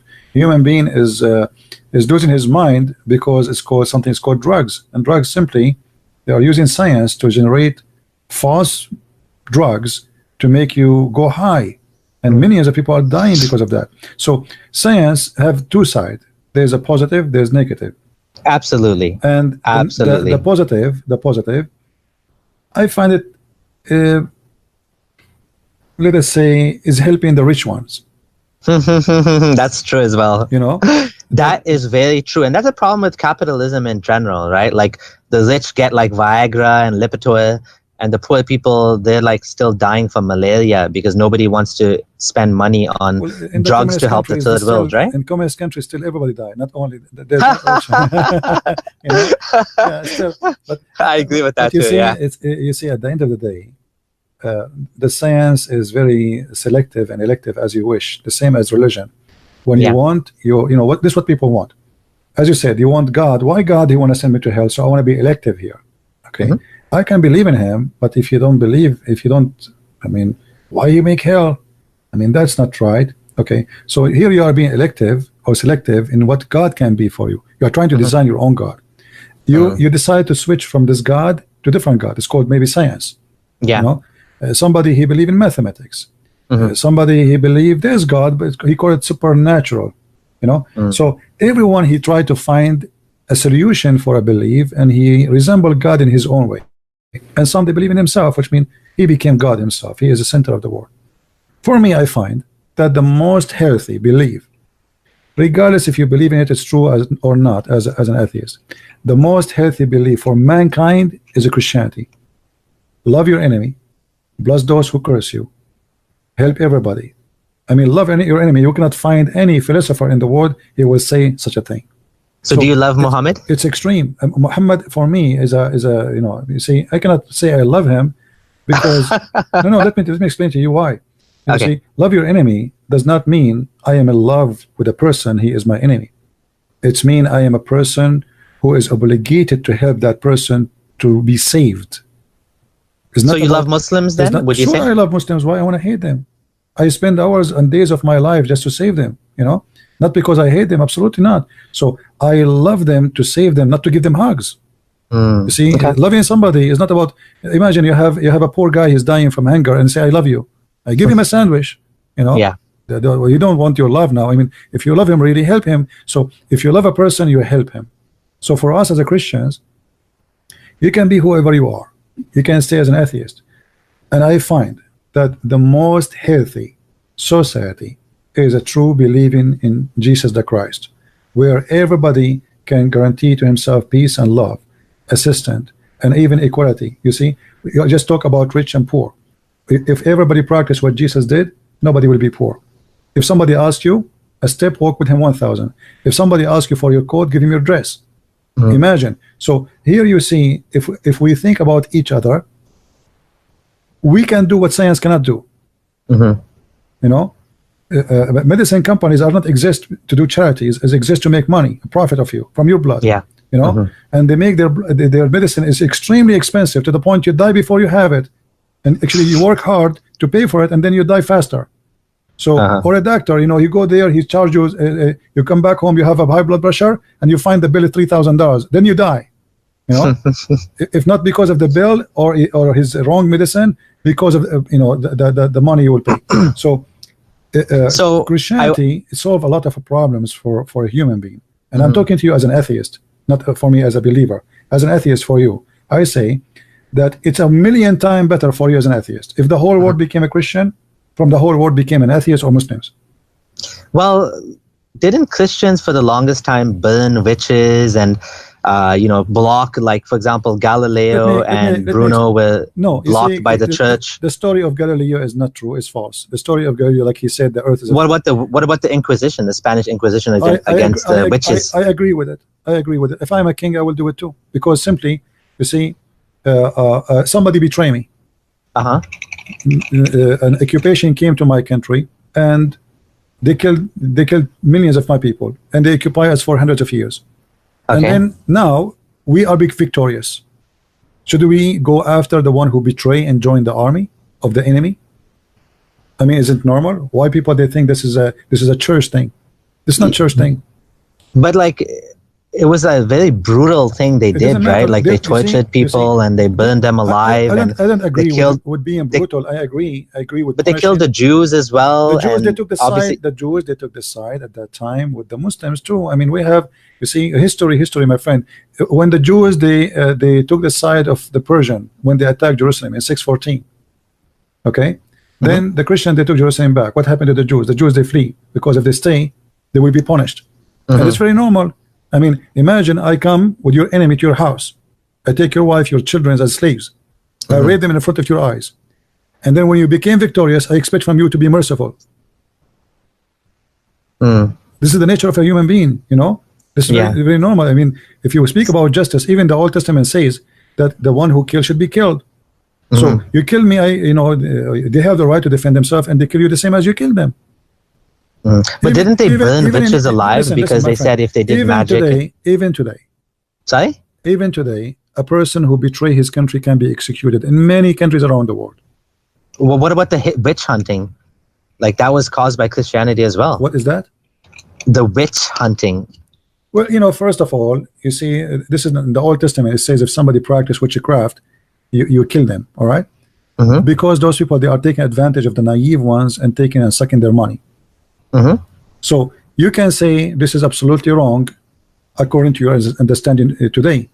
Yeah. But if you live in that time, you will find how much harmful they used to be society, because people, they are very naive, and those people, they are taking control of them, sucking their money, controlling their life, destroying their life. So those are very aggressive criminals, and if you don't live in that time, you won't understand what's happening. So, you know, this is a problem always. we try to look at things in the way we see it today. Okay? Because today nobody can really, I mean, who believe in witchcraft? Only the fool. Correct? But at that time, people believe in it. And somebody he do witchcraft, he control you, he destroy your life. So they are very harmful for society. Is more dangerous than cancer today. But how do they control you? They can't do anything. It's not real. They control you by making you believe. You believe in them. That's it. You're controlled. But that's not. Is that their fault? Like they're telling you, "Oh, I cast a spell on you." It's not about your fault. But what we can do? People, they believe in witchcraft. So how we can fight witchcraft? You educate people. You don't kill the witches. No. First, people will not believe you anyway. There is no school. Well, that's the right thing to do is teach people. My friend, people until now they believe in witchcraft. Okay. Until now, which is like you said, it's foolish, right? The science. Okay. After all the science you spoke about, still people believe in witchcraft. So you speak about people who lived thousands of years ago. Yeah. And you are saying, let us educate them. Those people, they get scared from the thunder. Yeah. You know, I think the thunder is, this is what the Quran is saying.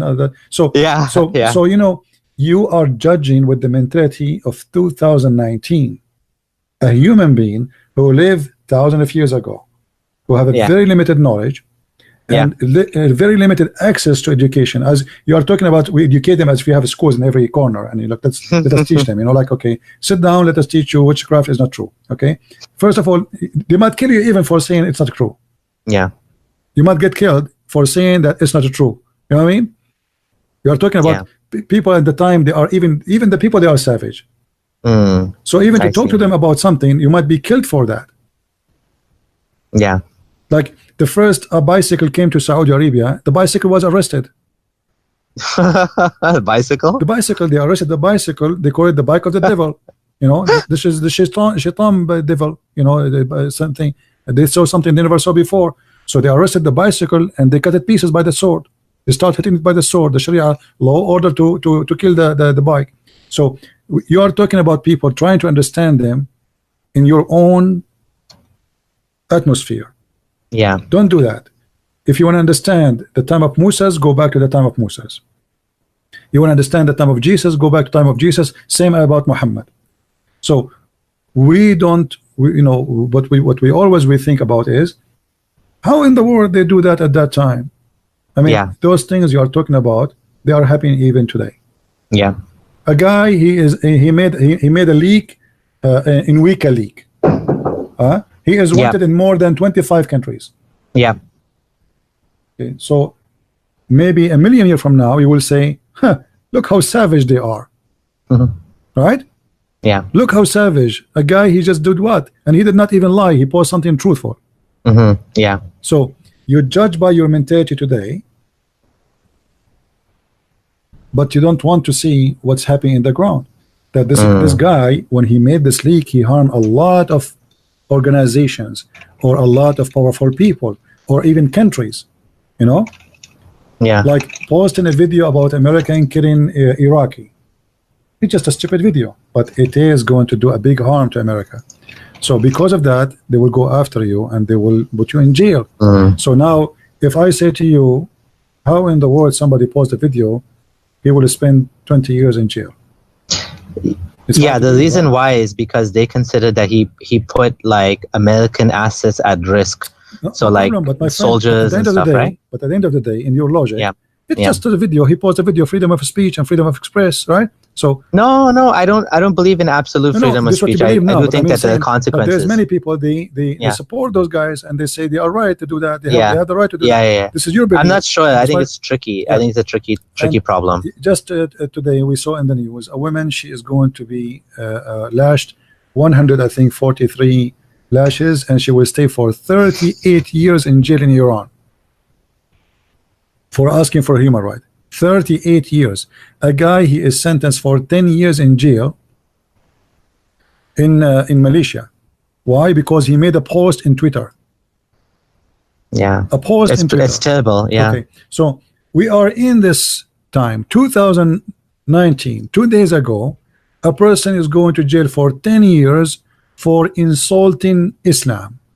Yeah. And yet we are trying to explain what people did for many centuries away, but yet we forgot that nothing really changed. You know?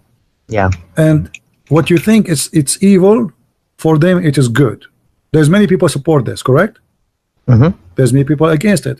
So Yeah. what you think for you is evil, always consider that there's somebody else he think is good, and even Yeah. it's perfect. So when we judge what happened in Spain, for me, I have to look what happened really in Spain. If I am a king and there's people who join my enemy and they betray me and they help to kill my people and to destroy my nation and to be under slavery for almost 800 years, what I should do? You have to put yourself in that position, Yeah. and then you will understand what happened. And still, we need to go back on time and remember that this was a war. It was not a party of slow dance. Yeah. So I just want to say thank you so much for this opportunity. I was kind of taken back when you called me. I was in the middle of cooking and I was All like, right. what? I'm on live? No. So I wasn't expecting that, but I want to say thank you for this discussion. We should do it again sometime. And I would like to also share this video on my channel as well, because I think we had a really good conversation. No problem. You are welcome, my friend. So download my videos yeah. because I don't keep them ready in my channel, just to let you know. Okay. All right. So yeah, and let's do it again sometime. Thank you so much. Anytime. Feel free to call me anytime. You are welcome. Okay. Take care. Take care. Bye-bye. Bye.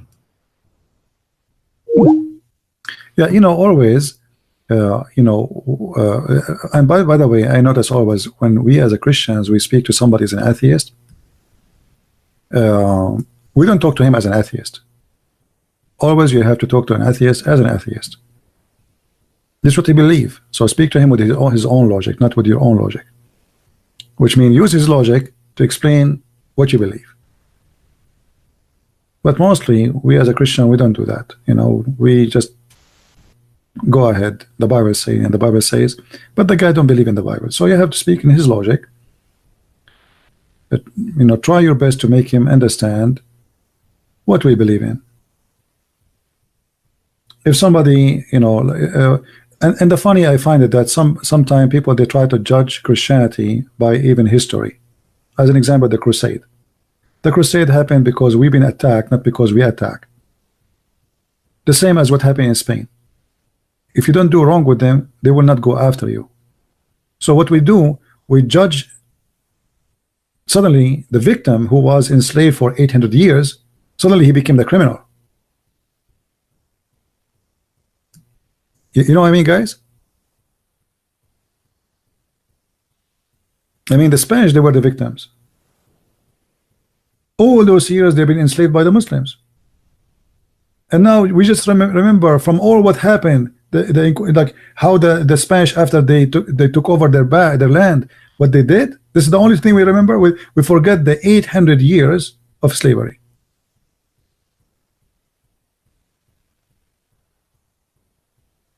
The same as the Crusade. They said to you, do you know what the Crusade did?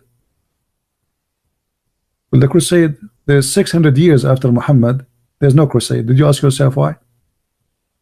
No Crusade. We never have a Crusade. Crusade happened after the Muslims attack us. This is the first Crusade.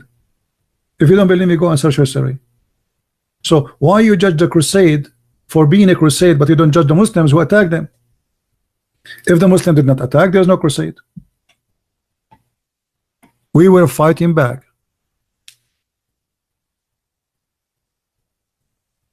Right? And not only that, you see many people, they lie about the Christianity, about the Bible. They say the Bible says, like, I see somebody saying the earth is a flat. Who is the donkey who said that to you? There's no Christian belief that the earth is a flat. Where in the Bible it says the earth is flat? This is what the Bible says. Before your science discover what the earth is.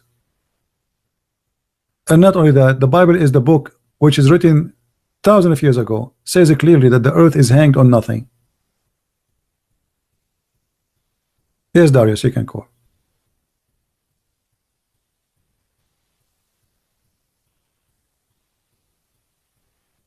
The earth is hanged on nothing. This is in the Bible. Before scientists they find out.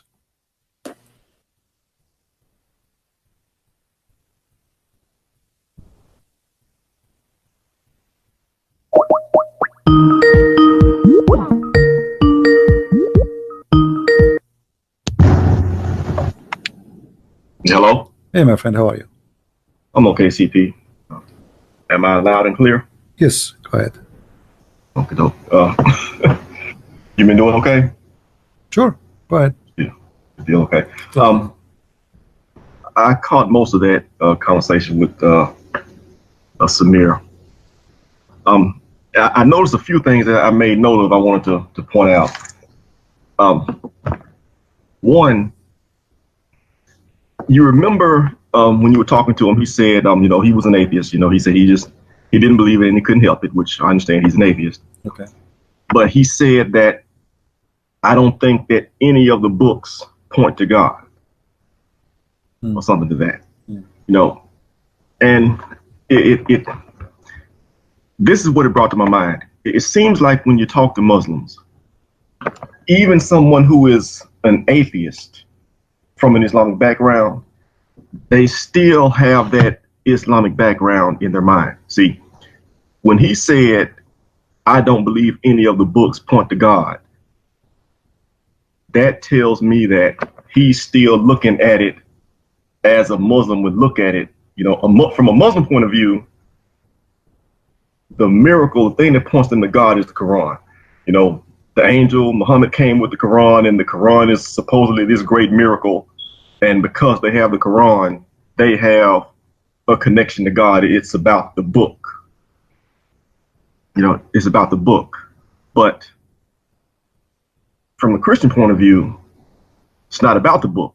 You know, it's not about the book. It's about Jesus. The Christians wrote the Bible, the books of the Old and New Testament, because they had an experience with God. It's not about the book. We use the book for guidance, but Christians were already here when the New Testament was written. You know, it's a fundamental difference in point of view, but I think it's a very big deal, because he's looking at it wrong. You know, yeah. You see, looking at it wrong. You see, I told him when he called me, if you remember, I told him a story about a kid in the school. We are kids, we are just making fun, and we said to him, you are sick. And I find that, you know, this has happened to many people too. So an atheist, he speaks to an atheist, he repeats the same thing. A Muslim, he speaks to a Muslim, he repeats the same thing. A Christian, he speaks to a Christian, he repeats the same thing. But at the end of the day, we have to put things into examination. It's not just my background. We put things into examination. He's trying to put things into examination. But you said a very important point, that the book is not really what the Christianity is, as much it is Christianity became a book, or written in a book. So Christianity exists before the book exists. Right. And we are following Christ, and because we follow Christ, his teaching written in a book, and that is the book. But we don't worship the book. Our God is not the book. Same time, the book is written by people like us, you know. Right. It's not like God, he wrote the book of Mark or the book of John, but it is inspired by God. So here we find that we learn about the Messiah and his stories and what he did and what he accomplished and what they happened, what they did from that book. So because always, you know, because of our limitation, if we are gods like God, we do not need a book. You know, we can go back on time, like a time machine. I can go and see what happened with Jesus. Yeah. But we cannot. We were not there. So the book exists for witnessing tool, as a witness tool, you know, to transmit the information from generation to generation. Same time, if a book does not agree with the belief of somebody, and what is the belief? Simply, it's about science. Well, which book of science will make you believe in science anyway? You know, because there's many books contradict themselves. The same as there's scientists who believe in the Big Bang, there's scientists that don't believe in it. You know, so science itself contradict each other. There's many scientists, they refuse, big deal, the Big Bang theory. So which one we believe? He is scientist and that guy is scientist, and both are atheists. So you cannot believe in science as a pure, you know, that's why I told him, science for me is something people they practice, not really a knowledge. Yeah, but it's something else I noticed too. I was going to come to that. You talked about the Big Bang and evolution and things like that. But the thing that strikes me is that, you know, the holes in the scientific theory, you know, they don't matter with atheists. And granted, I'm not trying to single him out. He seems like a nice guy because I've heard this from other atheists as well. He's a nice guy. I welcome him. I respect him. He's a nice guy. But you know, like when you talked about the Big Bang and you said at the very beginning, you were like, you know, how did something explode and there was nothing? You know. Yeah, and then he said, and he said there is something, right? But okay, but right. Explain to me how that thing can exist. Right. And then he said, you know, well, I admit that we don't know how it came into existence. Okay, well, no, he said you don't know. It was always there. Is that what he said? It was always there. So what does that mean? Yeah, well, okay, so that's God then. But the point is that, you know, that, and then you talked about evolution for a while, and that there are flaws and things in those arguments, but those arguments, you know, they seem to gloss over them. Those arguments, they never seem to matter. You know, in a sense, they do the same thing like Muslims do. The flaws in the argument that they're making, they don't matter that much, but the flaws in your point of view matters a great deal. You know, it's a bit of a double standard. It's a bit of a double standard. Let's see here. What else notes that I have here? Yeah, you mentioned that Big Bang. There was a guy, I saw a video. He was in a playlist with John McCrae. He mentioned that back in times ancient, how do I say it? Maybe I should approach it from the other direction. He was pointing out that the notion that the universe was created is fairly new. That's only like a couple hundred years old. You know, so the first verse of the Bible, in the beginning, God created the heaven and the earth. That was a revelation at the time. If you look back at those old religions, you take the Greek pantheon, for instance. Zeus, even though he was in charge of the gods, he didn't create the whole universe. You know, the universe is already there. Basically, they believe that the universe was fixed and immutable, and gods were people that lived within it, you know, that lived within it and changed things, and they did things within it. But their view of God wasn't that God was the all-powerful creator of everything. And so when the Bible came with that, in the beginning, God created the heaven and the earth, that was a bit polemical. I found that very insightful when I pointed that out, because when you look at that paganism, those pagan gods, you can see that, you know, they always call this person a god, the god of this, the god of that. Well, it's easy if, you know, those gods, they don't have to be creators, you know. Yeah, well, you see, always things is every human being, every human creature, he have his own philosophy for things. Mm. You know, if you look at what we do even in daily life, you will see that every one of us, he starts his day in a different way, right? Mm. But we think all of us, we have the same day, but the fact we don't. Some of us, we have a long day. Some of us, we have a very short day, you know? Mm. But it's the same day exactly. Why? Because you have different feeling of time, how nice it is, how horrible it is, how enjoying it is. If it's a joy day, it goes fast. If it's a horrible day, it goes like forever. So, you know, if we talk about in a material way, the same as the atheists they speak, they forgot that we as a human, we are not just a material. We are not just a steel, or let us say iron in the blood. We are made of emotion, feeling, which they can't explain. I mean, what DNA can explain? Love. Or what DNA can explain? A cat taking care of her babies. You know, nobody can explain that. A chicken is defending her babies and attacking a dog. I saw it with my eyes. I mean, there's no way a chicken can fight a dog. She was attacking the dog as if she is a lion. Okay, what DNA will make the male don't care, but the female, she died to save her kids? So you need to come to me with an engineering That is a feeling. This is not just an animal giving birth and he throw them out and now they survive. It take care of them until they can handle themselves. So there's a programming here, which is someone, he made those animals function in a certain way, same as the women, a human being, the male, the female. So you notice that everything around us is made by a very super powerful engineer, and that engineer, he made things function together. And when a human being involved try to break that function, he hurt himself. You don't fix it, you know. So he was focusing that science help people to survive, but even if you survive, do you live better? They don't. You know, I was in Asia and I found a guy, he have a tank machine, oxygen machine in his side, etc. Nurse and the other side. I mean, for me, it's better for me to die. What this is for? I mean, the guy is dead. He's in the chair. He can't even, his eyes is closed. I mean, okay, we keep him alive, but we're fooling ourselves. If this is science, this is not science. What about you make him young again?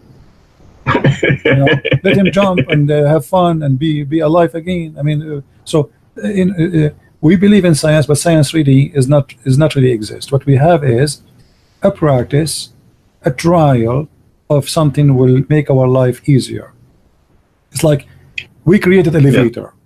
Thank God. We made an elevator. Now we do not need to climb 80 steps to go to my apartment. So I hit the bomb and then oops, I'm up. Okay, that is science, you know, but that's not that will not fix about belief. You know, do we believe in scientists who come with the science? No, we don't. Do we believe in the science? Which science we believe? As I say, the Big Bang themselves, some they believe in it, some they don't believe in it, and they are scientists. Many scientists, by the way, they are Christian too. A lot of scientists are Christians. So what we will do with those scientists? Why somebody is a scientist yet he's a Christian? Like, why not all the scientists are atheists? They are involved heavily in science, and they study deeply. Like there's Christian who they work in NASA. There's a Christians who they are famous doctors. There are Christians, they are famous scientists. Yet they did not denounce their belief. They became more strong believer. So science is not convincing unless you decide to choose it to convince you. Otherwise, we should find all the scientists in the world non-believers. Well, the science, they doesn't have all the answers, and it's not God, and it's not a replacement for God. I think some people try to use it that way. They keep, throwing up the usual stuff, evolution and Big Bang theories and things like that. But at the end of the day, no matter how much stuff we discover about the way that the world works, there's going to be some questions that we don't know, that we can't answer, no matter how long we live. And we'll be stuck with the same questions, why? Like, I was thinking, when you were talking about the technology and things like that, I was thinking of why, why does it matter? You mentioned the the chickens or the animals protecting their young. Okay, that's an act of love, So an atheist will say that's for preservation of the species. But why does that matter? If there is no God, there's no God, there's no heaven, there's no hell, there's no afterlife. Why does it matter? Why you would care? Why does it matter? Why I hit my young survive. What is that to me? Why somebody he live in Japan, he want to visit his family in America? I mean, this is stupid. I mean, he spend a lot of money. If you think in a scientific way, this is stupid. And there's what made him fly all the way to see, let's say, his mom in the other side of the earth? I mean, okay, his mom, she gave birth to him. That is natural, Okay, now he's a man. Okay, now she's live by herself. I live by myself. So what will make me miss somebody and flying all over the side? Simply, there is something you can't describe. There's no science can describe that. Why somebody give donation? Like if we look at the chat, there's people give donation. Why somebody want to give a donation to a guy he never met? Explain that to me. Have you ever heard a fish giving her food to a different fish? No, I never heard of that. Not from a fish. I never heard of it from a fish. Here we go. Okay. You know, When somebody give a donation, $1 or $100 or whatever it is, I mean, why in the world you want to do that? If there's nothing, if it's just about physical and physique and science, okay, he's a human, I am a human, he worked for his money. Why in the world he want to give somebody else his money, somebody even he don't know? So there is something we cannot explain if we are atheists, but we can explain as if we are Christians. As atheists, how you can explain charity? Why somebody want to give a charity? What sympathy? What sympathy is? Somebody, an atheist, he believe that he is the one who want to survive, and he's an animal. He believe he's an animal, and the other guy is an animal too. Yeah. An animal, they have the mentality of animals, which means survival. Yeah, because charity actually works against you. If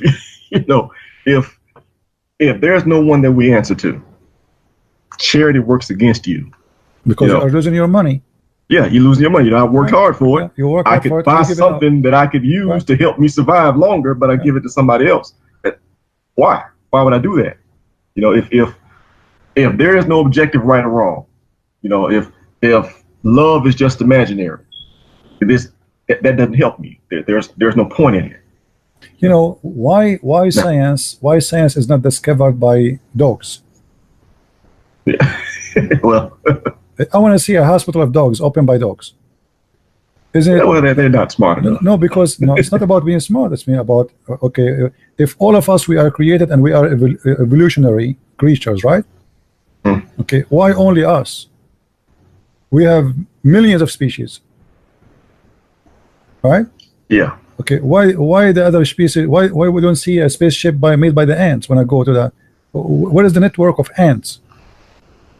Why?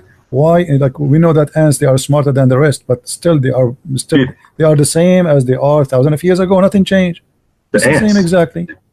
Didn't they run away when they heard Solomon coming? Right, and they said so you see here, you notice that what the Bible says, that God, he favored the man and he made all the creatures subdued to him to serve him for his survival. That's true.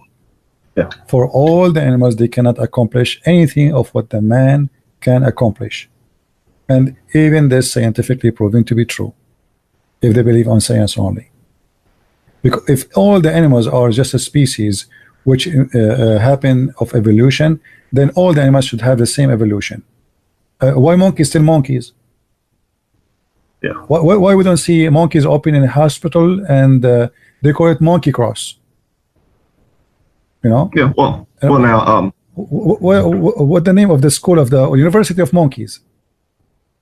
Why the monkeys cannot come? Okay, they say to us they are close to us. Okay, why the monkeys don't open a university and we find a bunch of kids sitting and there is a teacher and he is writing for them how to climb a tree? Now hold up, CP. I gotta stop you here, man. Look, monkeys are smarter than you giving them credit for. Look, one day I was out and I saw some monkeys stoning a she monkey. Yeah, because she committed adultery. The she monkey was an adulteress. Yeah, that's true story. Yeah. So hey man, I stopped stoning it too. But I'm sorry I couldn't pass that one up. Yeah. Ultimately though, I'll say this. I think people kind of play dumb a bit. We know right from wrong. Instinctively, we know right from wrong. It doesn't take a genius to see that there's a creator. We're all here. Like you say, when you keep looking back and back and back, far into the past as you can, even with a thought experiment. Like you said, you get back to the Big Bang. So, for example, there are other theories about the origin of the universe, but we'll just use this one because it's the most popular. You say, well, there's this dot and it's as small as it can be. It's unbelievably small and it explodes for no reason. Okay. Yeah. Even with that, when you look back that far, so you ask the question, okay, how did it get there? Who made it explode? Why? there has to be some creator somewhat. Either that dot is your God, or there is a God who created that dot. Either way, that there's a creator. We know that there's a creator. A lot of what we have is just, basically rebellion. They know there's a creator, but they don't want to do it his way. They want to judge the creator. They want to judge God instead of realizing that God judges us. Well, this is my message for all those who don't believe in God. If you can do something against him, do it. Okay, obviously he's a bad for you. He have hell. Okay, get rid of him. Time will come and everybody will pay for his decision. As simple as that. People make a decision and they have a choice. Yes, you have a choice. Yeah. I will say this and then I'll let you go. Someone else may want to call.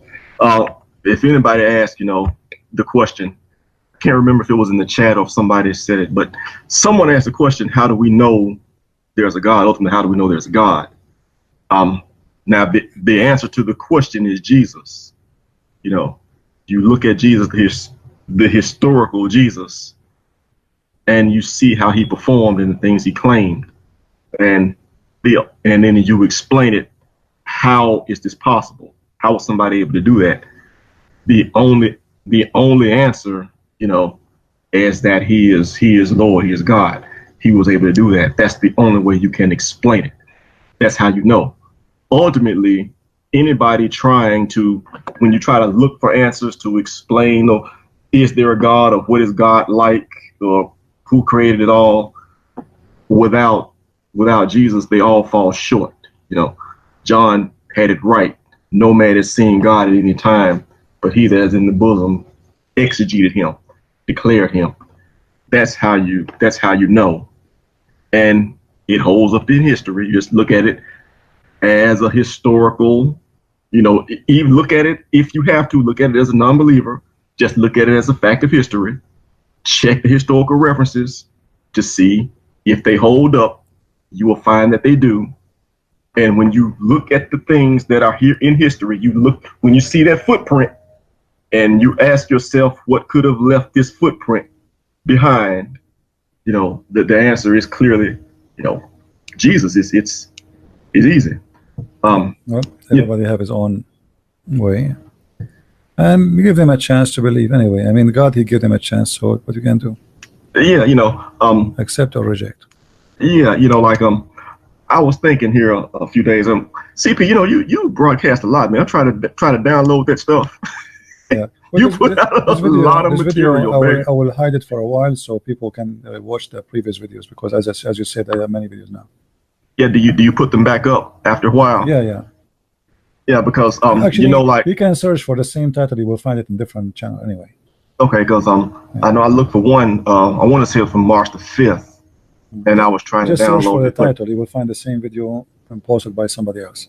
Okay, and because once the ones that take over 2 hours, that last over 2 hours, it takes a while before YouTube puts them up, and we can download the whole thing.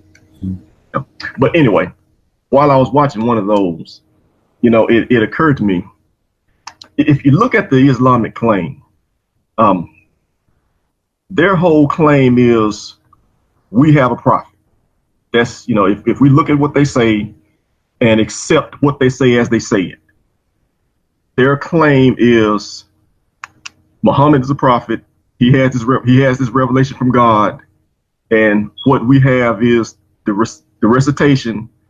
We have people who memorized his recitation, and they got together about 20 years after his death, and they recorded what they remembered of his recitation. Okay, that's their claim. And so if you ask them, how do you know that Muhammad was a prophet, that it's not all just a bunch of garbage? Well, we have these hadith. And you say, well, when did the hadith come about? Well, about 200 years after the fact. That's what they claim.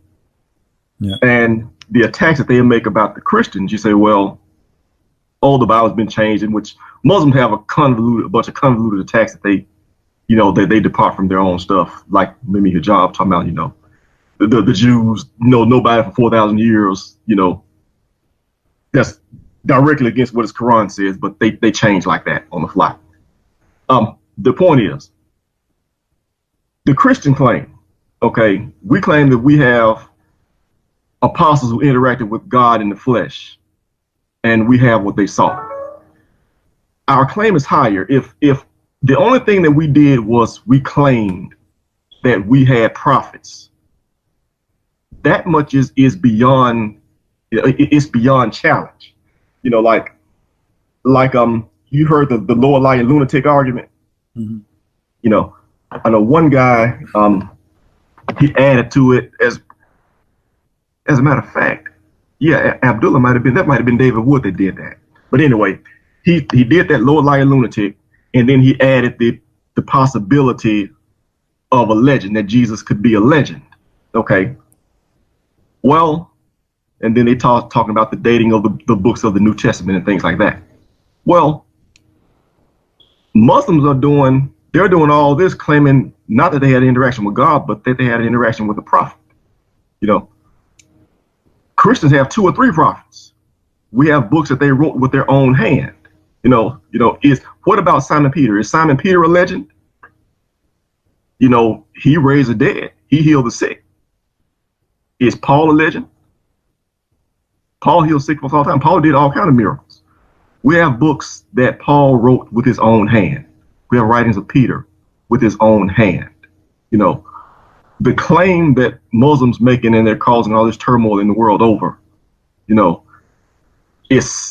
we have what they have 2 or 3 times over, and we have better than that. But nobody ever asked that question. In order to disprove Christianity, not only, we have, it's not enough to say, well, Jesus could be a legend. Well, what about all the apostles? Are they a legend?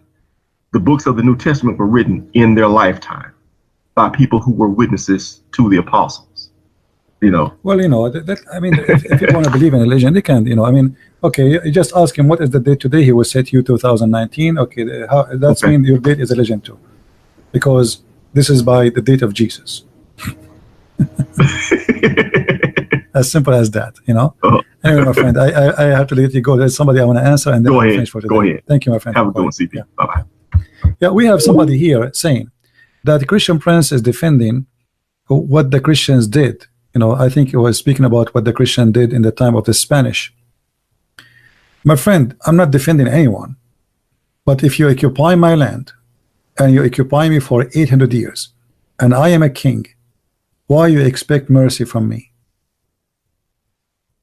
I can defend only what is biblical, but I am speaking now about a human nature. You as a person, you come to my house, you occupy my house for 800 years, and you take the side of my enemy. Why you expect the king to be nice and merciful with you? What kind of king is that king? He's a human being like everybody. So you are a foolish person. You do not know what are you talking about. If you want to understand history, you better read history before you talk about it.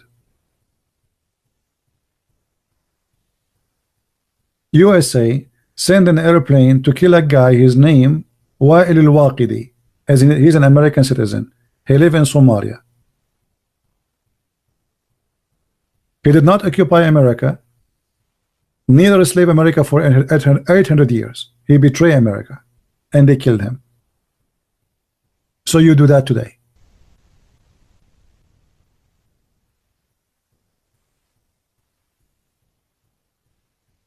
So you are a hypocrite person who speak stupid things, trying to prove yourself smart. In the year 2019, we go after people who they betray their country and they kill them. And this is America, the most famous country of a human right.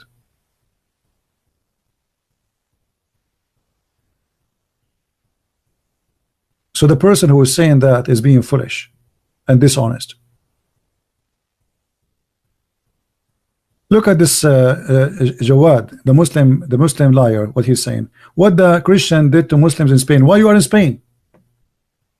Why you explain first of us why you are in Spain?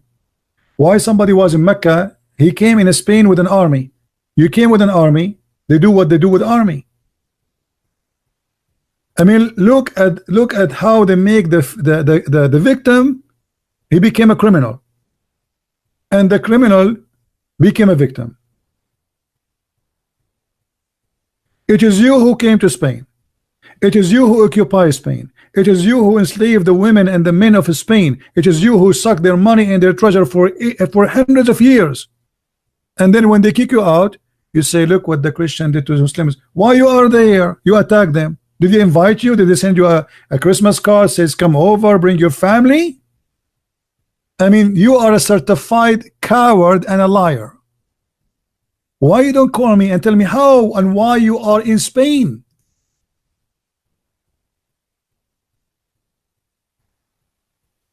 Hello? Are you going to play dead now? Call me. What you did in Spain? Muslim made Spain responsible. Guys, the Muslim they have no job. The Muslim they build palaces from our money. Muslims they have no job. They don't do watering. They don't do farming. It was the Spanish slave. Stop lying. The palaces you see in Spain made by Muslims, that because of their occupation and because of slavery. If Muslims are people who they want to spread Islam, why they have even palaces? Who is the one who built those palaces? From the money of who? You came to Spain to make Spain flourish or to make Spanish slaves? Let me show you what your prophet he said what to do in Spain. And now I challenge you to call me, you coward. This is the order of the Muslims to do what to do in Spain. Do you see it? Unless you want to say to me your prophet is a filthy and he is not representing Islam. What do you say, Jawad? Do you agree with your prophet or you don't agree? Say my prophet is a bad person. Say my prophet is not a Muslim. Say it. So you come to Spain to put the chains around the Christians' necks, and then you claim that we came to make Spain better country. Who invited you? They are happy. They are Spain living in Spanish. They are Spanish living in Spain. What's your business? Okay, I'm going to come to Saudi Arabia now because I want to build a better country. Do you accept? This is how liar, deceiver you are. You have no shame. Why you went there? Because you are a coward. Because your prophet says attack the Roman and get the blonde girls. Do you want me to show you a prophet of God saying attack the Romans so we can get the blonde girls?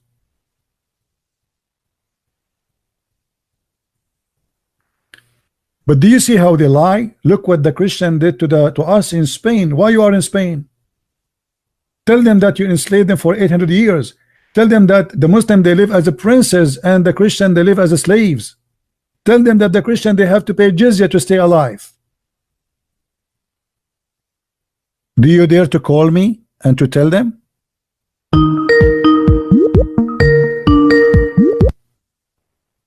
Hello? Hello, CP. Yes. Hi, CP. Sorry to disturb you. No problem. I was listening to audio debate with Abdullah Samir. Okay. I just couldn't help phoning in. You know, I hear this all the time about the Crusades, about Spain, about the Inquisitions, but nobody is mentioning the fact that it wasn't Jesus who did all this. You know, on the one hand, we have Muhammad's character, who did all this, who commanded this. He came with a book called the Quran. No. You see, hold on. You see, even Jesus did not command that. But we as a Christian, we have the right to defend ourselves. Yes, of course. You come to my country, you occupy my country, you enslave my family, you rape my wife, and then you want me to be giving you a hugs. Yeah. No, I absolutely agree with you, CP. But what I'm saying is we have to compare like for like. We have to compare Jesus with Muhammad. Jesus, is the no, I don't want to compare. I don't want to compare because this is an insult to Jesus. Simply, first of all, why we don't take and see what happened? Why the Muslims are in Spain?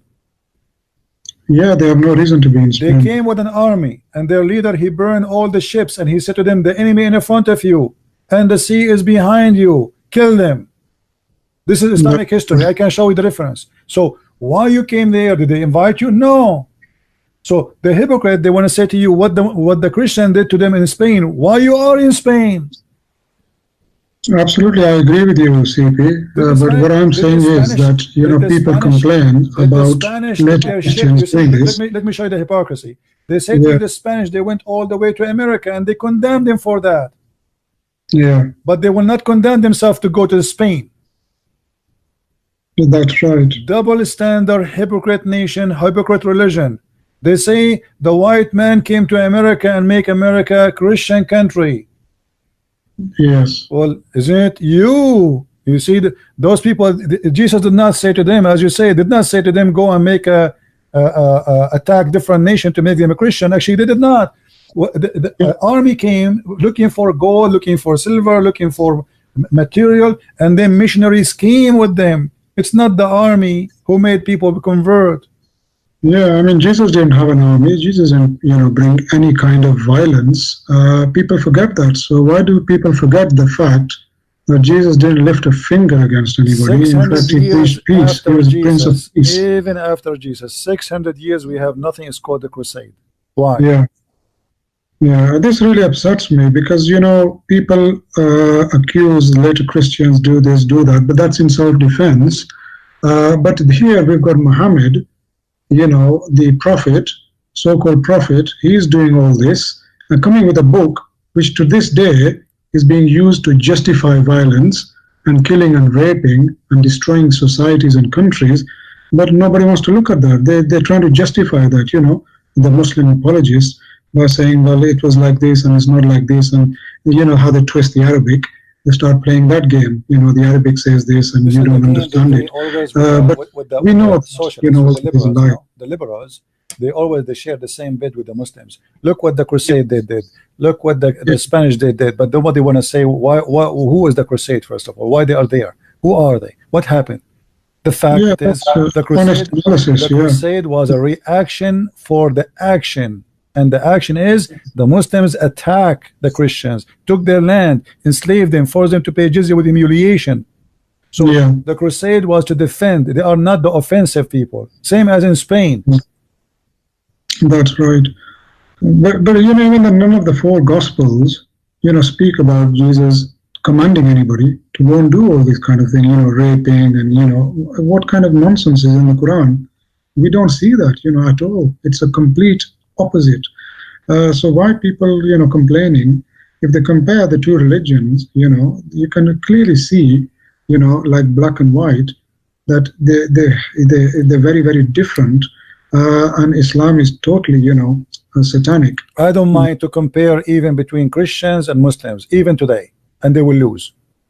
Even with the worst criminal who is Christian, we can call him, let us say Hitler. They say he's a Christian. The fact he was killing Christians. And the Muslim, they love Hitler for he was killing Jews. Everybody knows that. It's not a secret. But even Hitler is 1 million times better than Muhammad. Yes, he is. Absolutely. Even Stalin or Mao, any dictator you can think of would be better, I think. And I've often said, and you've said as well, CP, that Muhammad wasn't fit to clean the sandals of Jesus. So I don't know what people are talking about when they, make these accusations. And that's why they are covered. They don't dare to call me, my friend. Thank you very much for calling. Thank you. Thank you, CP. God bless. Bye-bye. Yeah, if you have something to say, call me and I will shower you with what you deserve. If you're a Muslim proud about Allah, look, who is a Muslim will read for me this statement in front of us? Who is the brave Muslim? He want to read this. Muhammad the fascist saying that the best of mankind are the Muslims. How? Because they bring people and the chains around their necks. This is why you went to Spain. This is why you went to Constantinople. Where's Constantinople? What happened? There's nothing called Turkey. It's not your land. It's not called Damascus, the Muslim. Damascus is not a Muslim land. Iraq is not a Muslim land. Egypt is not a Muslim land. Morocco is not a Muslim land. Tunisia, Algeria, this is not a Muslim land. They occupy all the way of North Africa, and then they went to Spain, and they occupy almost half of Europe, actually. Romania, Bulgaria, Latvia, you name it. Half of Greece, Malta, Sicily. What are you doing there? France. Oh, we are there to build better Europe. Yeah, we can tell how better you build. You go there, you take the gold and the money, and you send it back to build palaces, and you bring the blondie slaves to be sex slaves.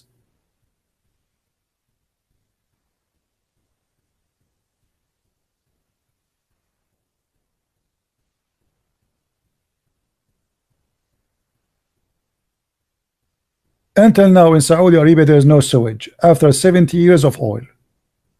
Sewage in the street they don't have. Until now more than 80% of the population do not know how to write, how to read. And those are the one who come to make Spain better country. The one who until now do not know how to write, how to read. According to them, even their prophet himself was illiterate. The teacher was illiterate. What about the followers? This is what they say to us. The guru, Muhammad, he himself was illiterate. Have you ever heard of a guru? He himself do not know how to read, how to write. And the guru want to teach me about better life. And the guru, he put nails in the eyes of his enemies. Are you there, Jawad? Jawad is dead. He's not even moving.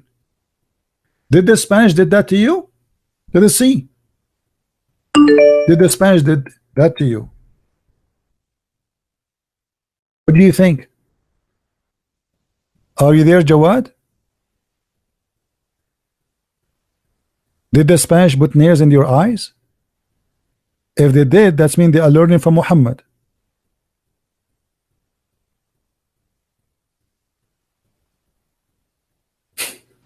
Anyway, guys, supposedly I don't really feel good still. Like thanks God, I'm a lot better. I really praise the Lord. That's, you know, things is a lot better for me. I was really tired for the last 2 days, and supposedly now I'm tired for how many hours now? You see, guys, what you do to me? I said to myself, let me go and speak for 20 minutes, so I will not have my blood pressure high.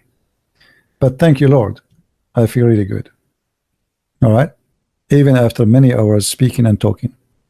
But my friend, never take something is called facts or history from a Muslim. A Muslim person is a person who flip upside down history. Don't ask a Muslim about color because they have their own colors. Don't believe him when he said to you, we believe in justice. Tell him, show me your justice. Don't tell me about justice. If they have justice, here we go. What is the name of this video? A princess until now is missing. Her father torturing the family. Who is he? The Prince of Dubai. If this is their best. A guy who go to the embassy to get a visa or to get a paper, they make him pieces. They make him shish kebab. That is the justice of Islam. A guy who posts a comment in Twitter, he will be sitting in jail for 10 years. That is, do you see what we did in Spain? I mean, if you cannot handle a tweet in the year 2019, so what you did in Spain 7 centuries ago, guys, you understand? If they cannot handle a tweet today, 2019, a woman, she will stay in jail for 38 years. 38 years and 148 lashes today. And you are trying to convince us that the Muslims 8 centuries ago they were nicer?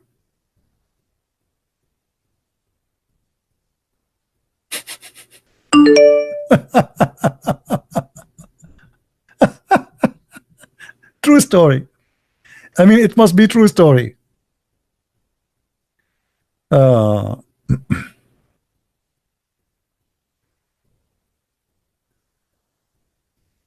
is Yusuf. I don't think you are Yusuf. I think you are a kid.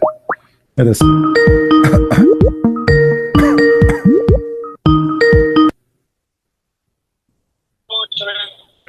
Who is he, the Prince of Dubai? Mute YouTube.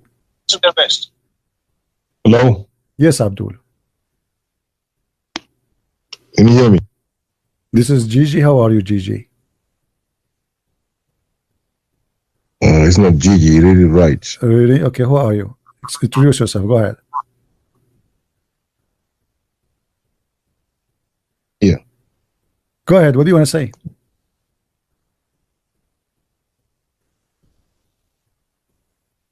Hello?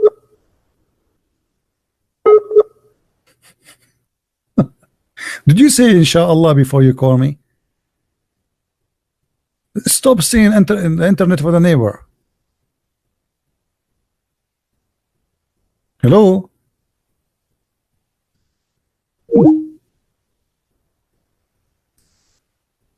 Do we have any Abdul?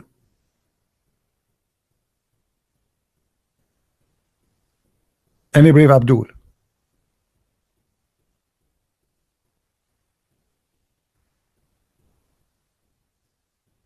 You know, the funny always the Muslim, they try to school you about justice. I mean, do you see the justice? 38 years in jail for she is asking for human rights. Islam is against human rights. Islam consider you as if you are just a creature. Actually, even the Muslims, they don't even shy to say, you know, we are created to worship Allah. We are just slaves. Yes, Abdul. Yes. What do you want to say to us? Go ahead. Yeah. If you're man enough. I'm not man enough. Are you a man enough? I'm not a man enough. Yeah. Are you a girl enough? I am ultimate truth. You're gonna Okay, run away again? you are no one. Who are you? What ultimate truth mean? What does that mean? Like a coward. What does that mean? Okay. Okay.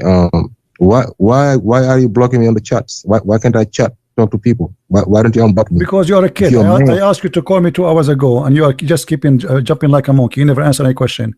Now, what do you want to say? Go ahead. I said, why don't you unblock me on the chat first? Because I want to speak to you by voice. I want to see how man you are. Aren't you a man? Speak to me. Here we go. Why you are being a kid in the text? Jump from a topic to a topic. I answer you in the voice. You don't answer me in the. You post a question. I answer you, and then you don't. You skip it. Ultimate proof. Now I'm asking you why you don't give me the question here and let us get you busted here. Aren't you a man enough? I ask you any question, you're not going to answer my question. Okay, let us see. Here we go. In front of us, we have a statement saying. No. You want me to ask you a question? Let me ask you a question. Go ahead. Right? Go ahead. There we go. Go ahead. Let me ask you a question. Go ahead. Okay, you ready? It's about Christianity. Okay, go ahead. You gonna answer? Go ahead. Okay, how many fathers does Jesus have according to your Bible? One father. You sure about that? Well, do you have different father we don't know about? Yeah.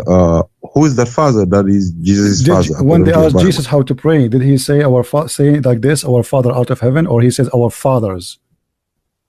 I'm asking you, what is the name? Friend, don't waste my time. Don't waste my time. If you have something to say it. Did Jesus says when you pray says this, our Father out of heaven? Did he say our Father or our fathers? Jesus had 3 fathers according to your Bible. You don't know Abdul, I don't like stupid talk. It is you who believe in 3 gods. You want to prove it or David. not? No. David, okay, either you prove it to me, either you prove it to me, or shut up. Go ahead. Yes, go ahead. David is considered as Jesus' father according to your Bible. Do you know that? Okay. Joseph is considered as Jesus' father. No. Hold on. Show me the one about David. Oh my God, you don't know that? Abdul, don't tell me you do not know. When I say something to Abdul, don't make me hang up on you. I have no time for kids. When you say something, you show it, and we will laugh at you. Jesus said, "Let me shut you up, you donkey, son of a donkey." Jesus said to the Jews, "What do you say of the Christ?" They said, "He is the son of David." Do you know the verse or not? I said. Do you know the verse or not? I know all the verses in your Okay, Bible. then shut up. Then what Jesus said to look. them? Then if you know the verse, what Jesus said to them? I said, Jesus is the son of David, Abdul. according to your Bible. Yes. And No, nothing no. you can This is what the do Jews about it. said. Jews, wanna the deny Jews. it? I'll give you Shut the up. verse. Shut up, You donkey. shut the I'm hell up. asking you. I'm asking you. I will show the verse in front of everybody and will laugh at you. Either you answer or you are a coward. What Jesus said to them when they said, "Shut up, shut up." You see, I have no time to waste, Abdul. Don't waste my time. You said you are a man. Are you a man? Why don't you answer my question? I'm asking you a question. What Jesus said to them when they say to him, he is son of David. What Jesus said to them when they said he is a son of David. I'm not here to answer your question. You're here to answer my question. Okay, so you want me to answer now? Yes. Aren't you the one who started answering and you said to me, David, he said? I said David is considered as Jesus is three people. David, Joseph, and your God. How many? That's three gods. Shut up, idiot, and don't ever call me again. You are a son of Muta, and you know all the Christians don't believe in that. You are a filthy monkey. By birth, Jesus, if I say my grandfather is David, that means David, my father, you filthy. I mean, how stupid, how silly you are. If Jesus is born of Mary and she have a man, she's engaged to, his name is Joseph. That means Joseph is his father. Do you know that Jesus have a three father? I mean, you are like somebody have a diarrhea. And you see why I want to talk to you. Stupid. I want to prove to you that Jesus have a three father. The Bible says that Jesus is the son of David. And the Bible says he is the son of Joseph. And the Bible says he is the son of the Father. Now, which one of them is the Father?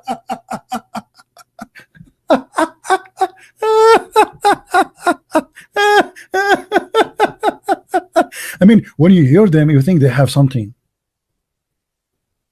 They want to show you that Jesus have three fathers. Oh boy. That's horrible. Really, where?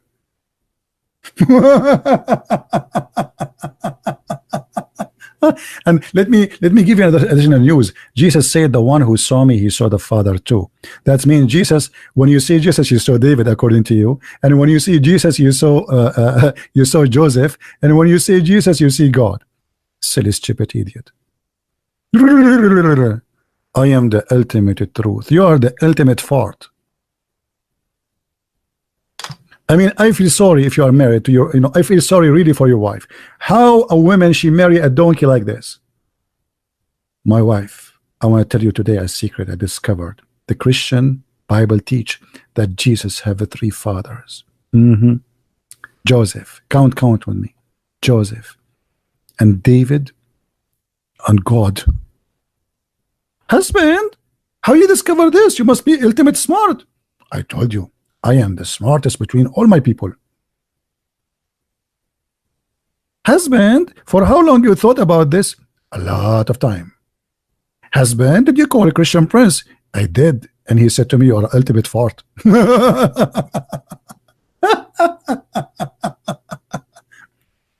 Oh. It's a good laugh. It's a good laugh.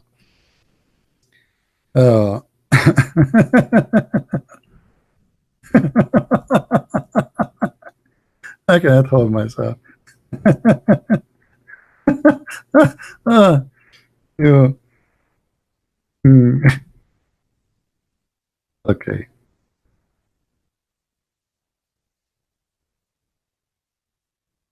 Let us go to the Bible and see a little bit.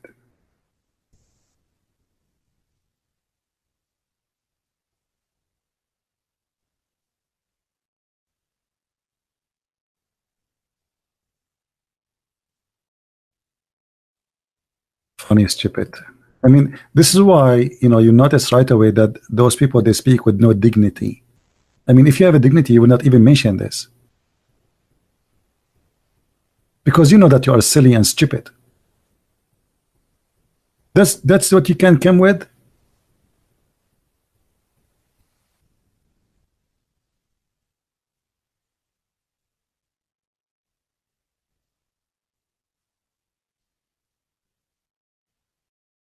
All right. Let us open the verses. I was typing in Arabic, you believe it?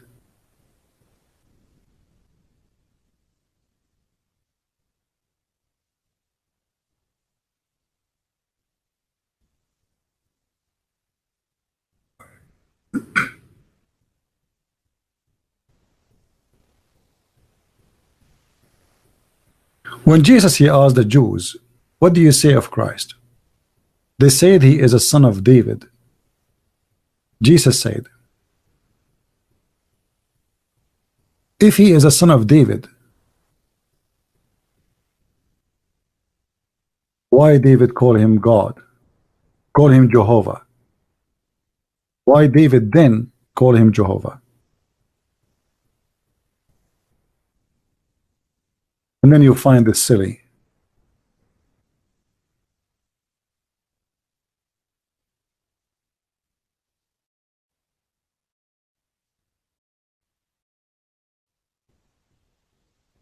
You know, I always experience the silliness of Muslims, and the more you talk to them, the more you find how silly and how childish they are. And if I ask this, Abdul, according to your stupid cult, who is the father of Jesus, you donkey? Who is the father of Jesus? I want to know who his father. How, and if you say to me he have no father, then you tell me who is he? Why somebody is born, he have no father? You want to say it's a miracle? Okay, you tell me who is the one who made Mary have Jesus? You say to me God. Well, that's mean he is his father. The one who made my mother pregnant is my father. Do we agree, people? Do we agree? Even in simple logic, I mean, as a human being, the one who made my mother have me, obviously he's my father. Doesn't matter who's he. You might be a person, maybe your mother, she cheat on her husband. So your father is not really the one who married your mother, is the one who slept with her. As simple as that. Okay. Jesus is the son of who in Islam? Who is the Muslim? He have the courage to tell us who is the father of Jesus.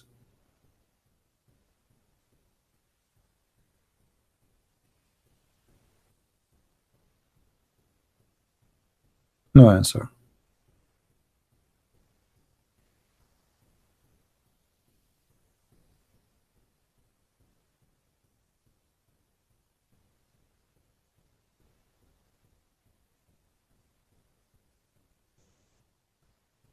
Somebody speaking about, you say that Islam is not a growing. Yes, I insist Islam is not a growing, Islam is a shrinking. And if you see a lot of immigrant in Europe, the reason you notice Muslims in the street because they dress differently, not because they are majority. To give you an example, if I go right now in the mall, I see 1,000 women. I don't notice them. I see a woman wearing hijab, I see her because she's wearing hijab. So Muslims are minority everywhere. Even in Islamic countries, they are minority. Just yesterday, we made a video about tens of thousands of women making fun of the adhan. Is that correct, guys? How many of you saw the video? If you did not watch it, go to the previous video. You will see the link there, down the video. The whole topic is about it. Tens of thousands of women, they are making fun of Islam in Turkey, not in Europe.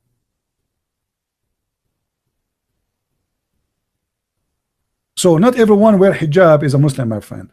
Muslims are not Muslims these days. Here we go. All of them, their name is Fatima and Khadija and Aisha, and they are making fun of Islam. They could not even bear it to have the adhan sound. Just start whistling, going crazy. So don't fool yourself by numbers. You might think it is exist. It does not exist.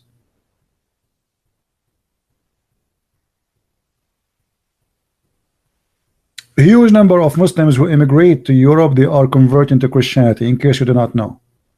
But yet when you see someone like Christian Prince in the street, he look Middle Eastern, you think he's a Muslim. That's because of your mentality. If you see this guy who just called me 5 minutes ago, you will think he's a Muslim because his name is Abdullah.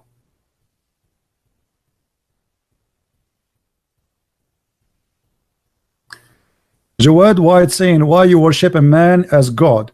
Well, here we go. You are the one who worship man as God. You don't question. I worship God who came as a man. But you are the one who worship man. Do you want to show you? Let me shut you up, Jawad coward. Read with me. Your God is short and have curly hair and you have a big ass. Now I'm going to ask you the same question you asked me. We don't worship a man. We worship God. You worship a man. This is the description of your God. Are you there? Muhammad is warning the Muslim not to be confused between the look of Allah and the look of the Antichrist. And he described how the Antichrist look, and then he says the only difference between the Antichrist and Allah is the right eye. Are you there? Man worshipper. We don't worship man, we worship God. Jesus, the one you call him man, he can raise people from death. Can your God raise people from death? He cannot. Muhammad, according to Muslim, his son dies, ask Allah for help. Allah could not help his sons. Is that true? Jesus, he make the blind see. Can Allah make the blind see? Can you show me? One blind, he became a person who can see.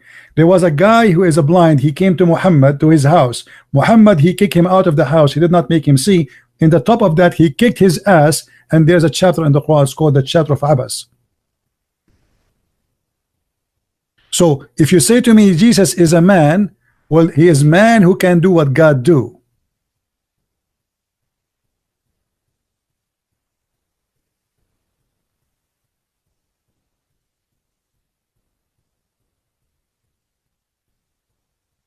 Somebody says he was banned from the text because it says the earth is a flat. I don't care what you say about that, none of my business. In the Bible, the earth is not flat. And don't send me a Skype message and you have a naked picture there. And you expect me now not to unblock you? I go by the Bible, I don't go by stupidity. The Bible says that the earth is the flat.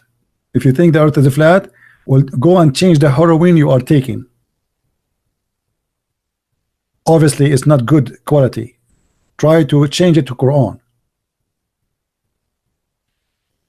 Now, do we have any Jawad? Jawad, are you there?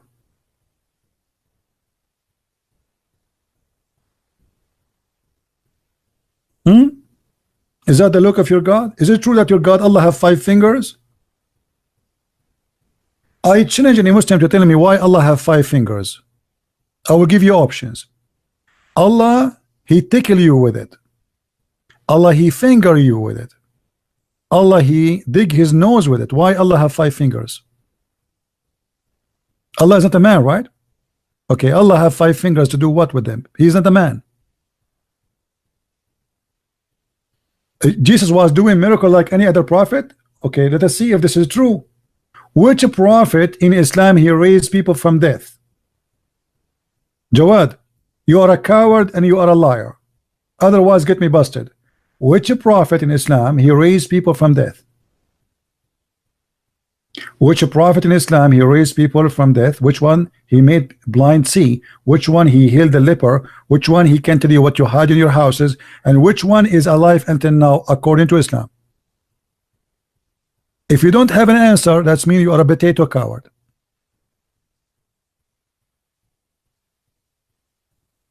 Do you think, guys, this guy, this Abdul will answer?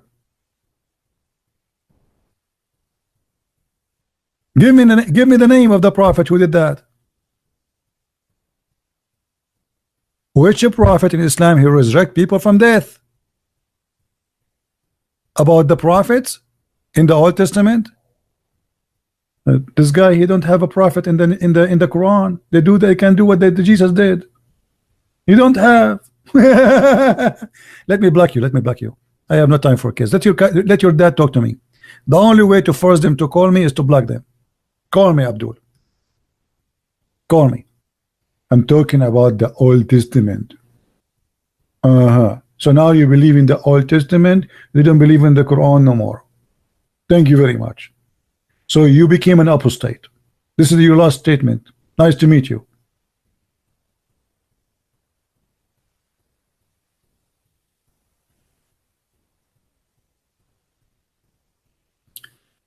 You know, when the Muslim, he says to you, how you believe in Jesus as God, tell him, how I will not. If the Quran says Jesus can resurrect people from death, he can make the blind see, he healed the leper, he can tell you what you had in your houses, he have no father, he was called holy, and now he is in heaven, and yet you are saying to me, why is God? I mean, tell you a stupid God. From all mankind, there's only one person. He is born, yet he have no father. He never die. He can make the blind see. He can resurrect people from death. Not only that, he can make a shape of a mud of a bird, and he breathe into it, and he make him a living bird, which means he's a creator. And not only that, right now he's alive. And not only that, he is going to come in the judgment day. And not only that, he will kill the devil. And not only that, when the devil see him, he will melt like salt, and yet he is not God. If all of this does not make Jesus God, then who is God? The question is, can your God do what Jesus can do? All what we have in the Quran is Muslims claim that the miracle of Jesus is from Allah. But Allah cannot do what Jesus did. What about we ask why Allah could not do what Jesus did? I can say now all the miracle of Jesus happened because I gave him the power. I gave it to him. I said to him, hey Jesus, you do it. You go ahead, I will let you do it. But your God cannot do what Jesus did. Do you know why? Because your God is the moon God and he's a fiction God. Your God have 3 daughters. This is the reality. The Arab worship the God of the moon, the God of the sun, who they have sex together, and they have 3 daughters. One of them is a vagina, and that is the black stone. And your prophet, he kissed it.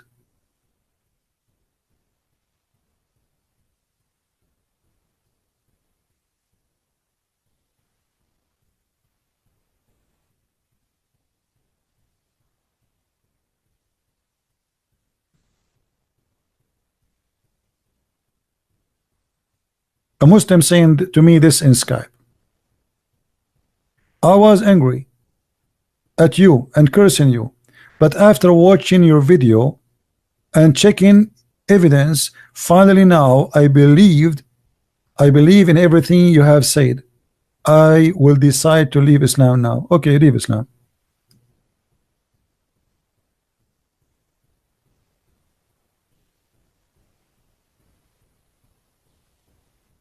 Who's next?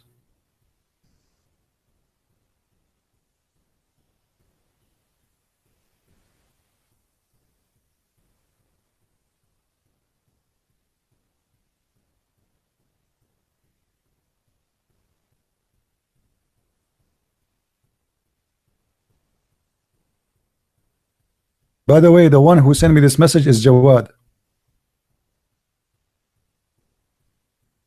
The one who sent me this message, he decided to leave Islam. This is Jawad.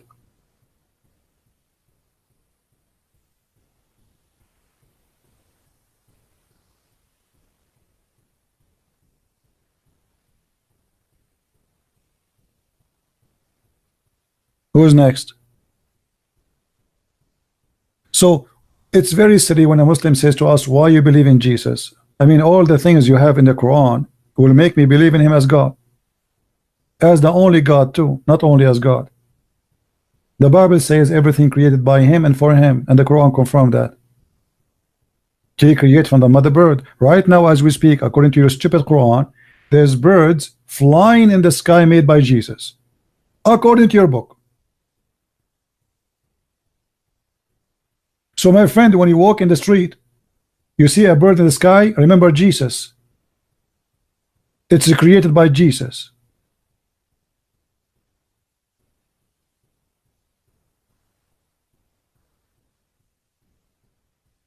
But if I see a goat, I will remember the Quran eaten by a goat. This is what I remember about Muhammad. So while Jesus was creating from the mud creatures, living creatures, your prophet was busy having sex with the children. While Jesus was busy making the blind see, your prophet was killing people, make them blind, and putting nails in their eyes.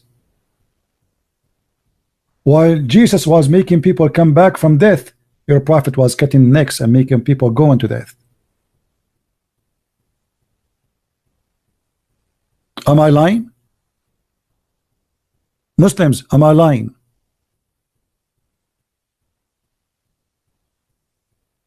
And brother, our Quran is preserved, brother. What? Our Quran is preserved, brother. Are you sure? Brother, you remember the coward, the sheikh, who said to me there's no such a thing as a breastfeeding? Do you remember? I mean, do you see how liars they are? Even this guy is a sheikh. There's no breastfeeding, there's no such a thing. So what do you mean? What do you mean? Are you accusing Aisha to she's a liar? And the coward, I insisted many times for him to answer the question, and he ran away. No, you cannot call me because I'm done. I did not eat since yesterday. Man, it's already 10. Man, how many hours I'm here? I suppose I don't feel good. Unbelievable. I hate you guys. Anyway, guys, this video will be hidden because we wanted to watch the previous videos and the video before it before we take them down. All right? And actually, this video is not really important. You know, there's nothing here. I mean, that's normal stuff. And talking to an atheist. For me, I am not really interested in atheist debate because there's nothing to debate about. I mean, atheists, you have nothing. They believe in science. And we prove, even by talking to him, that science is a joke. It's not really, it's not something to depend on. The day you come to me with something it's called science can make me live forever, I will believe you. The day you can come to me and you say to me, we can make a human without using a human, without using DNA, then I will believe that maybe this is possible. Your science is a joke. You can't even make a chicken until now. You have to use DNA to grow organ. You have to use DNA which is created by God. And it's not a miracle for me if I take a seed and I grow a seed. It's already there. I did not make the seed. What about you make a seed? Can you? What about you put air, nothing there. Actually, even air, there's nothing there. Inside of in the laboratory, and there's nothing there. Use nothing of what is exist and make something exist. Big bang. Bing bang. There we go. Like boom. And then we have everything. I want to see that happening. The only thing that make me believe in a Big Bang is when a shaitan he do fart when he heard the prayer. I think this is the source of this theory. And this is the only proof of it. Otherwise, I don't see any other proof. This is the only proven Big Bang by the Prophet Muhammad, peace upon him. The Prophet said when shaitan he heard the call of the prayer, he turns his back and he break winds. And this is scientifically proven to be accurate. And that explains why in the Middle East we have a very bad smell.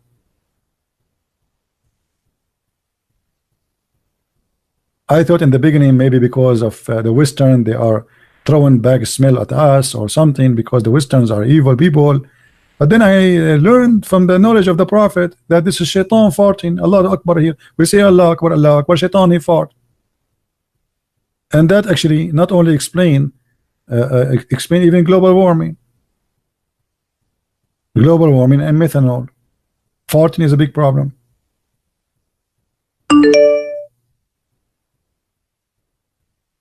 Guys, what you are saying to me, see a doctor? Do I sound like a sick? Do I sound tired? I feel a little bit tired, but I think I'm fine, right?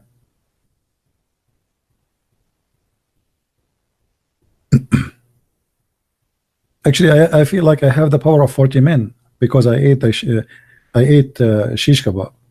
Not today, not last week, a year ago. I am the same as the Prophet Muhammad. He ate shish kebab, he got the power of 40 men.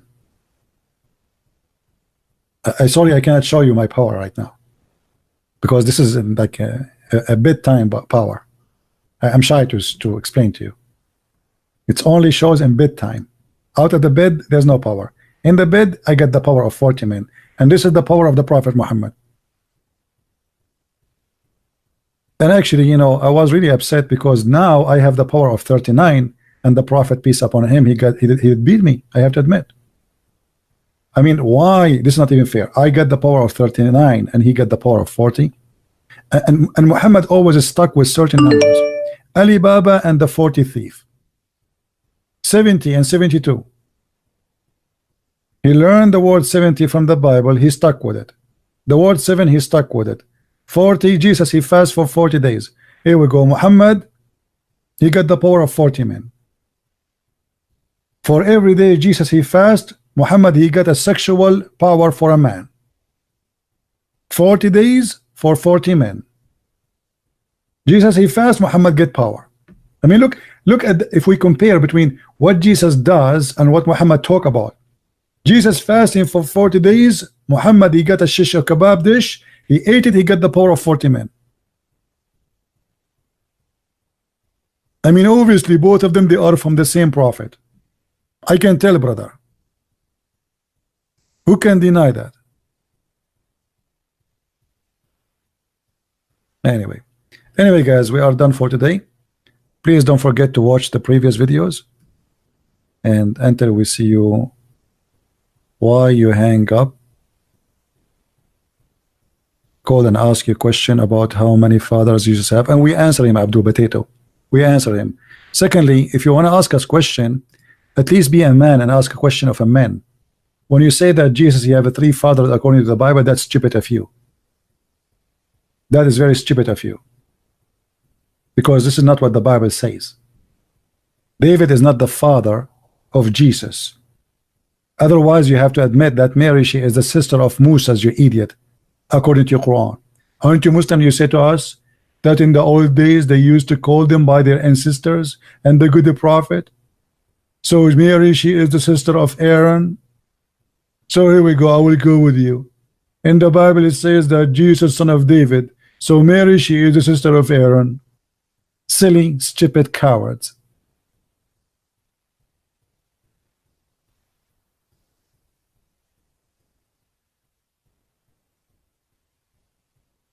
If the grandfather of Mary is David, and they say he is a son of David, that make him his father. Who is the coward? You Muslims, you have a diarrhea. I advise you to boil some potato. And please don't call Zakir Naik, because he will advise you to drink camel urine. Brother Thitter, according to the Bible, these that have 3 fathers. And don't have the 13 it said that David is the David is son of David. And in the Bible it said that Jesus is the son of Joseph. And in the Bible it said that Jesus is son of the father. Which one is the father now? Which one?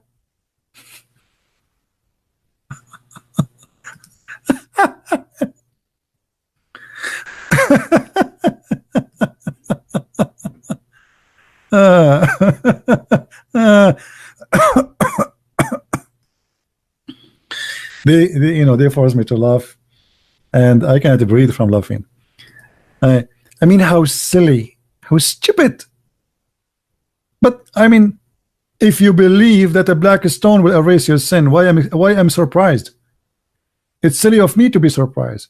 If you believe Allah will make your penis endless, why am surprised about how silly you are?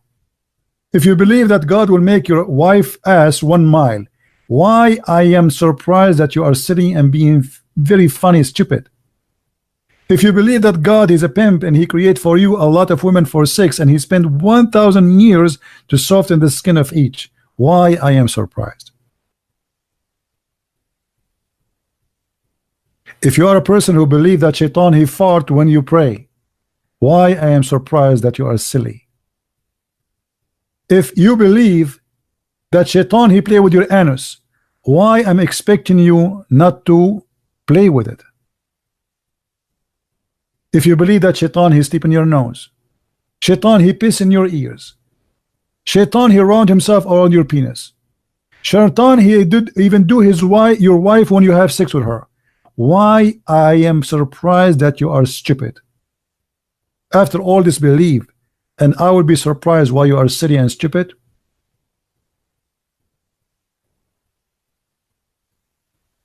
By the way, the guy, his name is Ultimate. Maybe his father is not his father, because according to the Prophet, if you don't say inshallah and you say certain prayer before you sex, Shaitan will round himself around the penis and he will do your mother, and you will be the son of the Shaitan. Anyway, guys, look like this is endless. Each time we say we are going to go soon, this video again will disappear soon. Please watch the previous videos. I see nothing here really important, so download the previous video, please, and save them and post them around. And I hope tomorrow I will be able to go live on air. Don't forget to subscribe if you like our channel.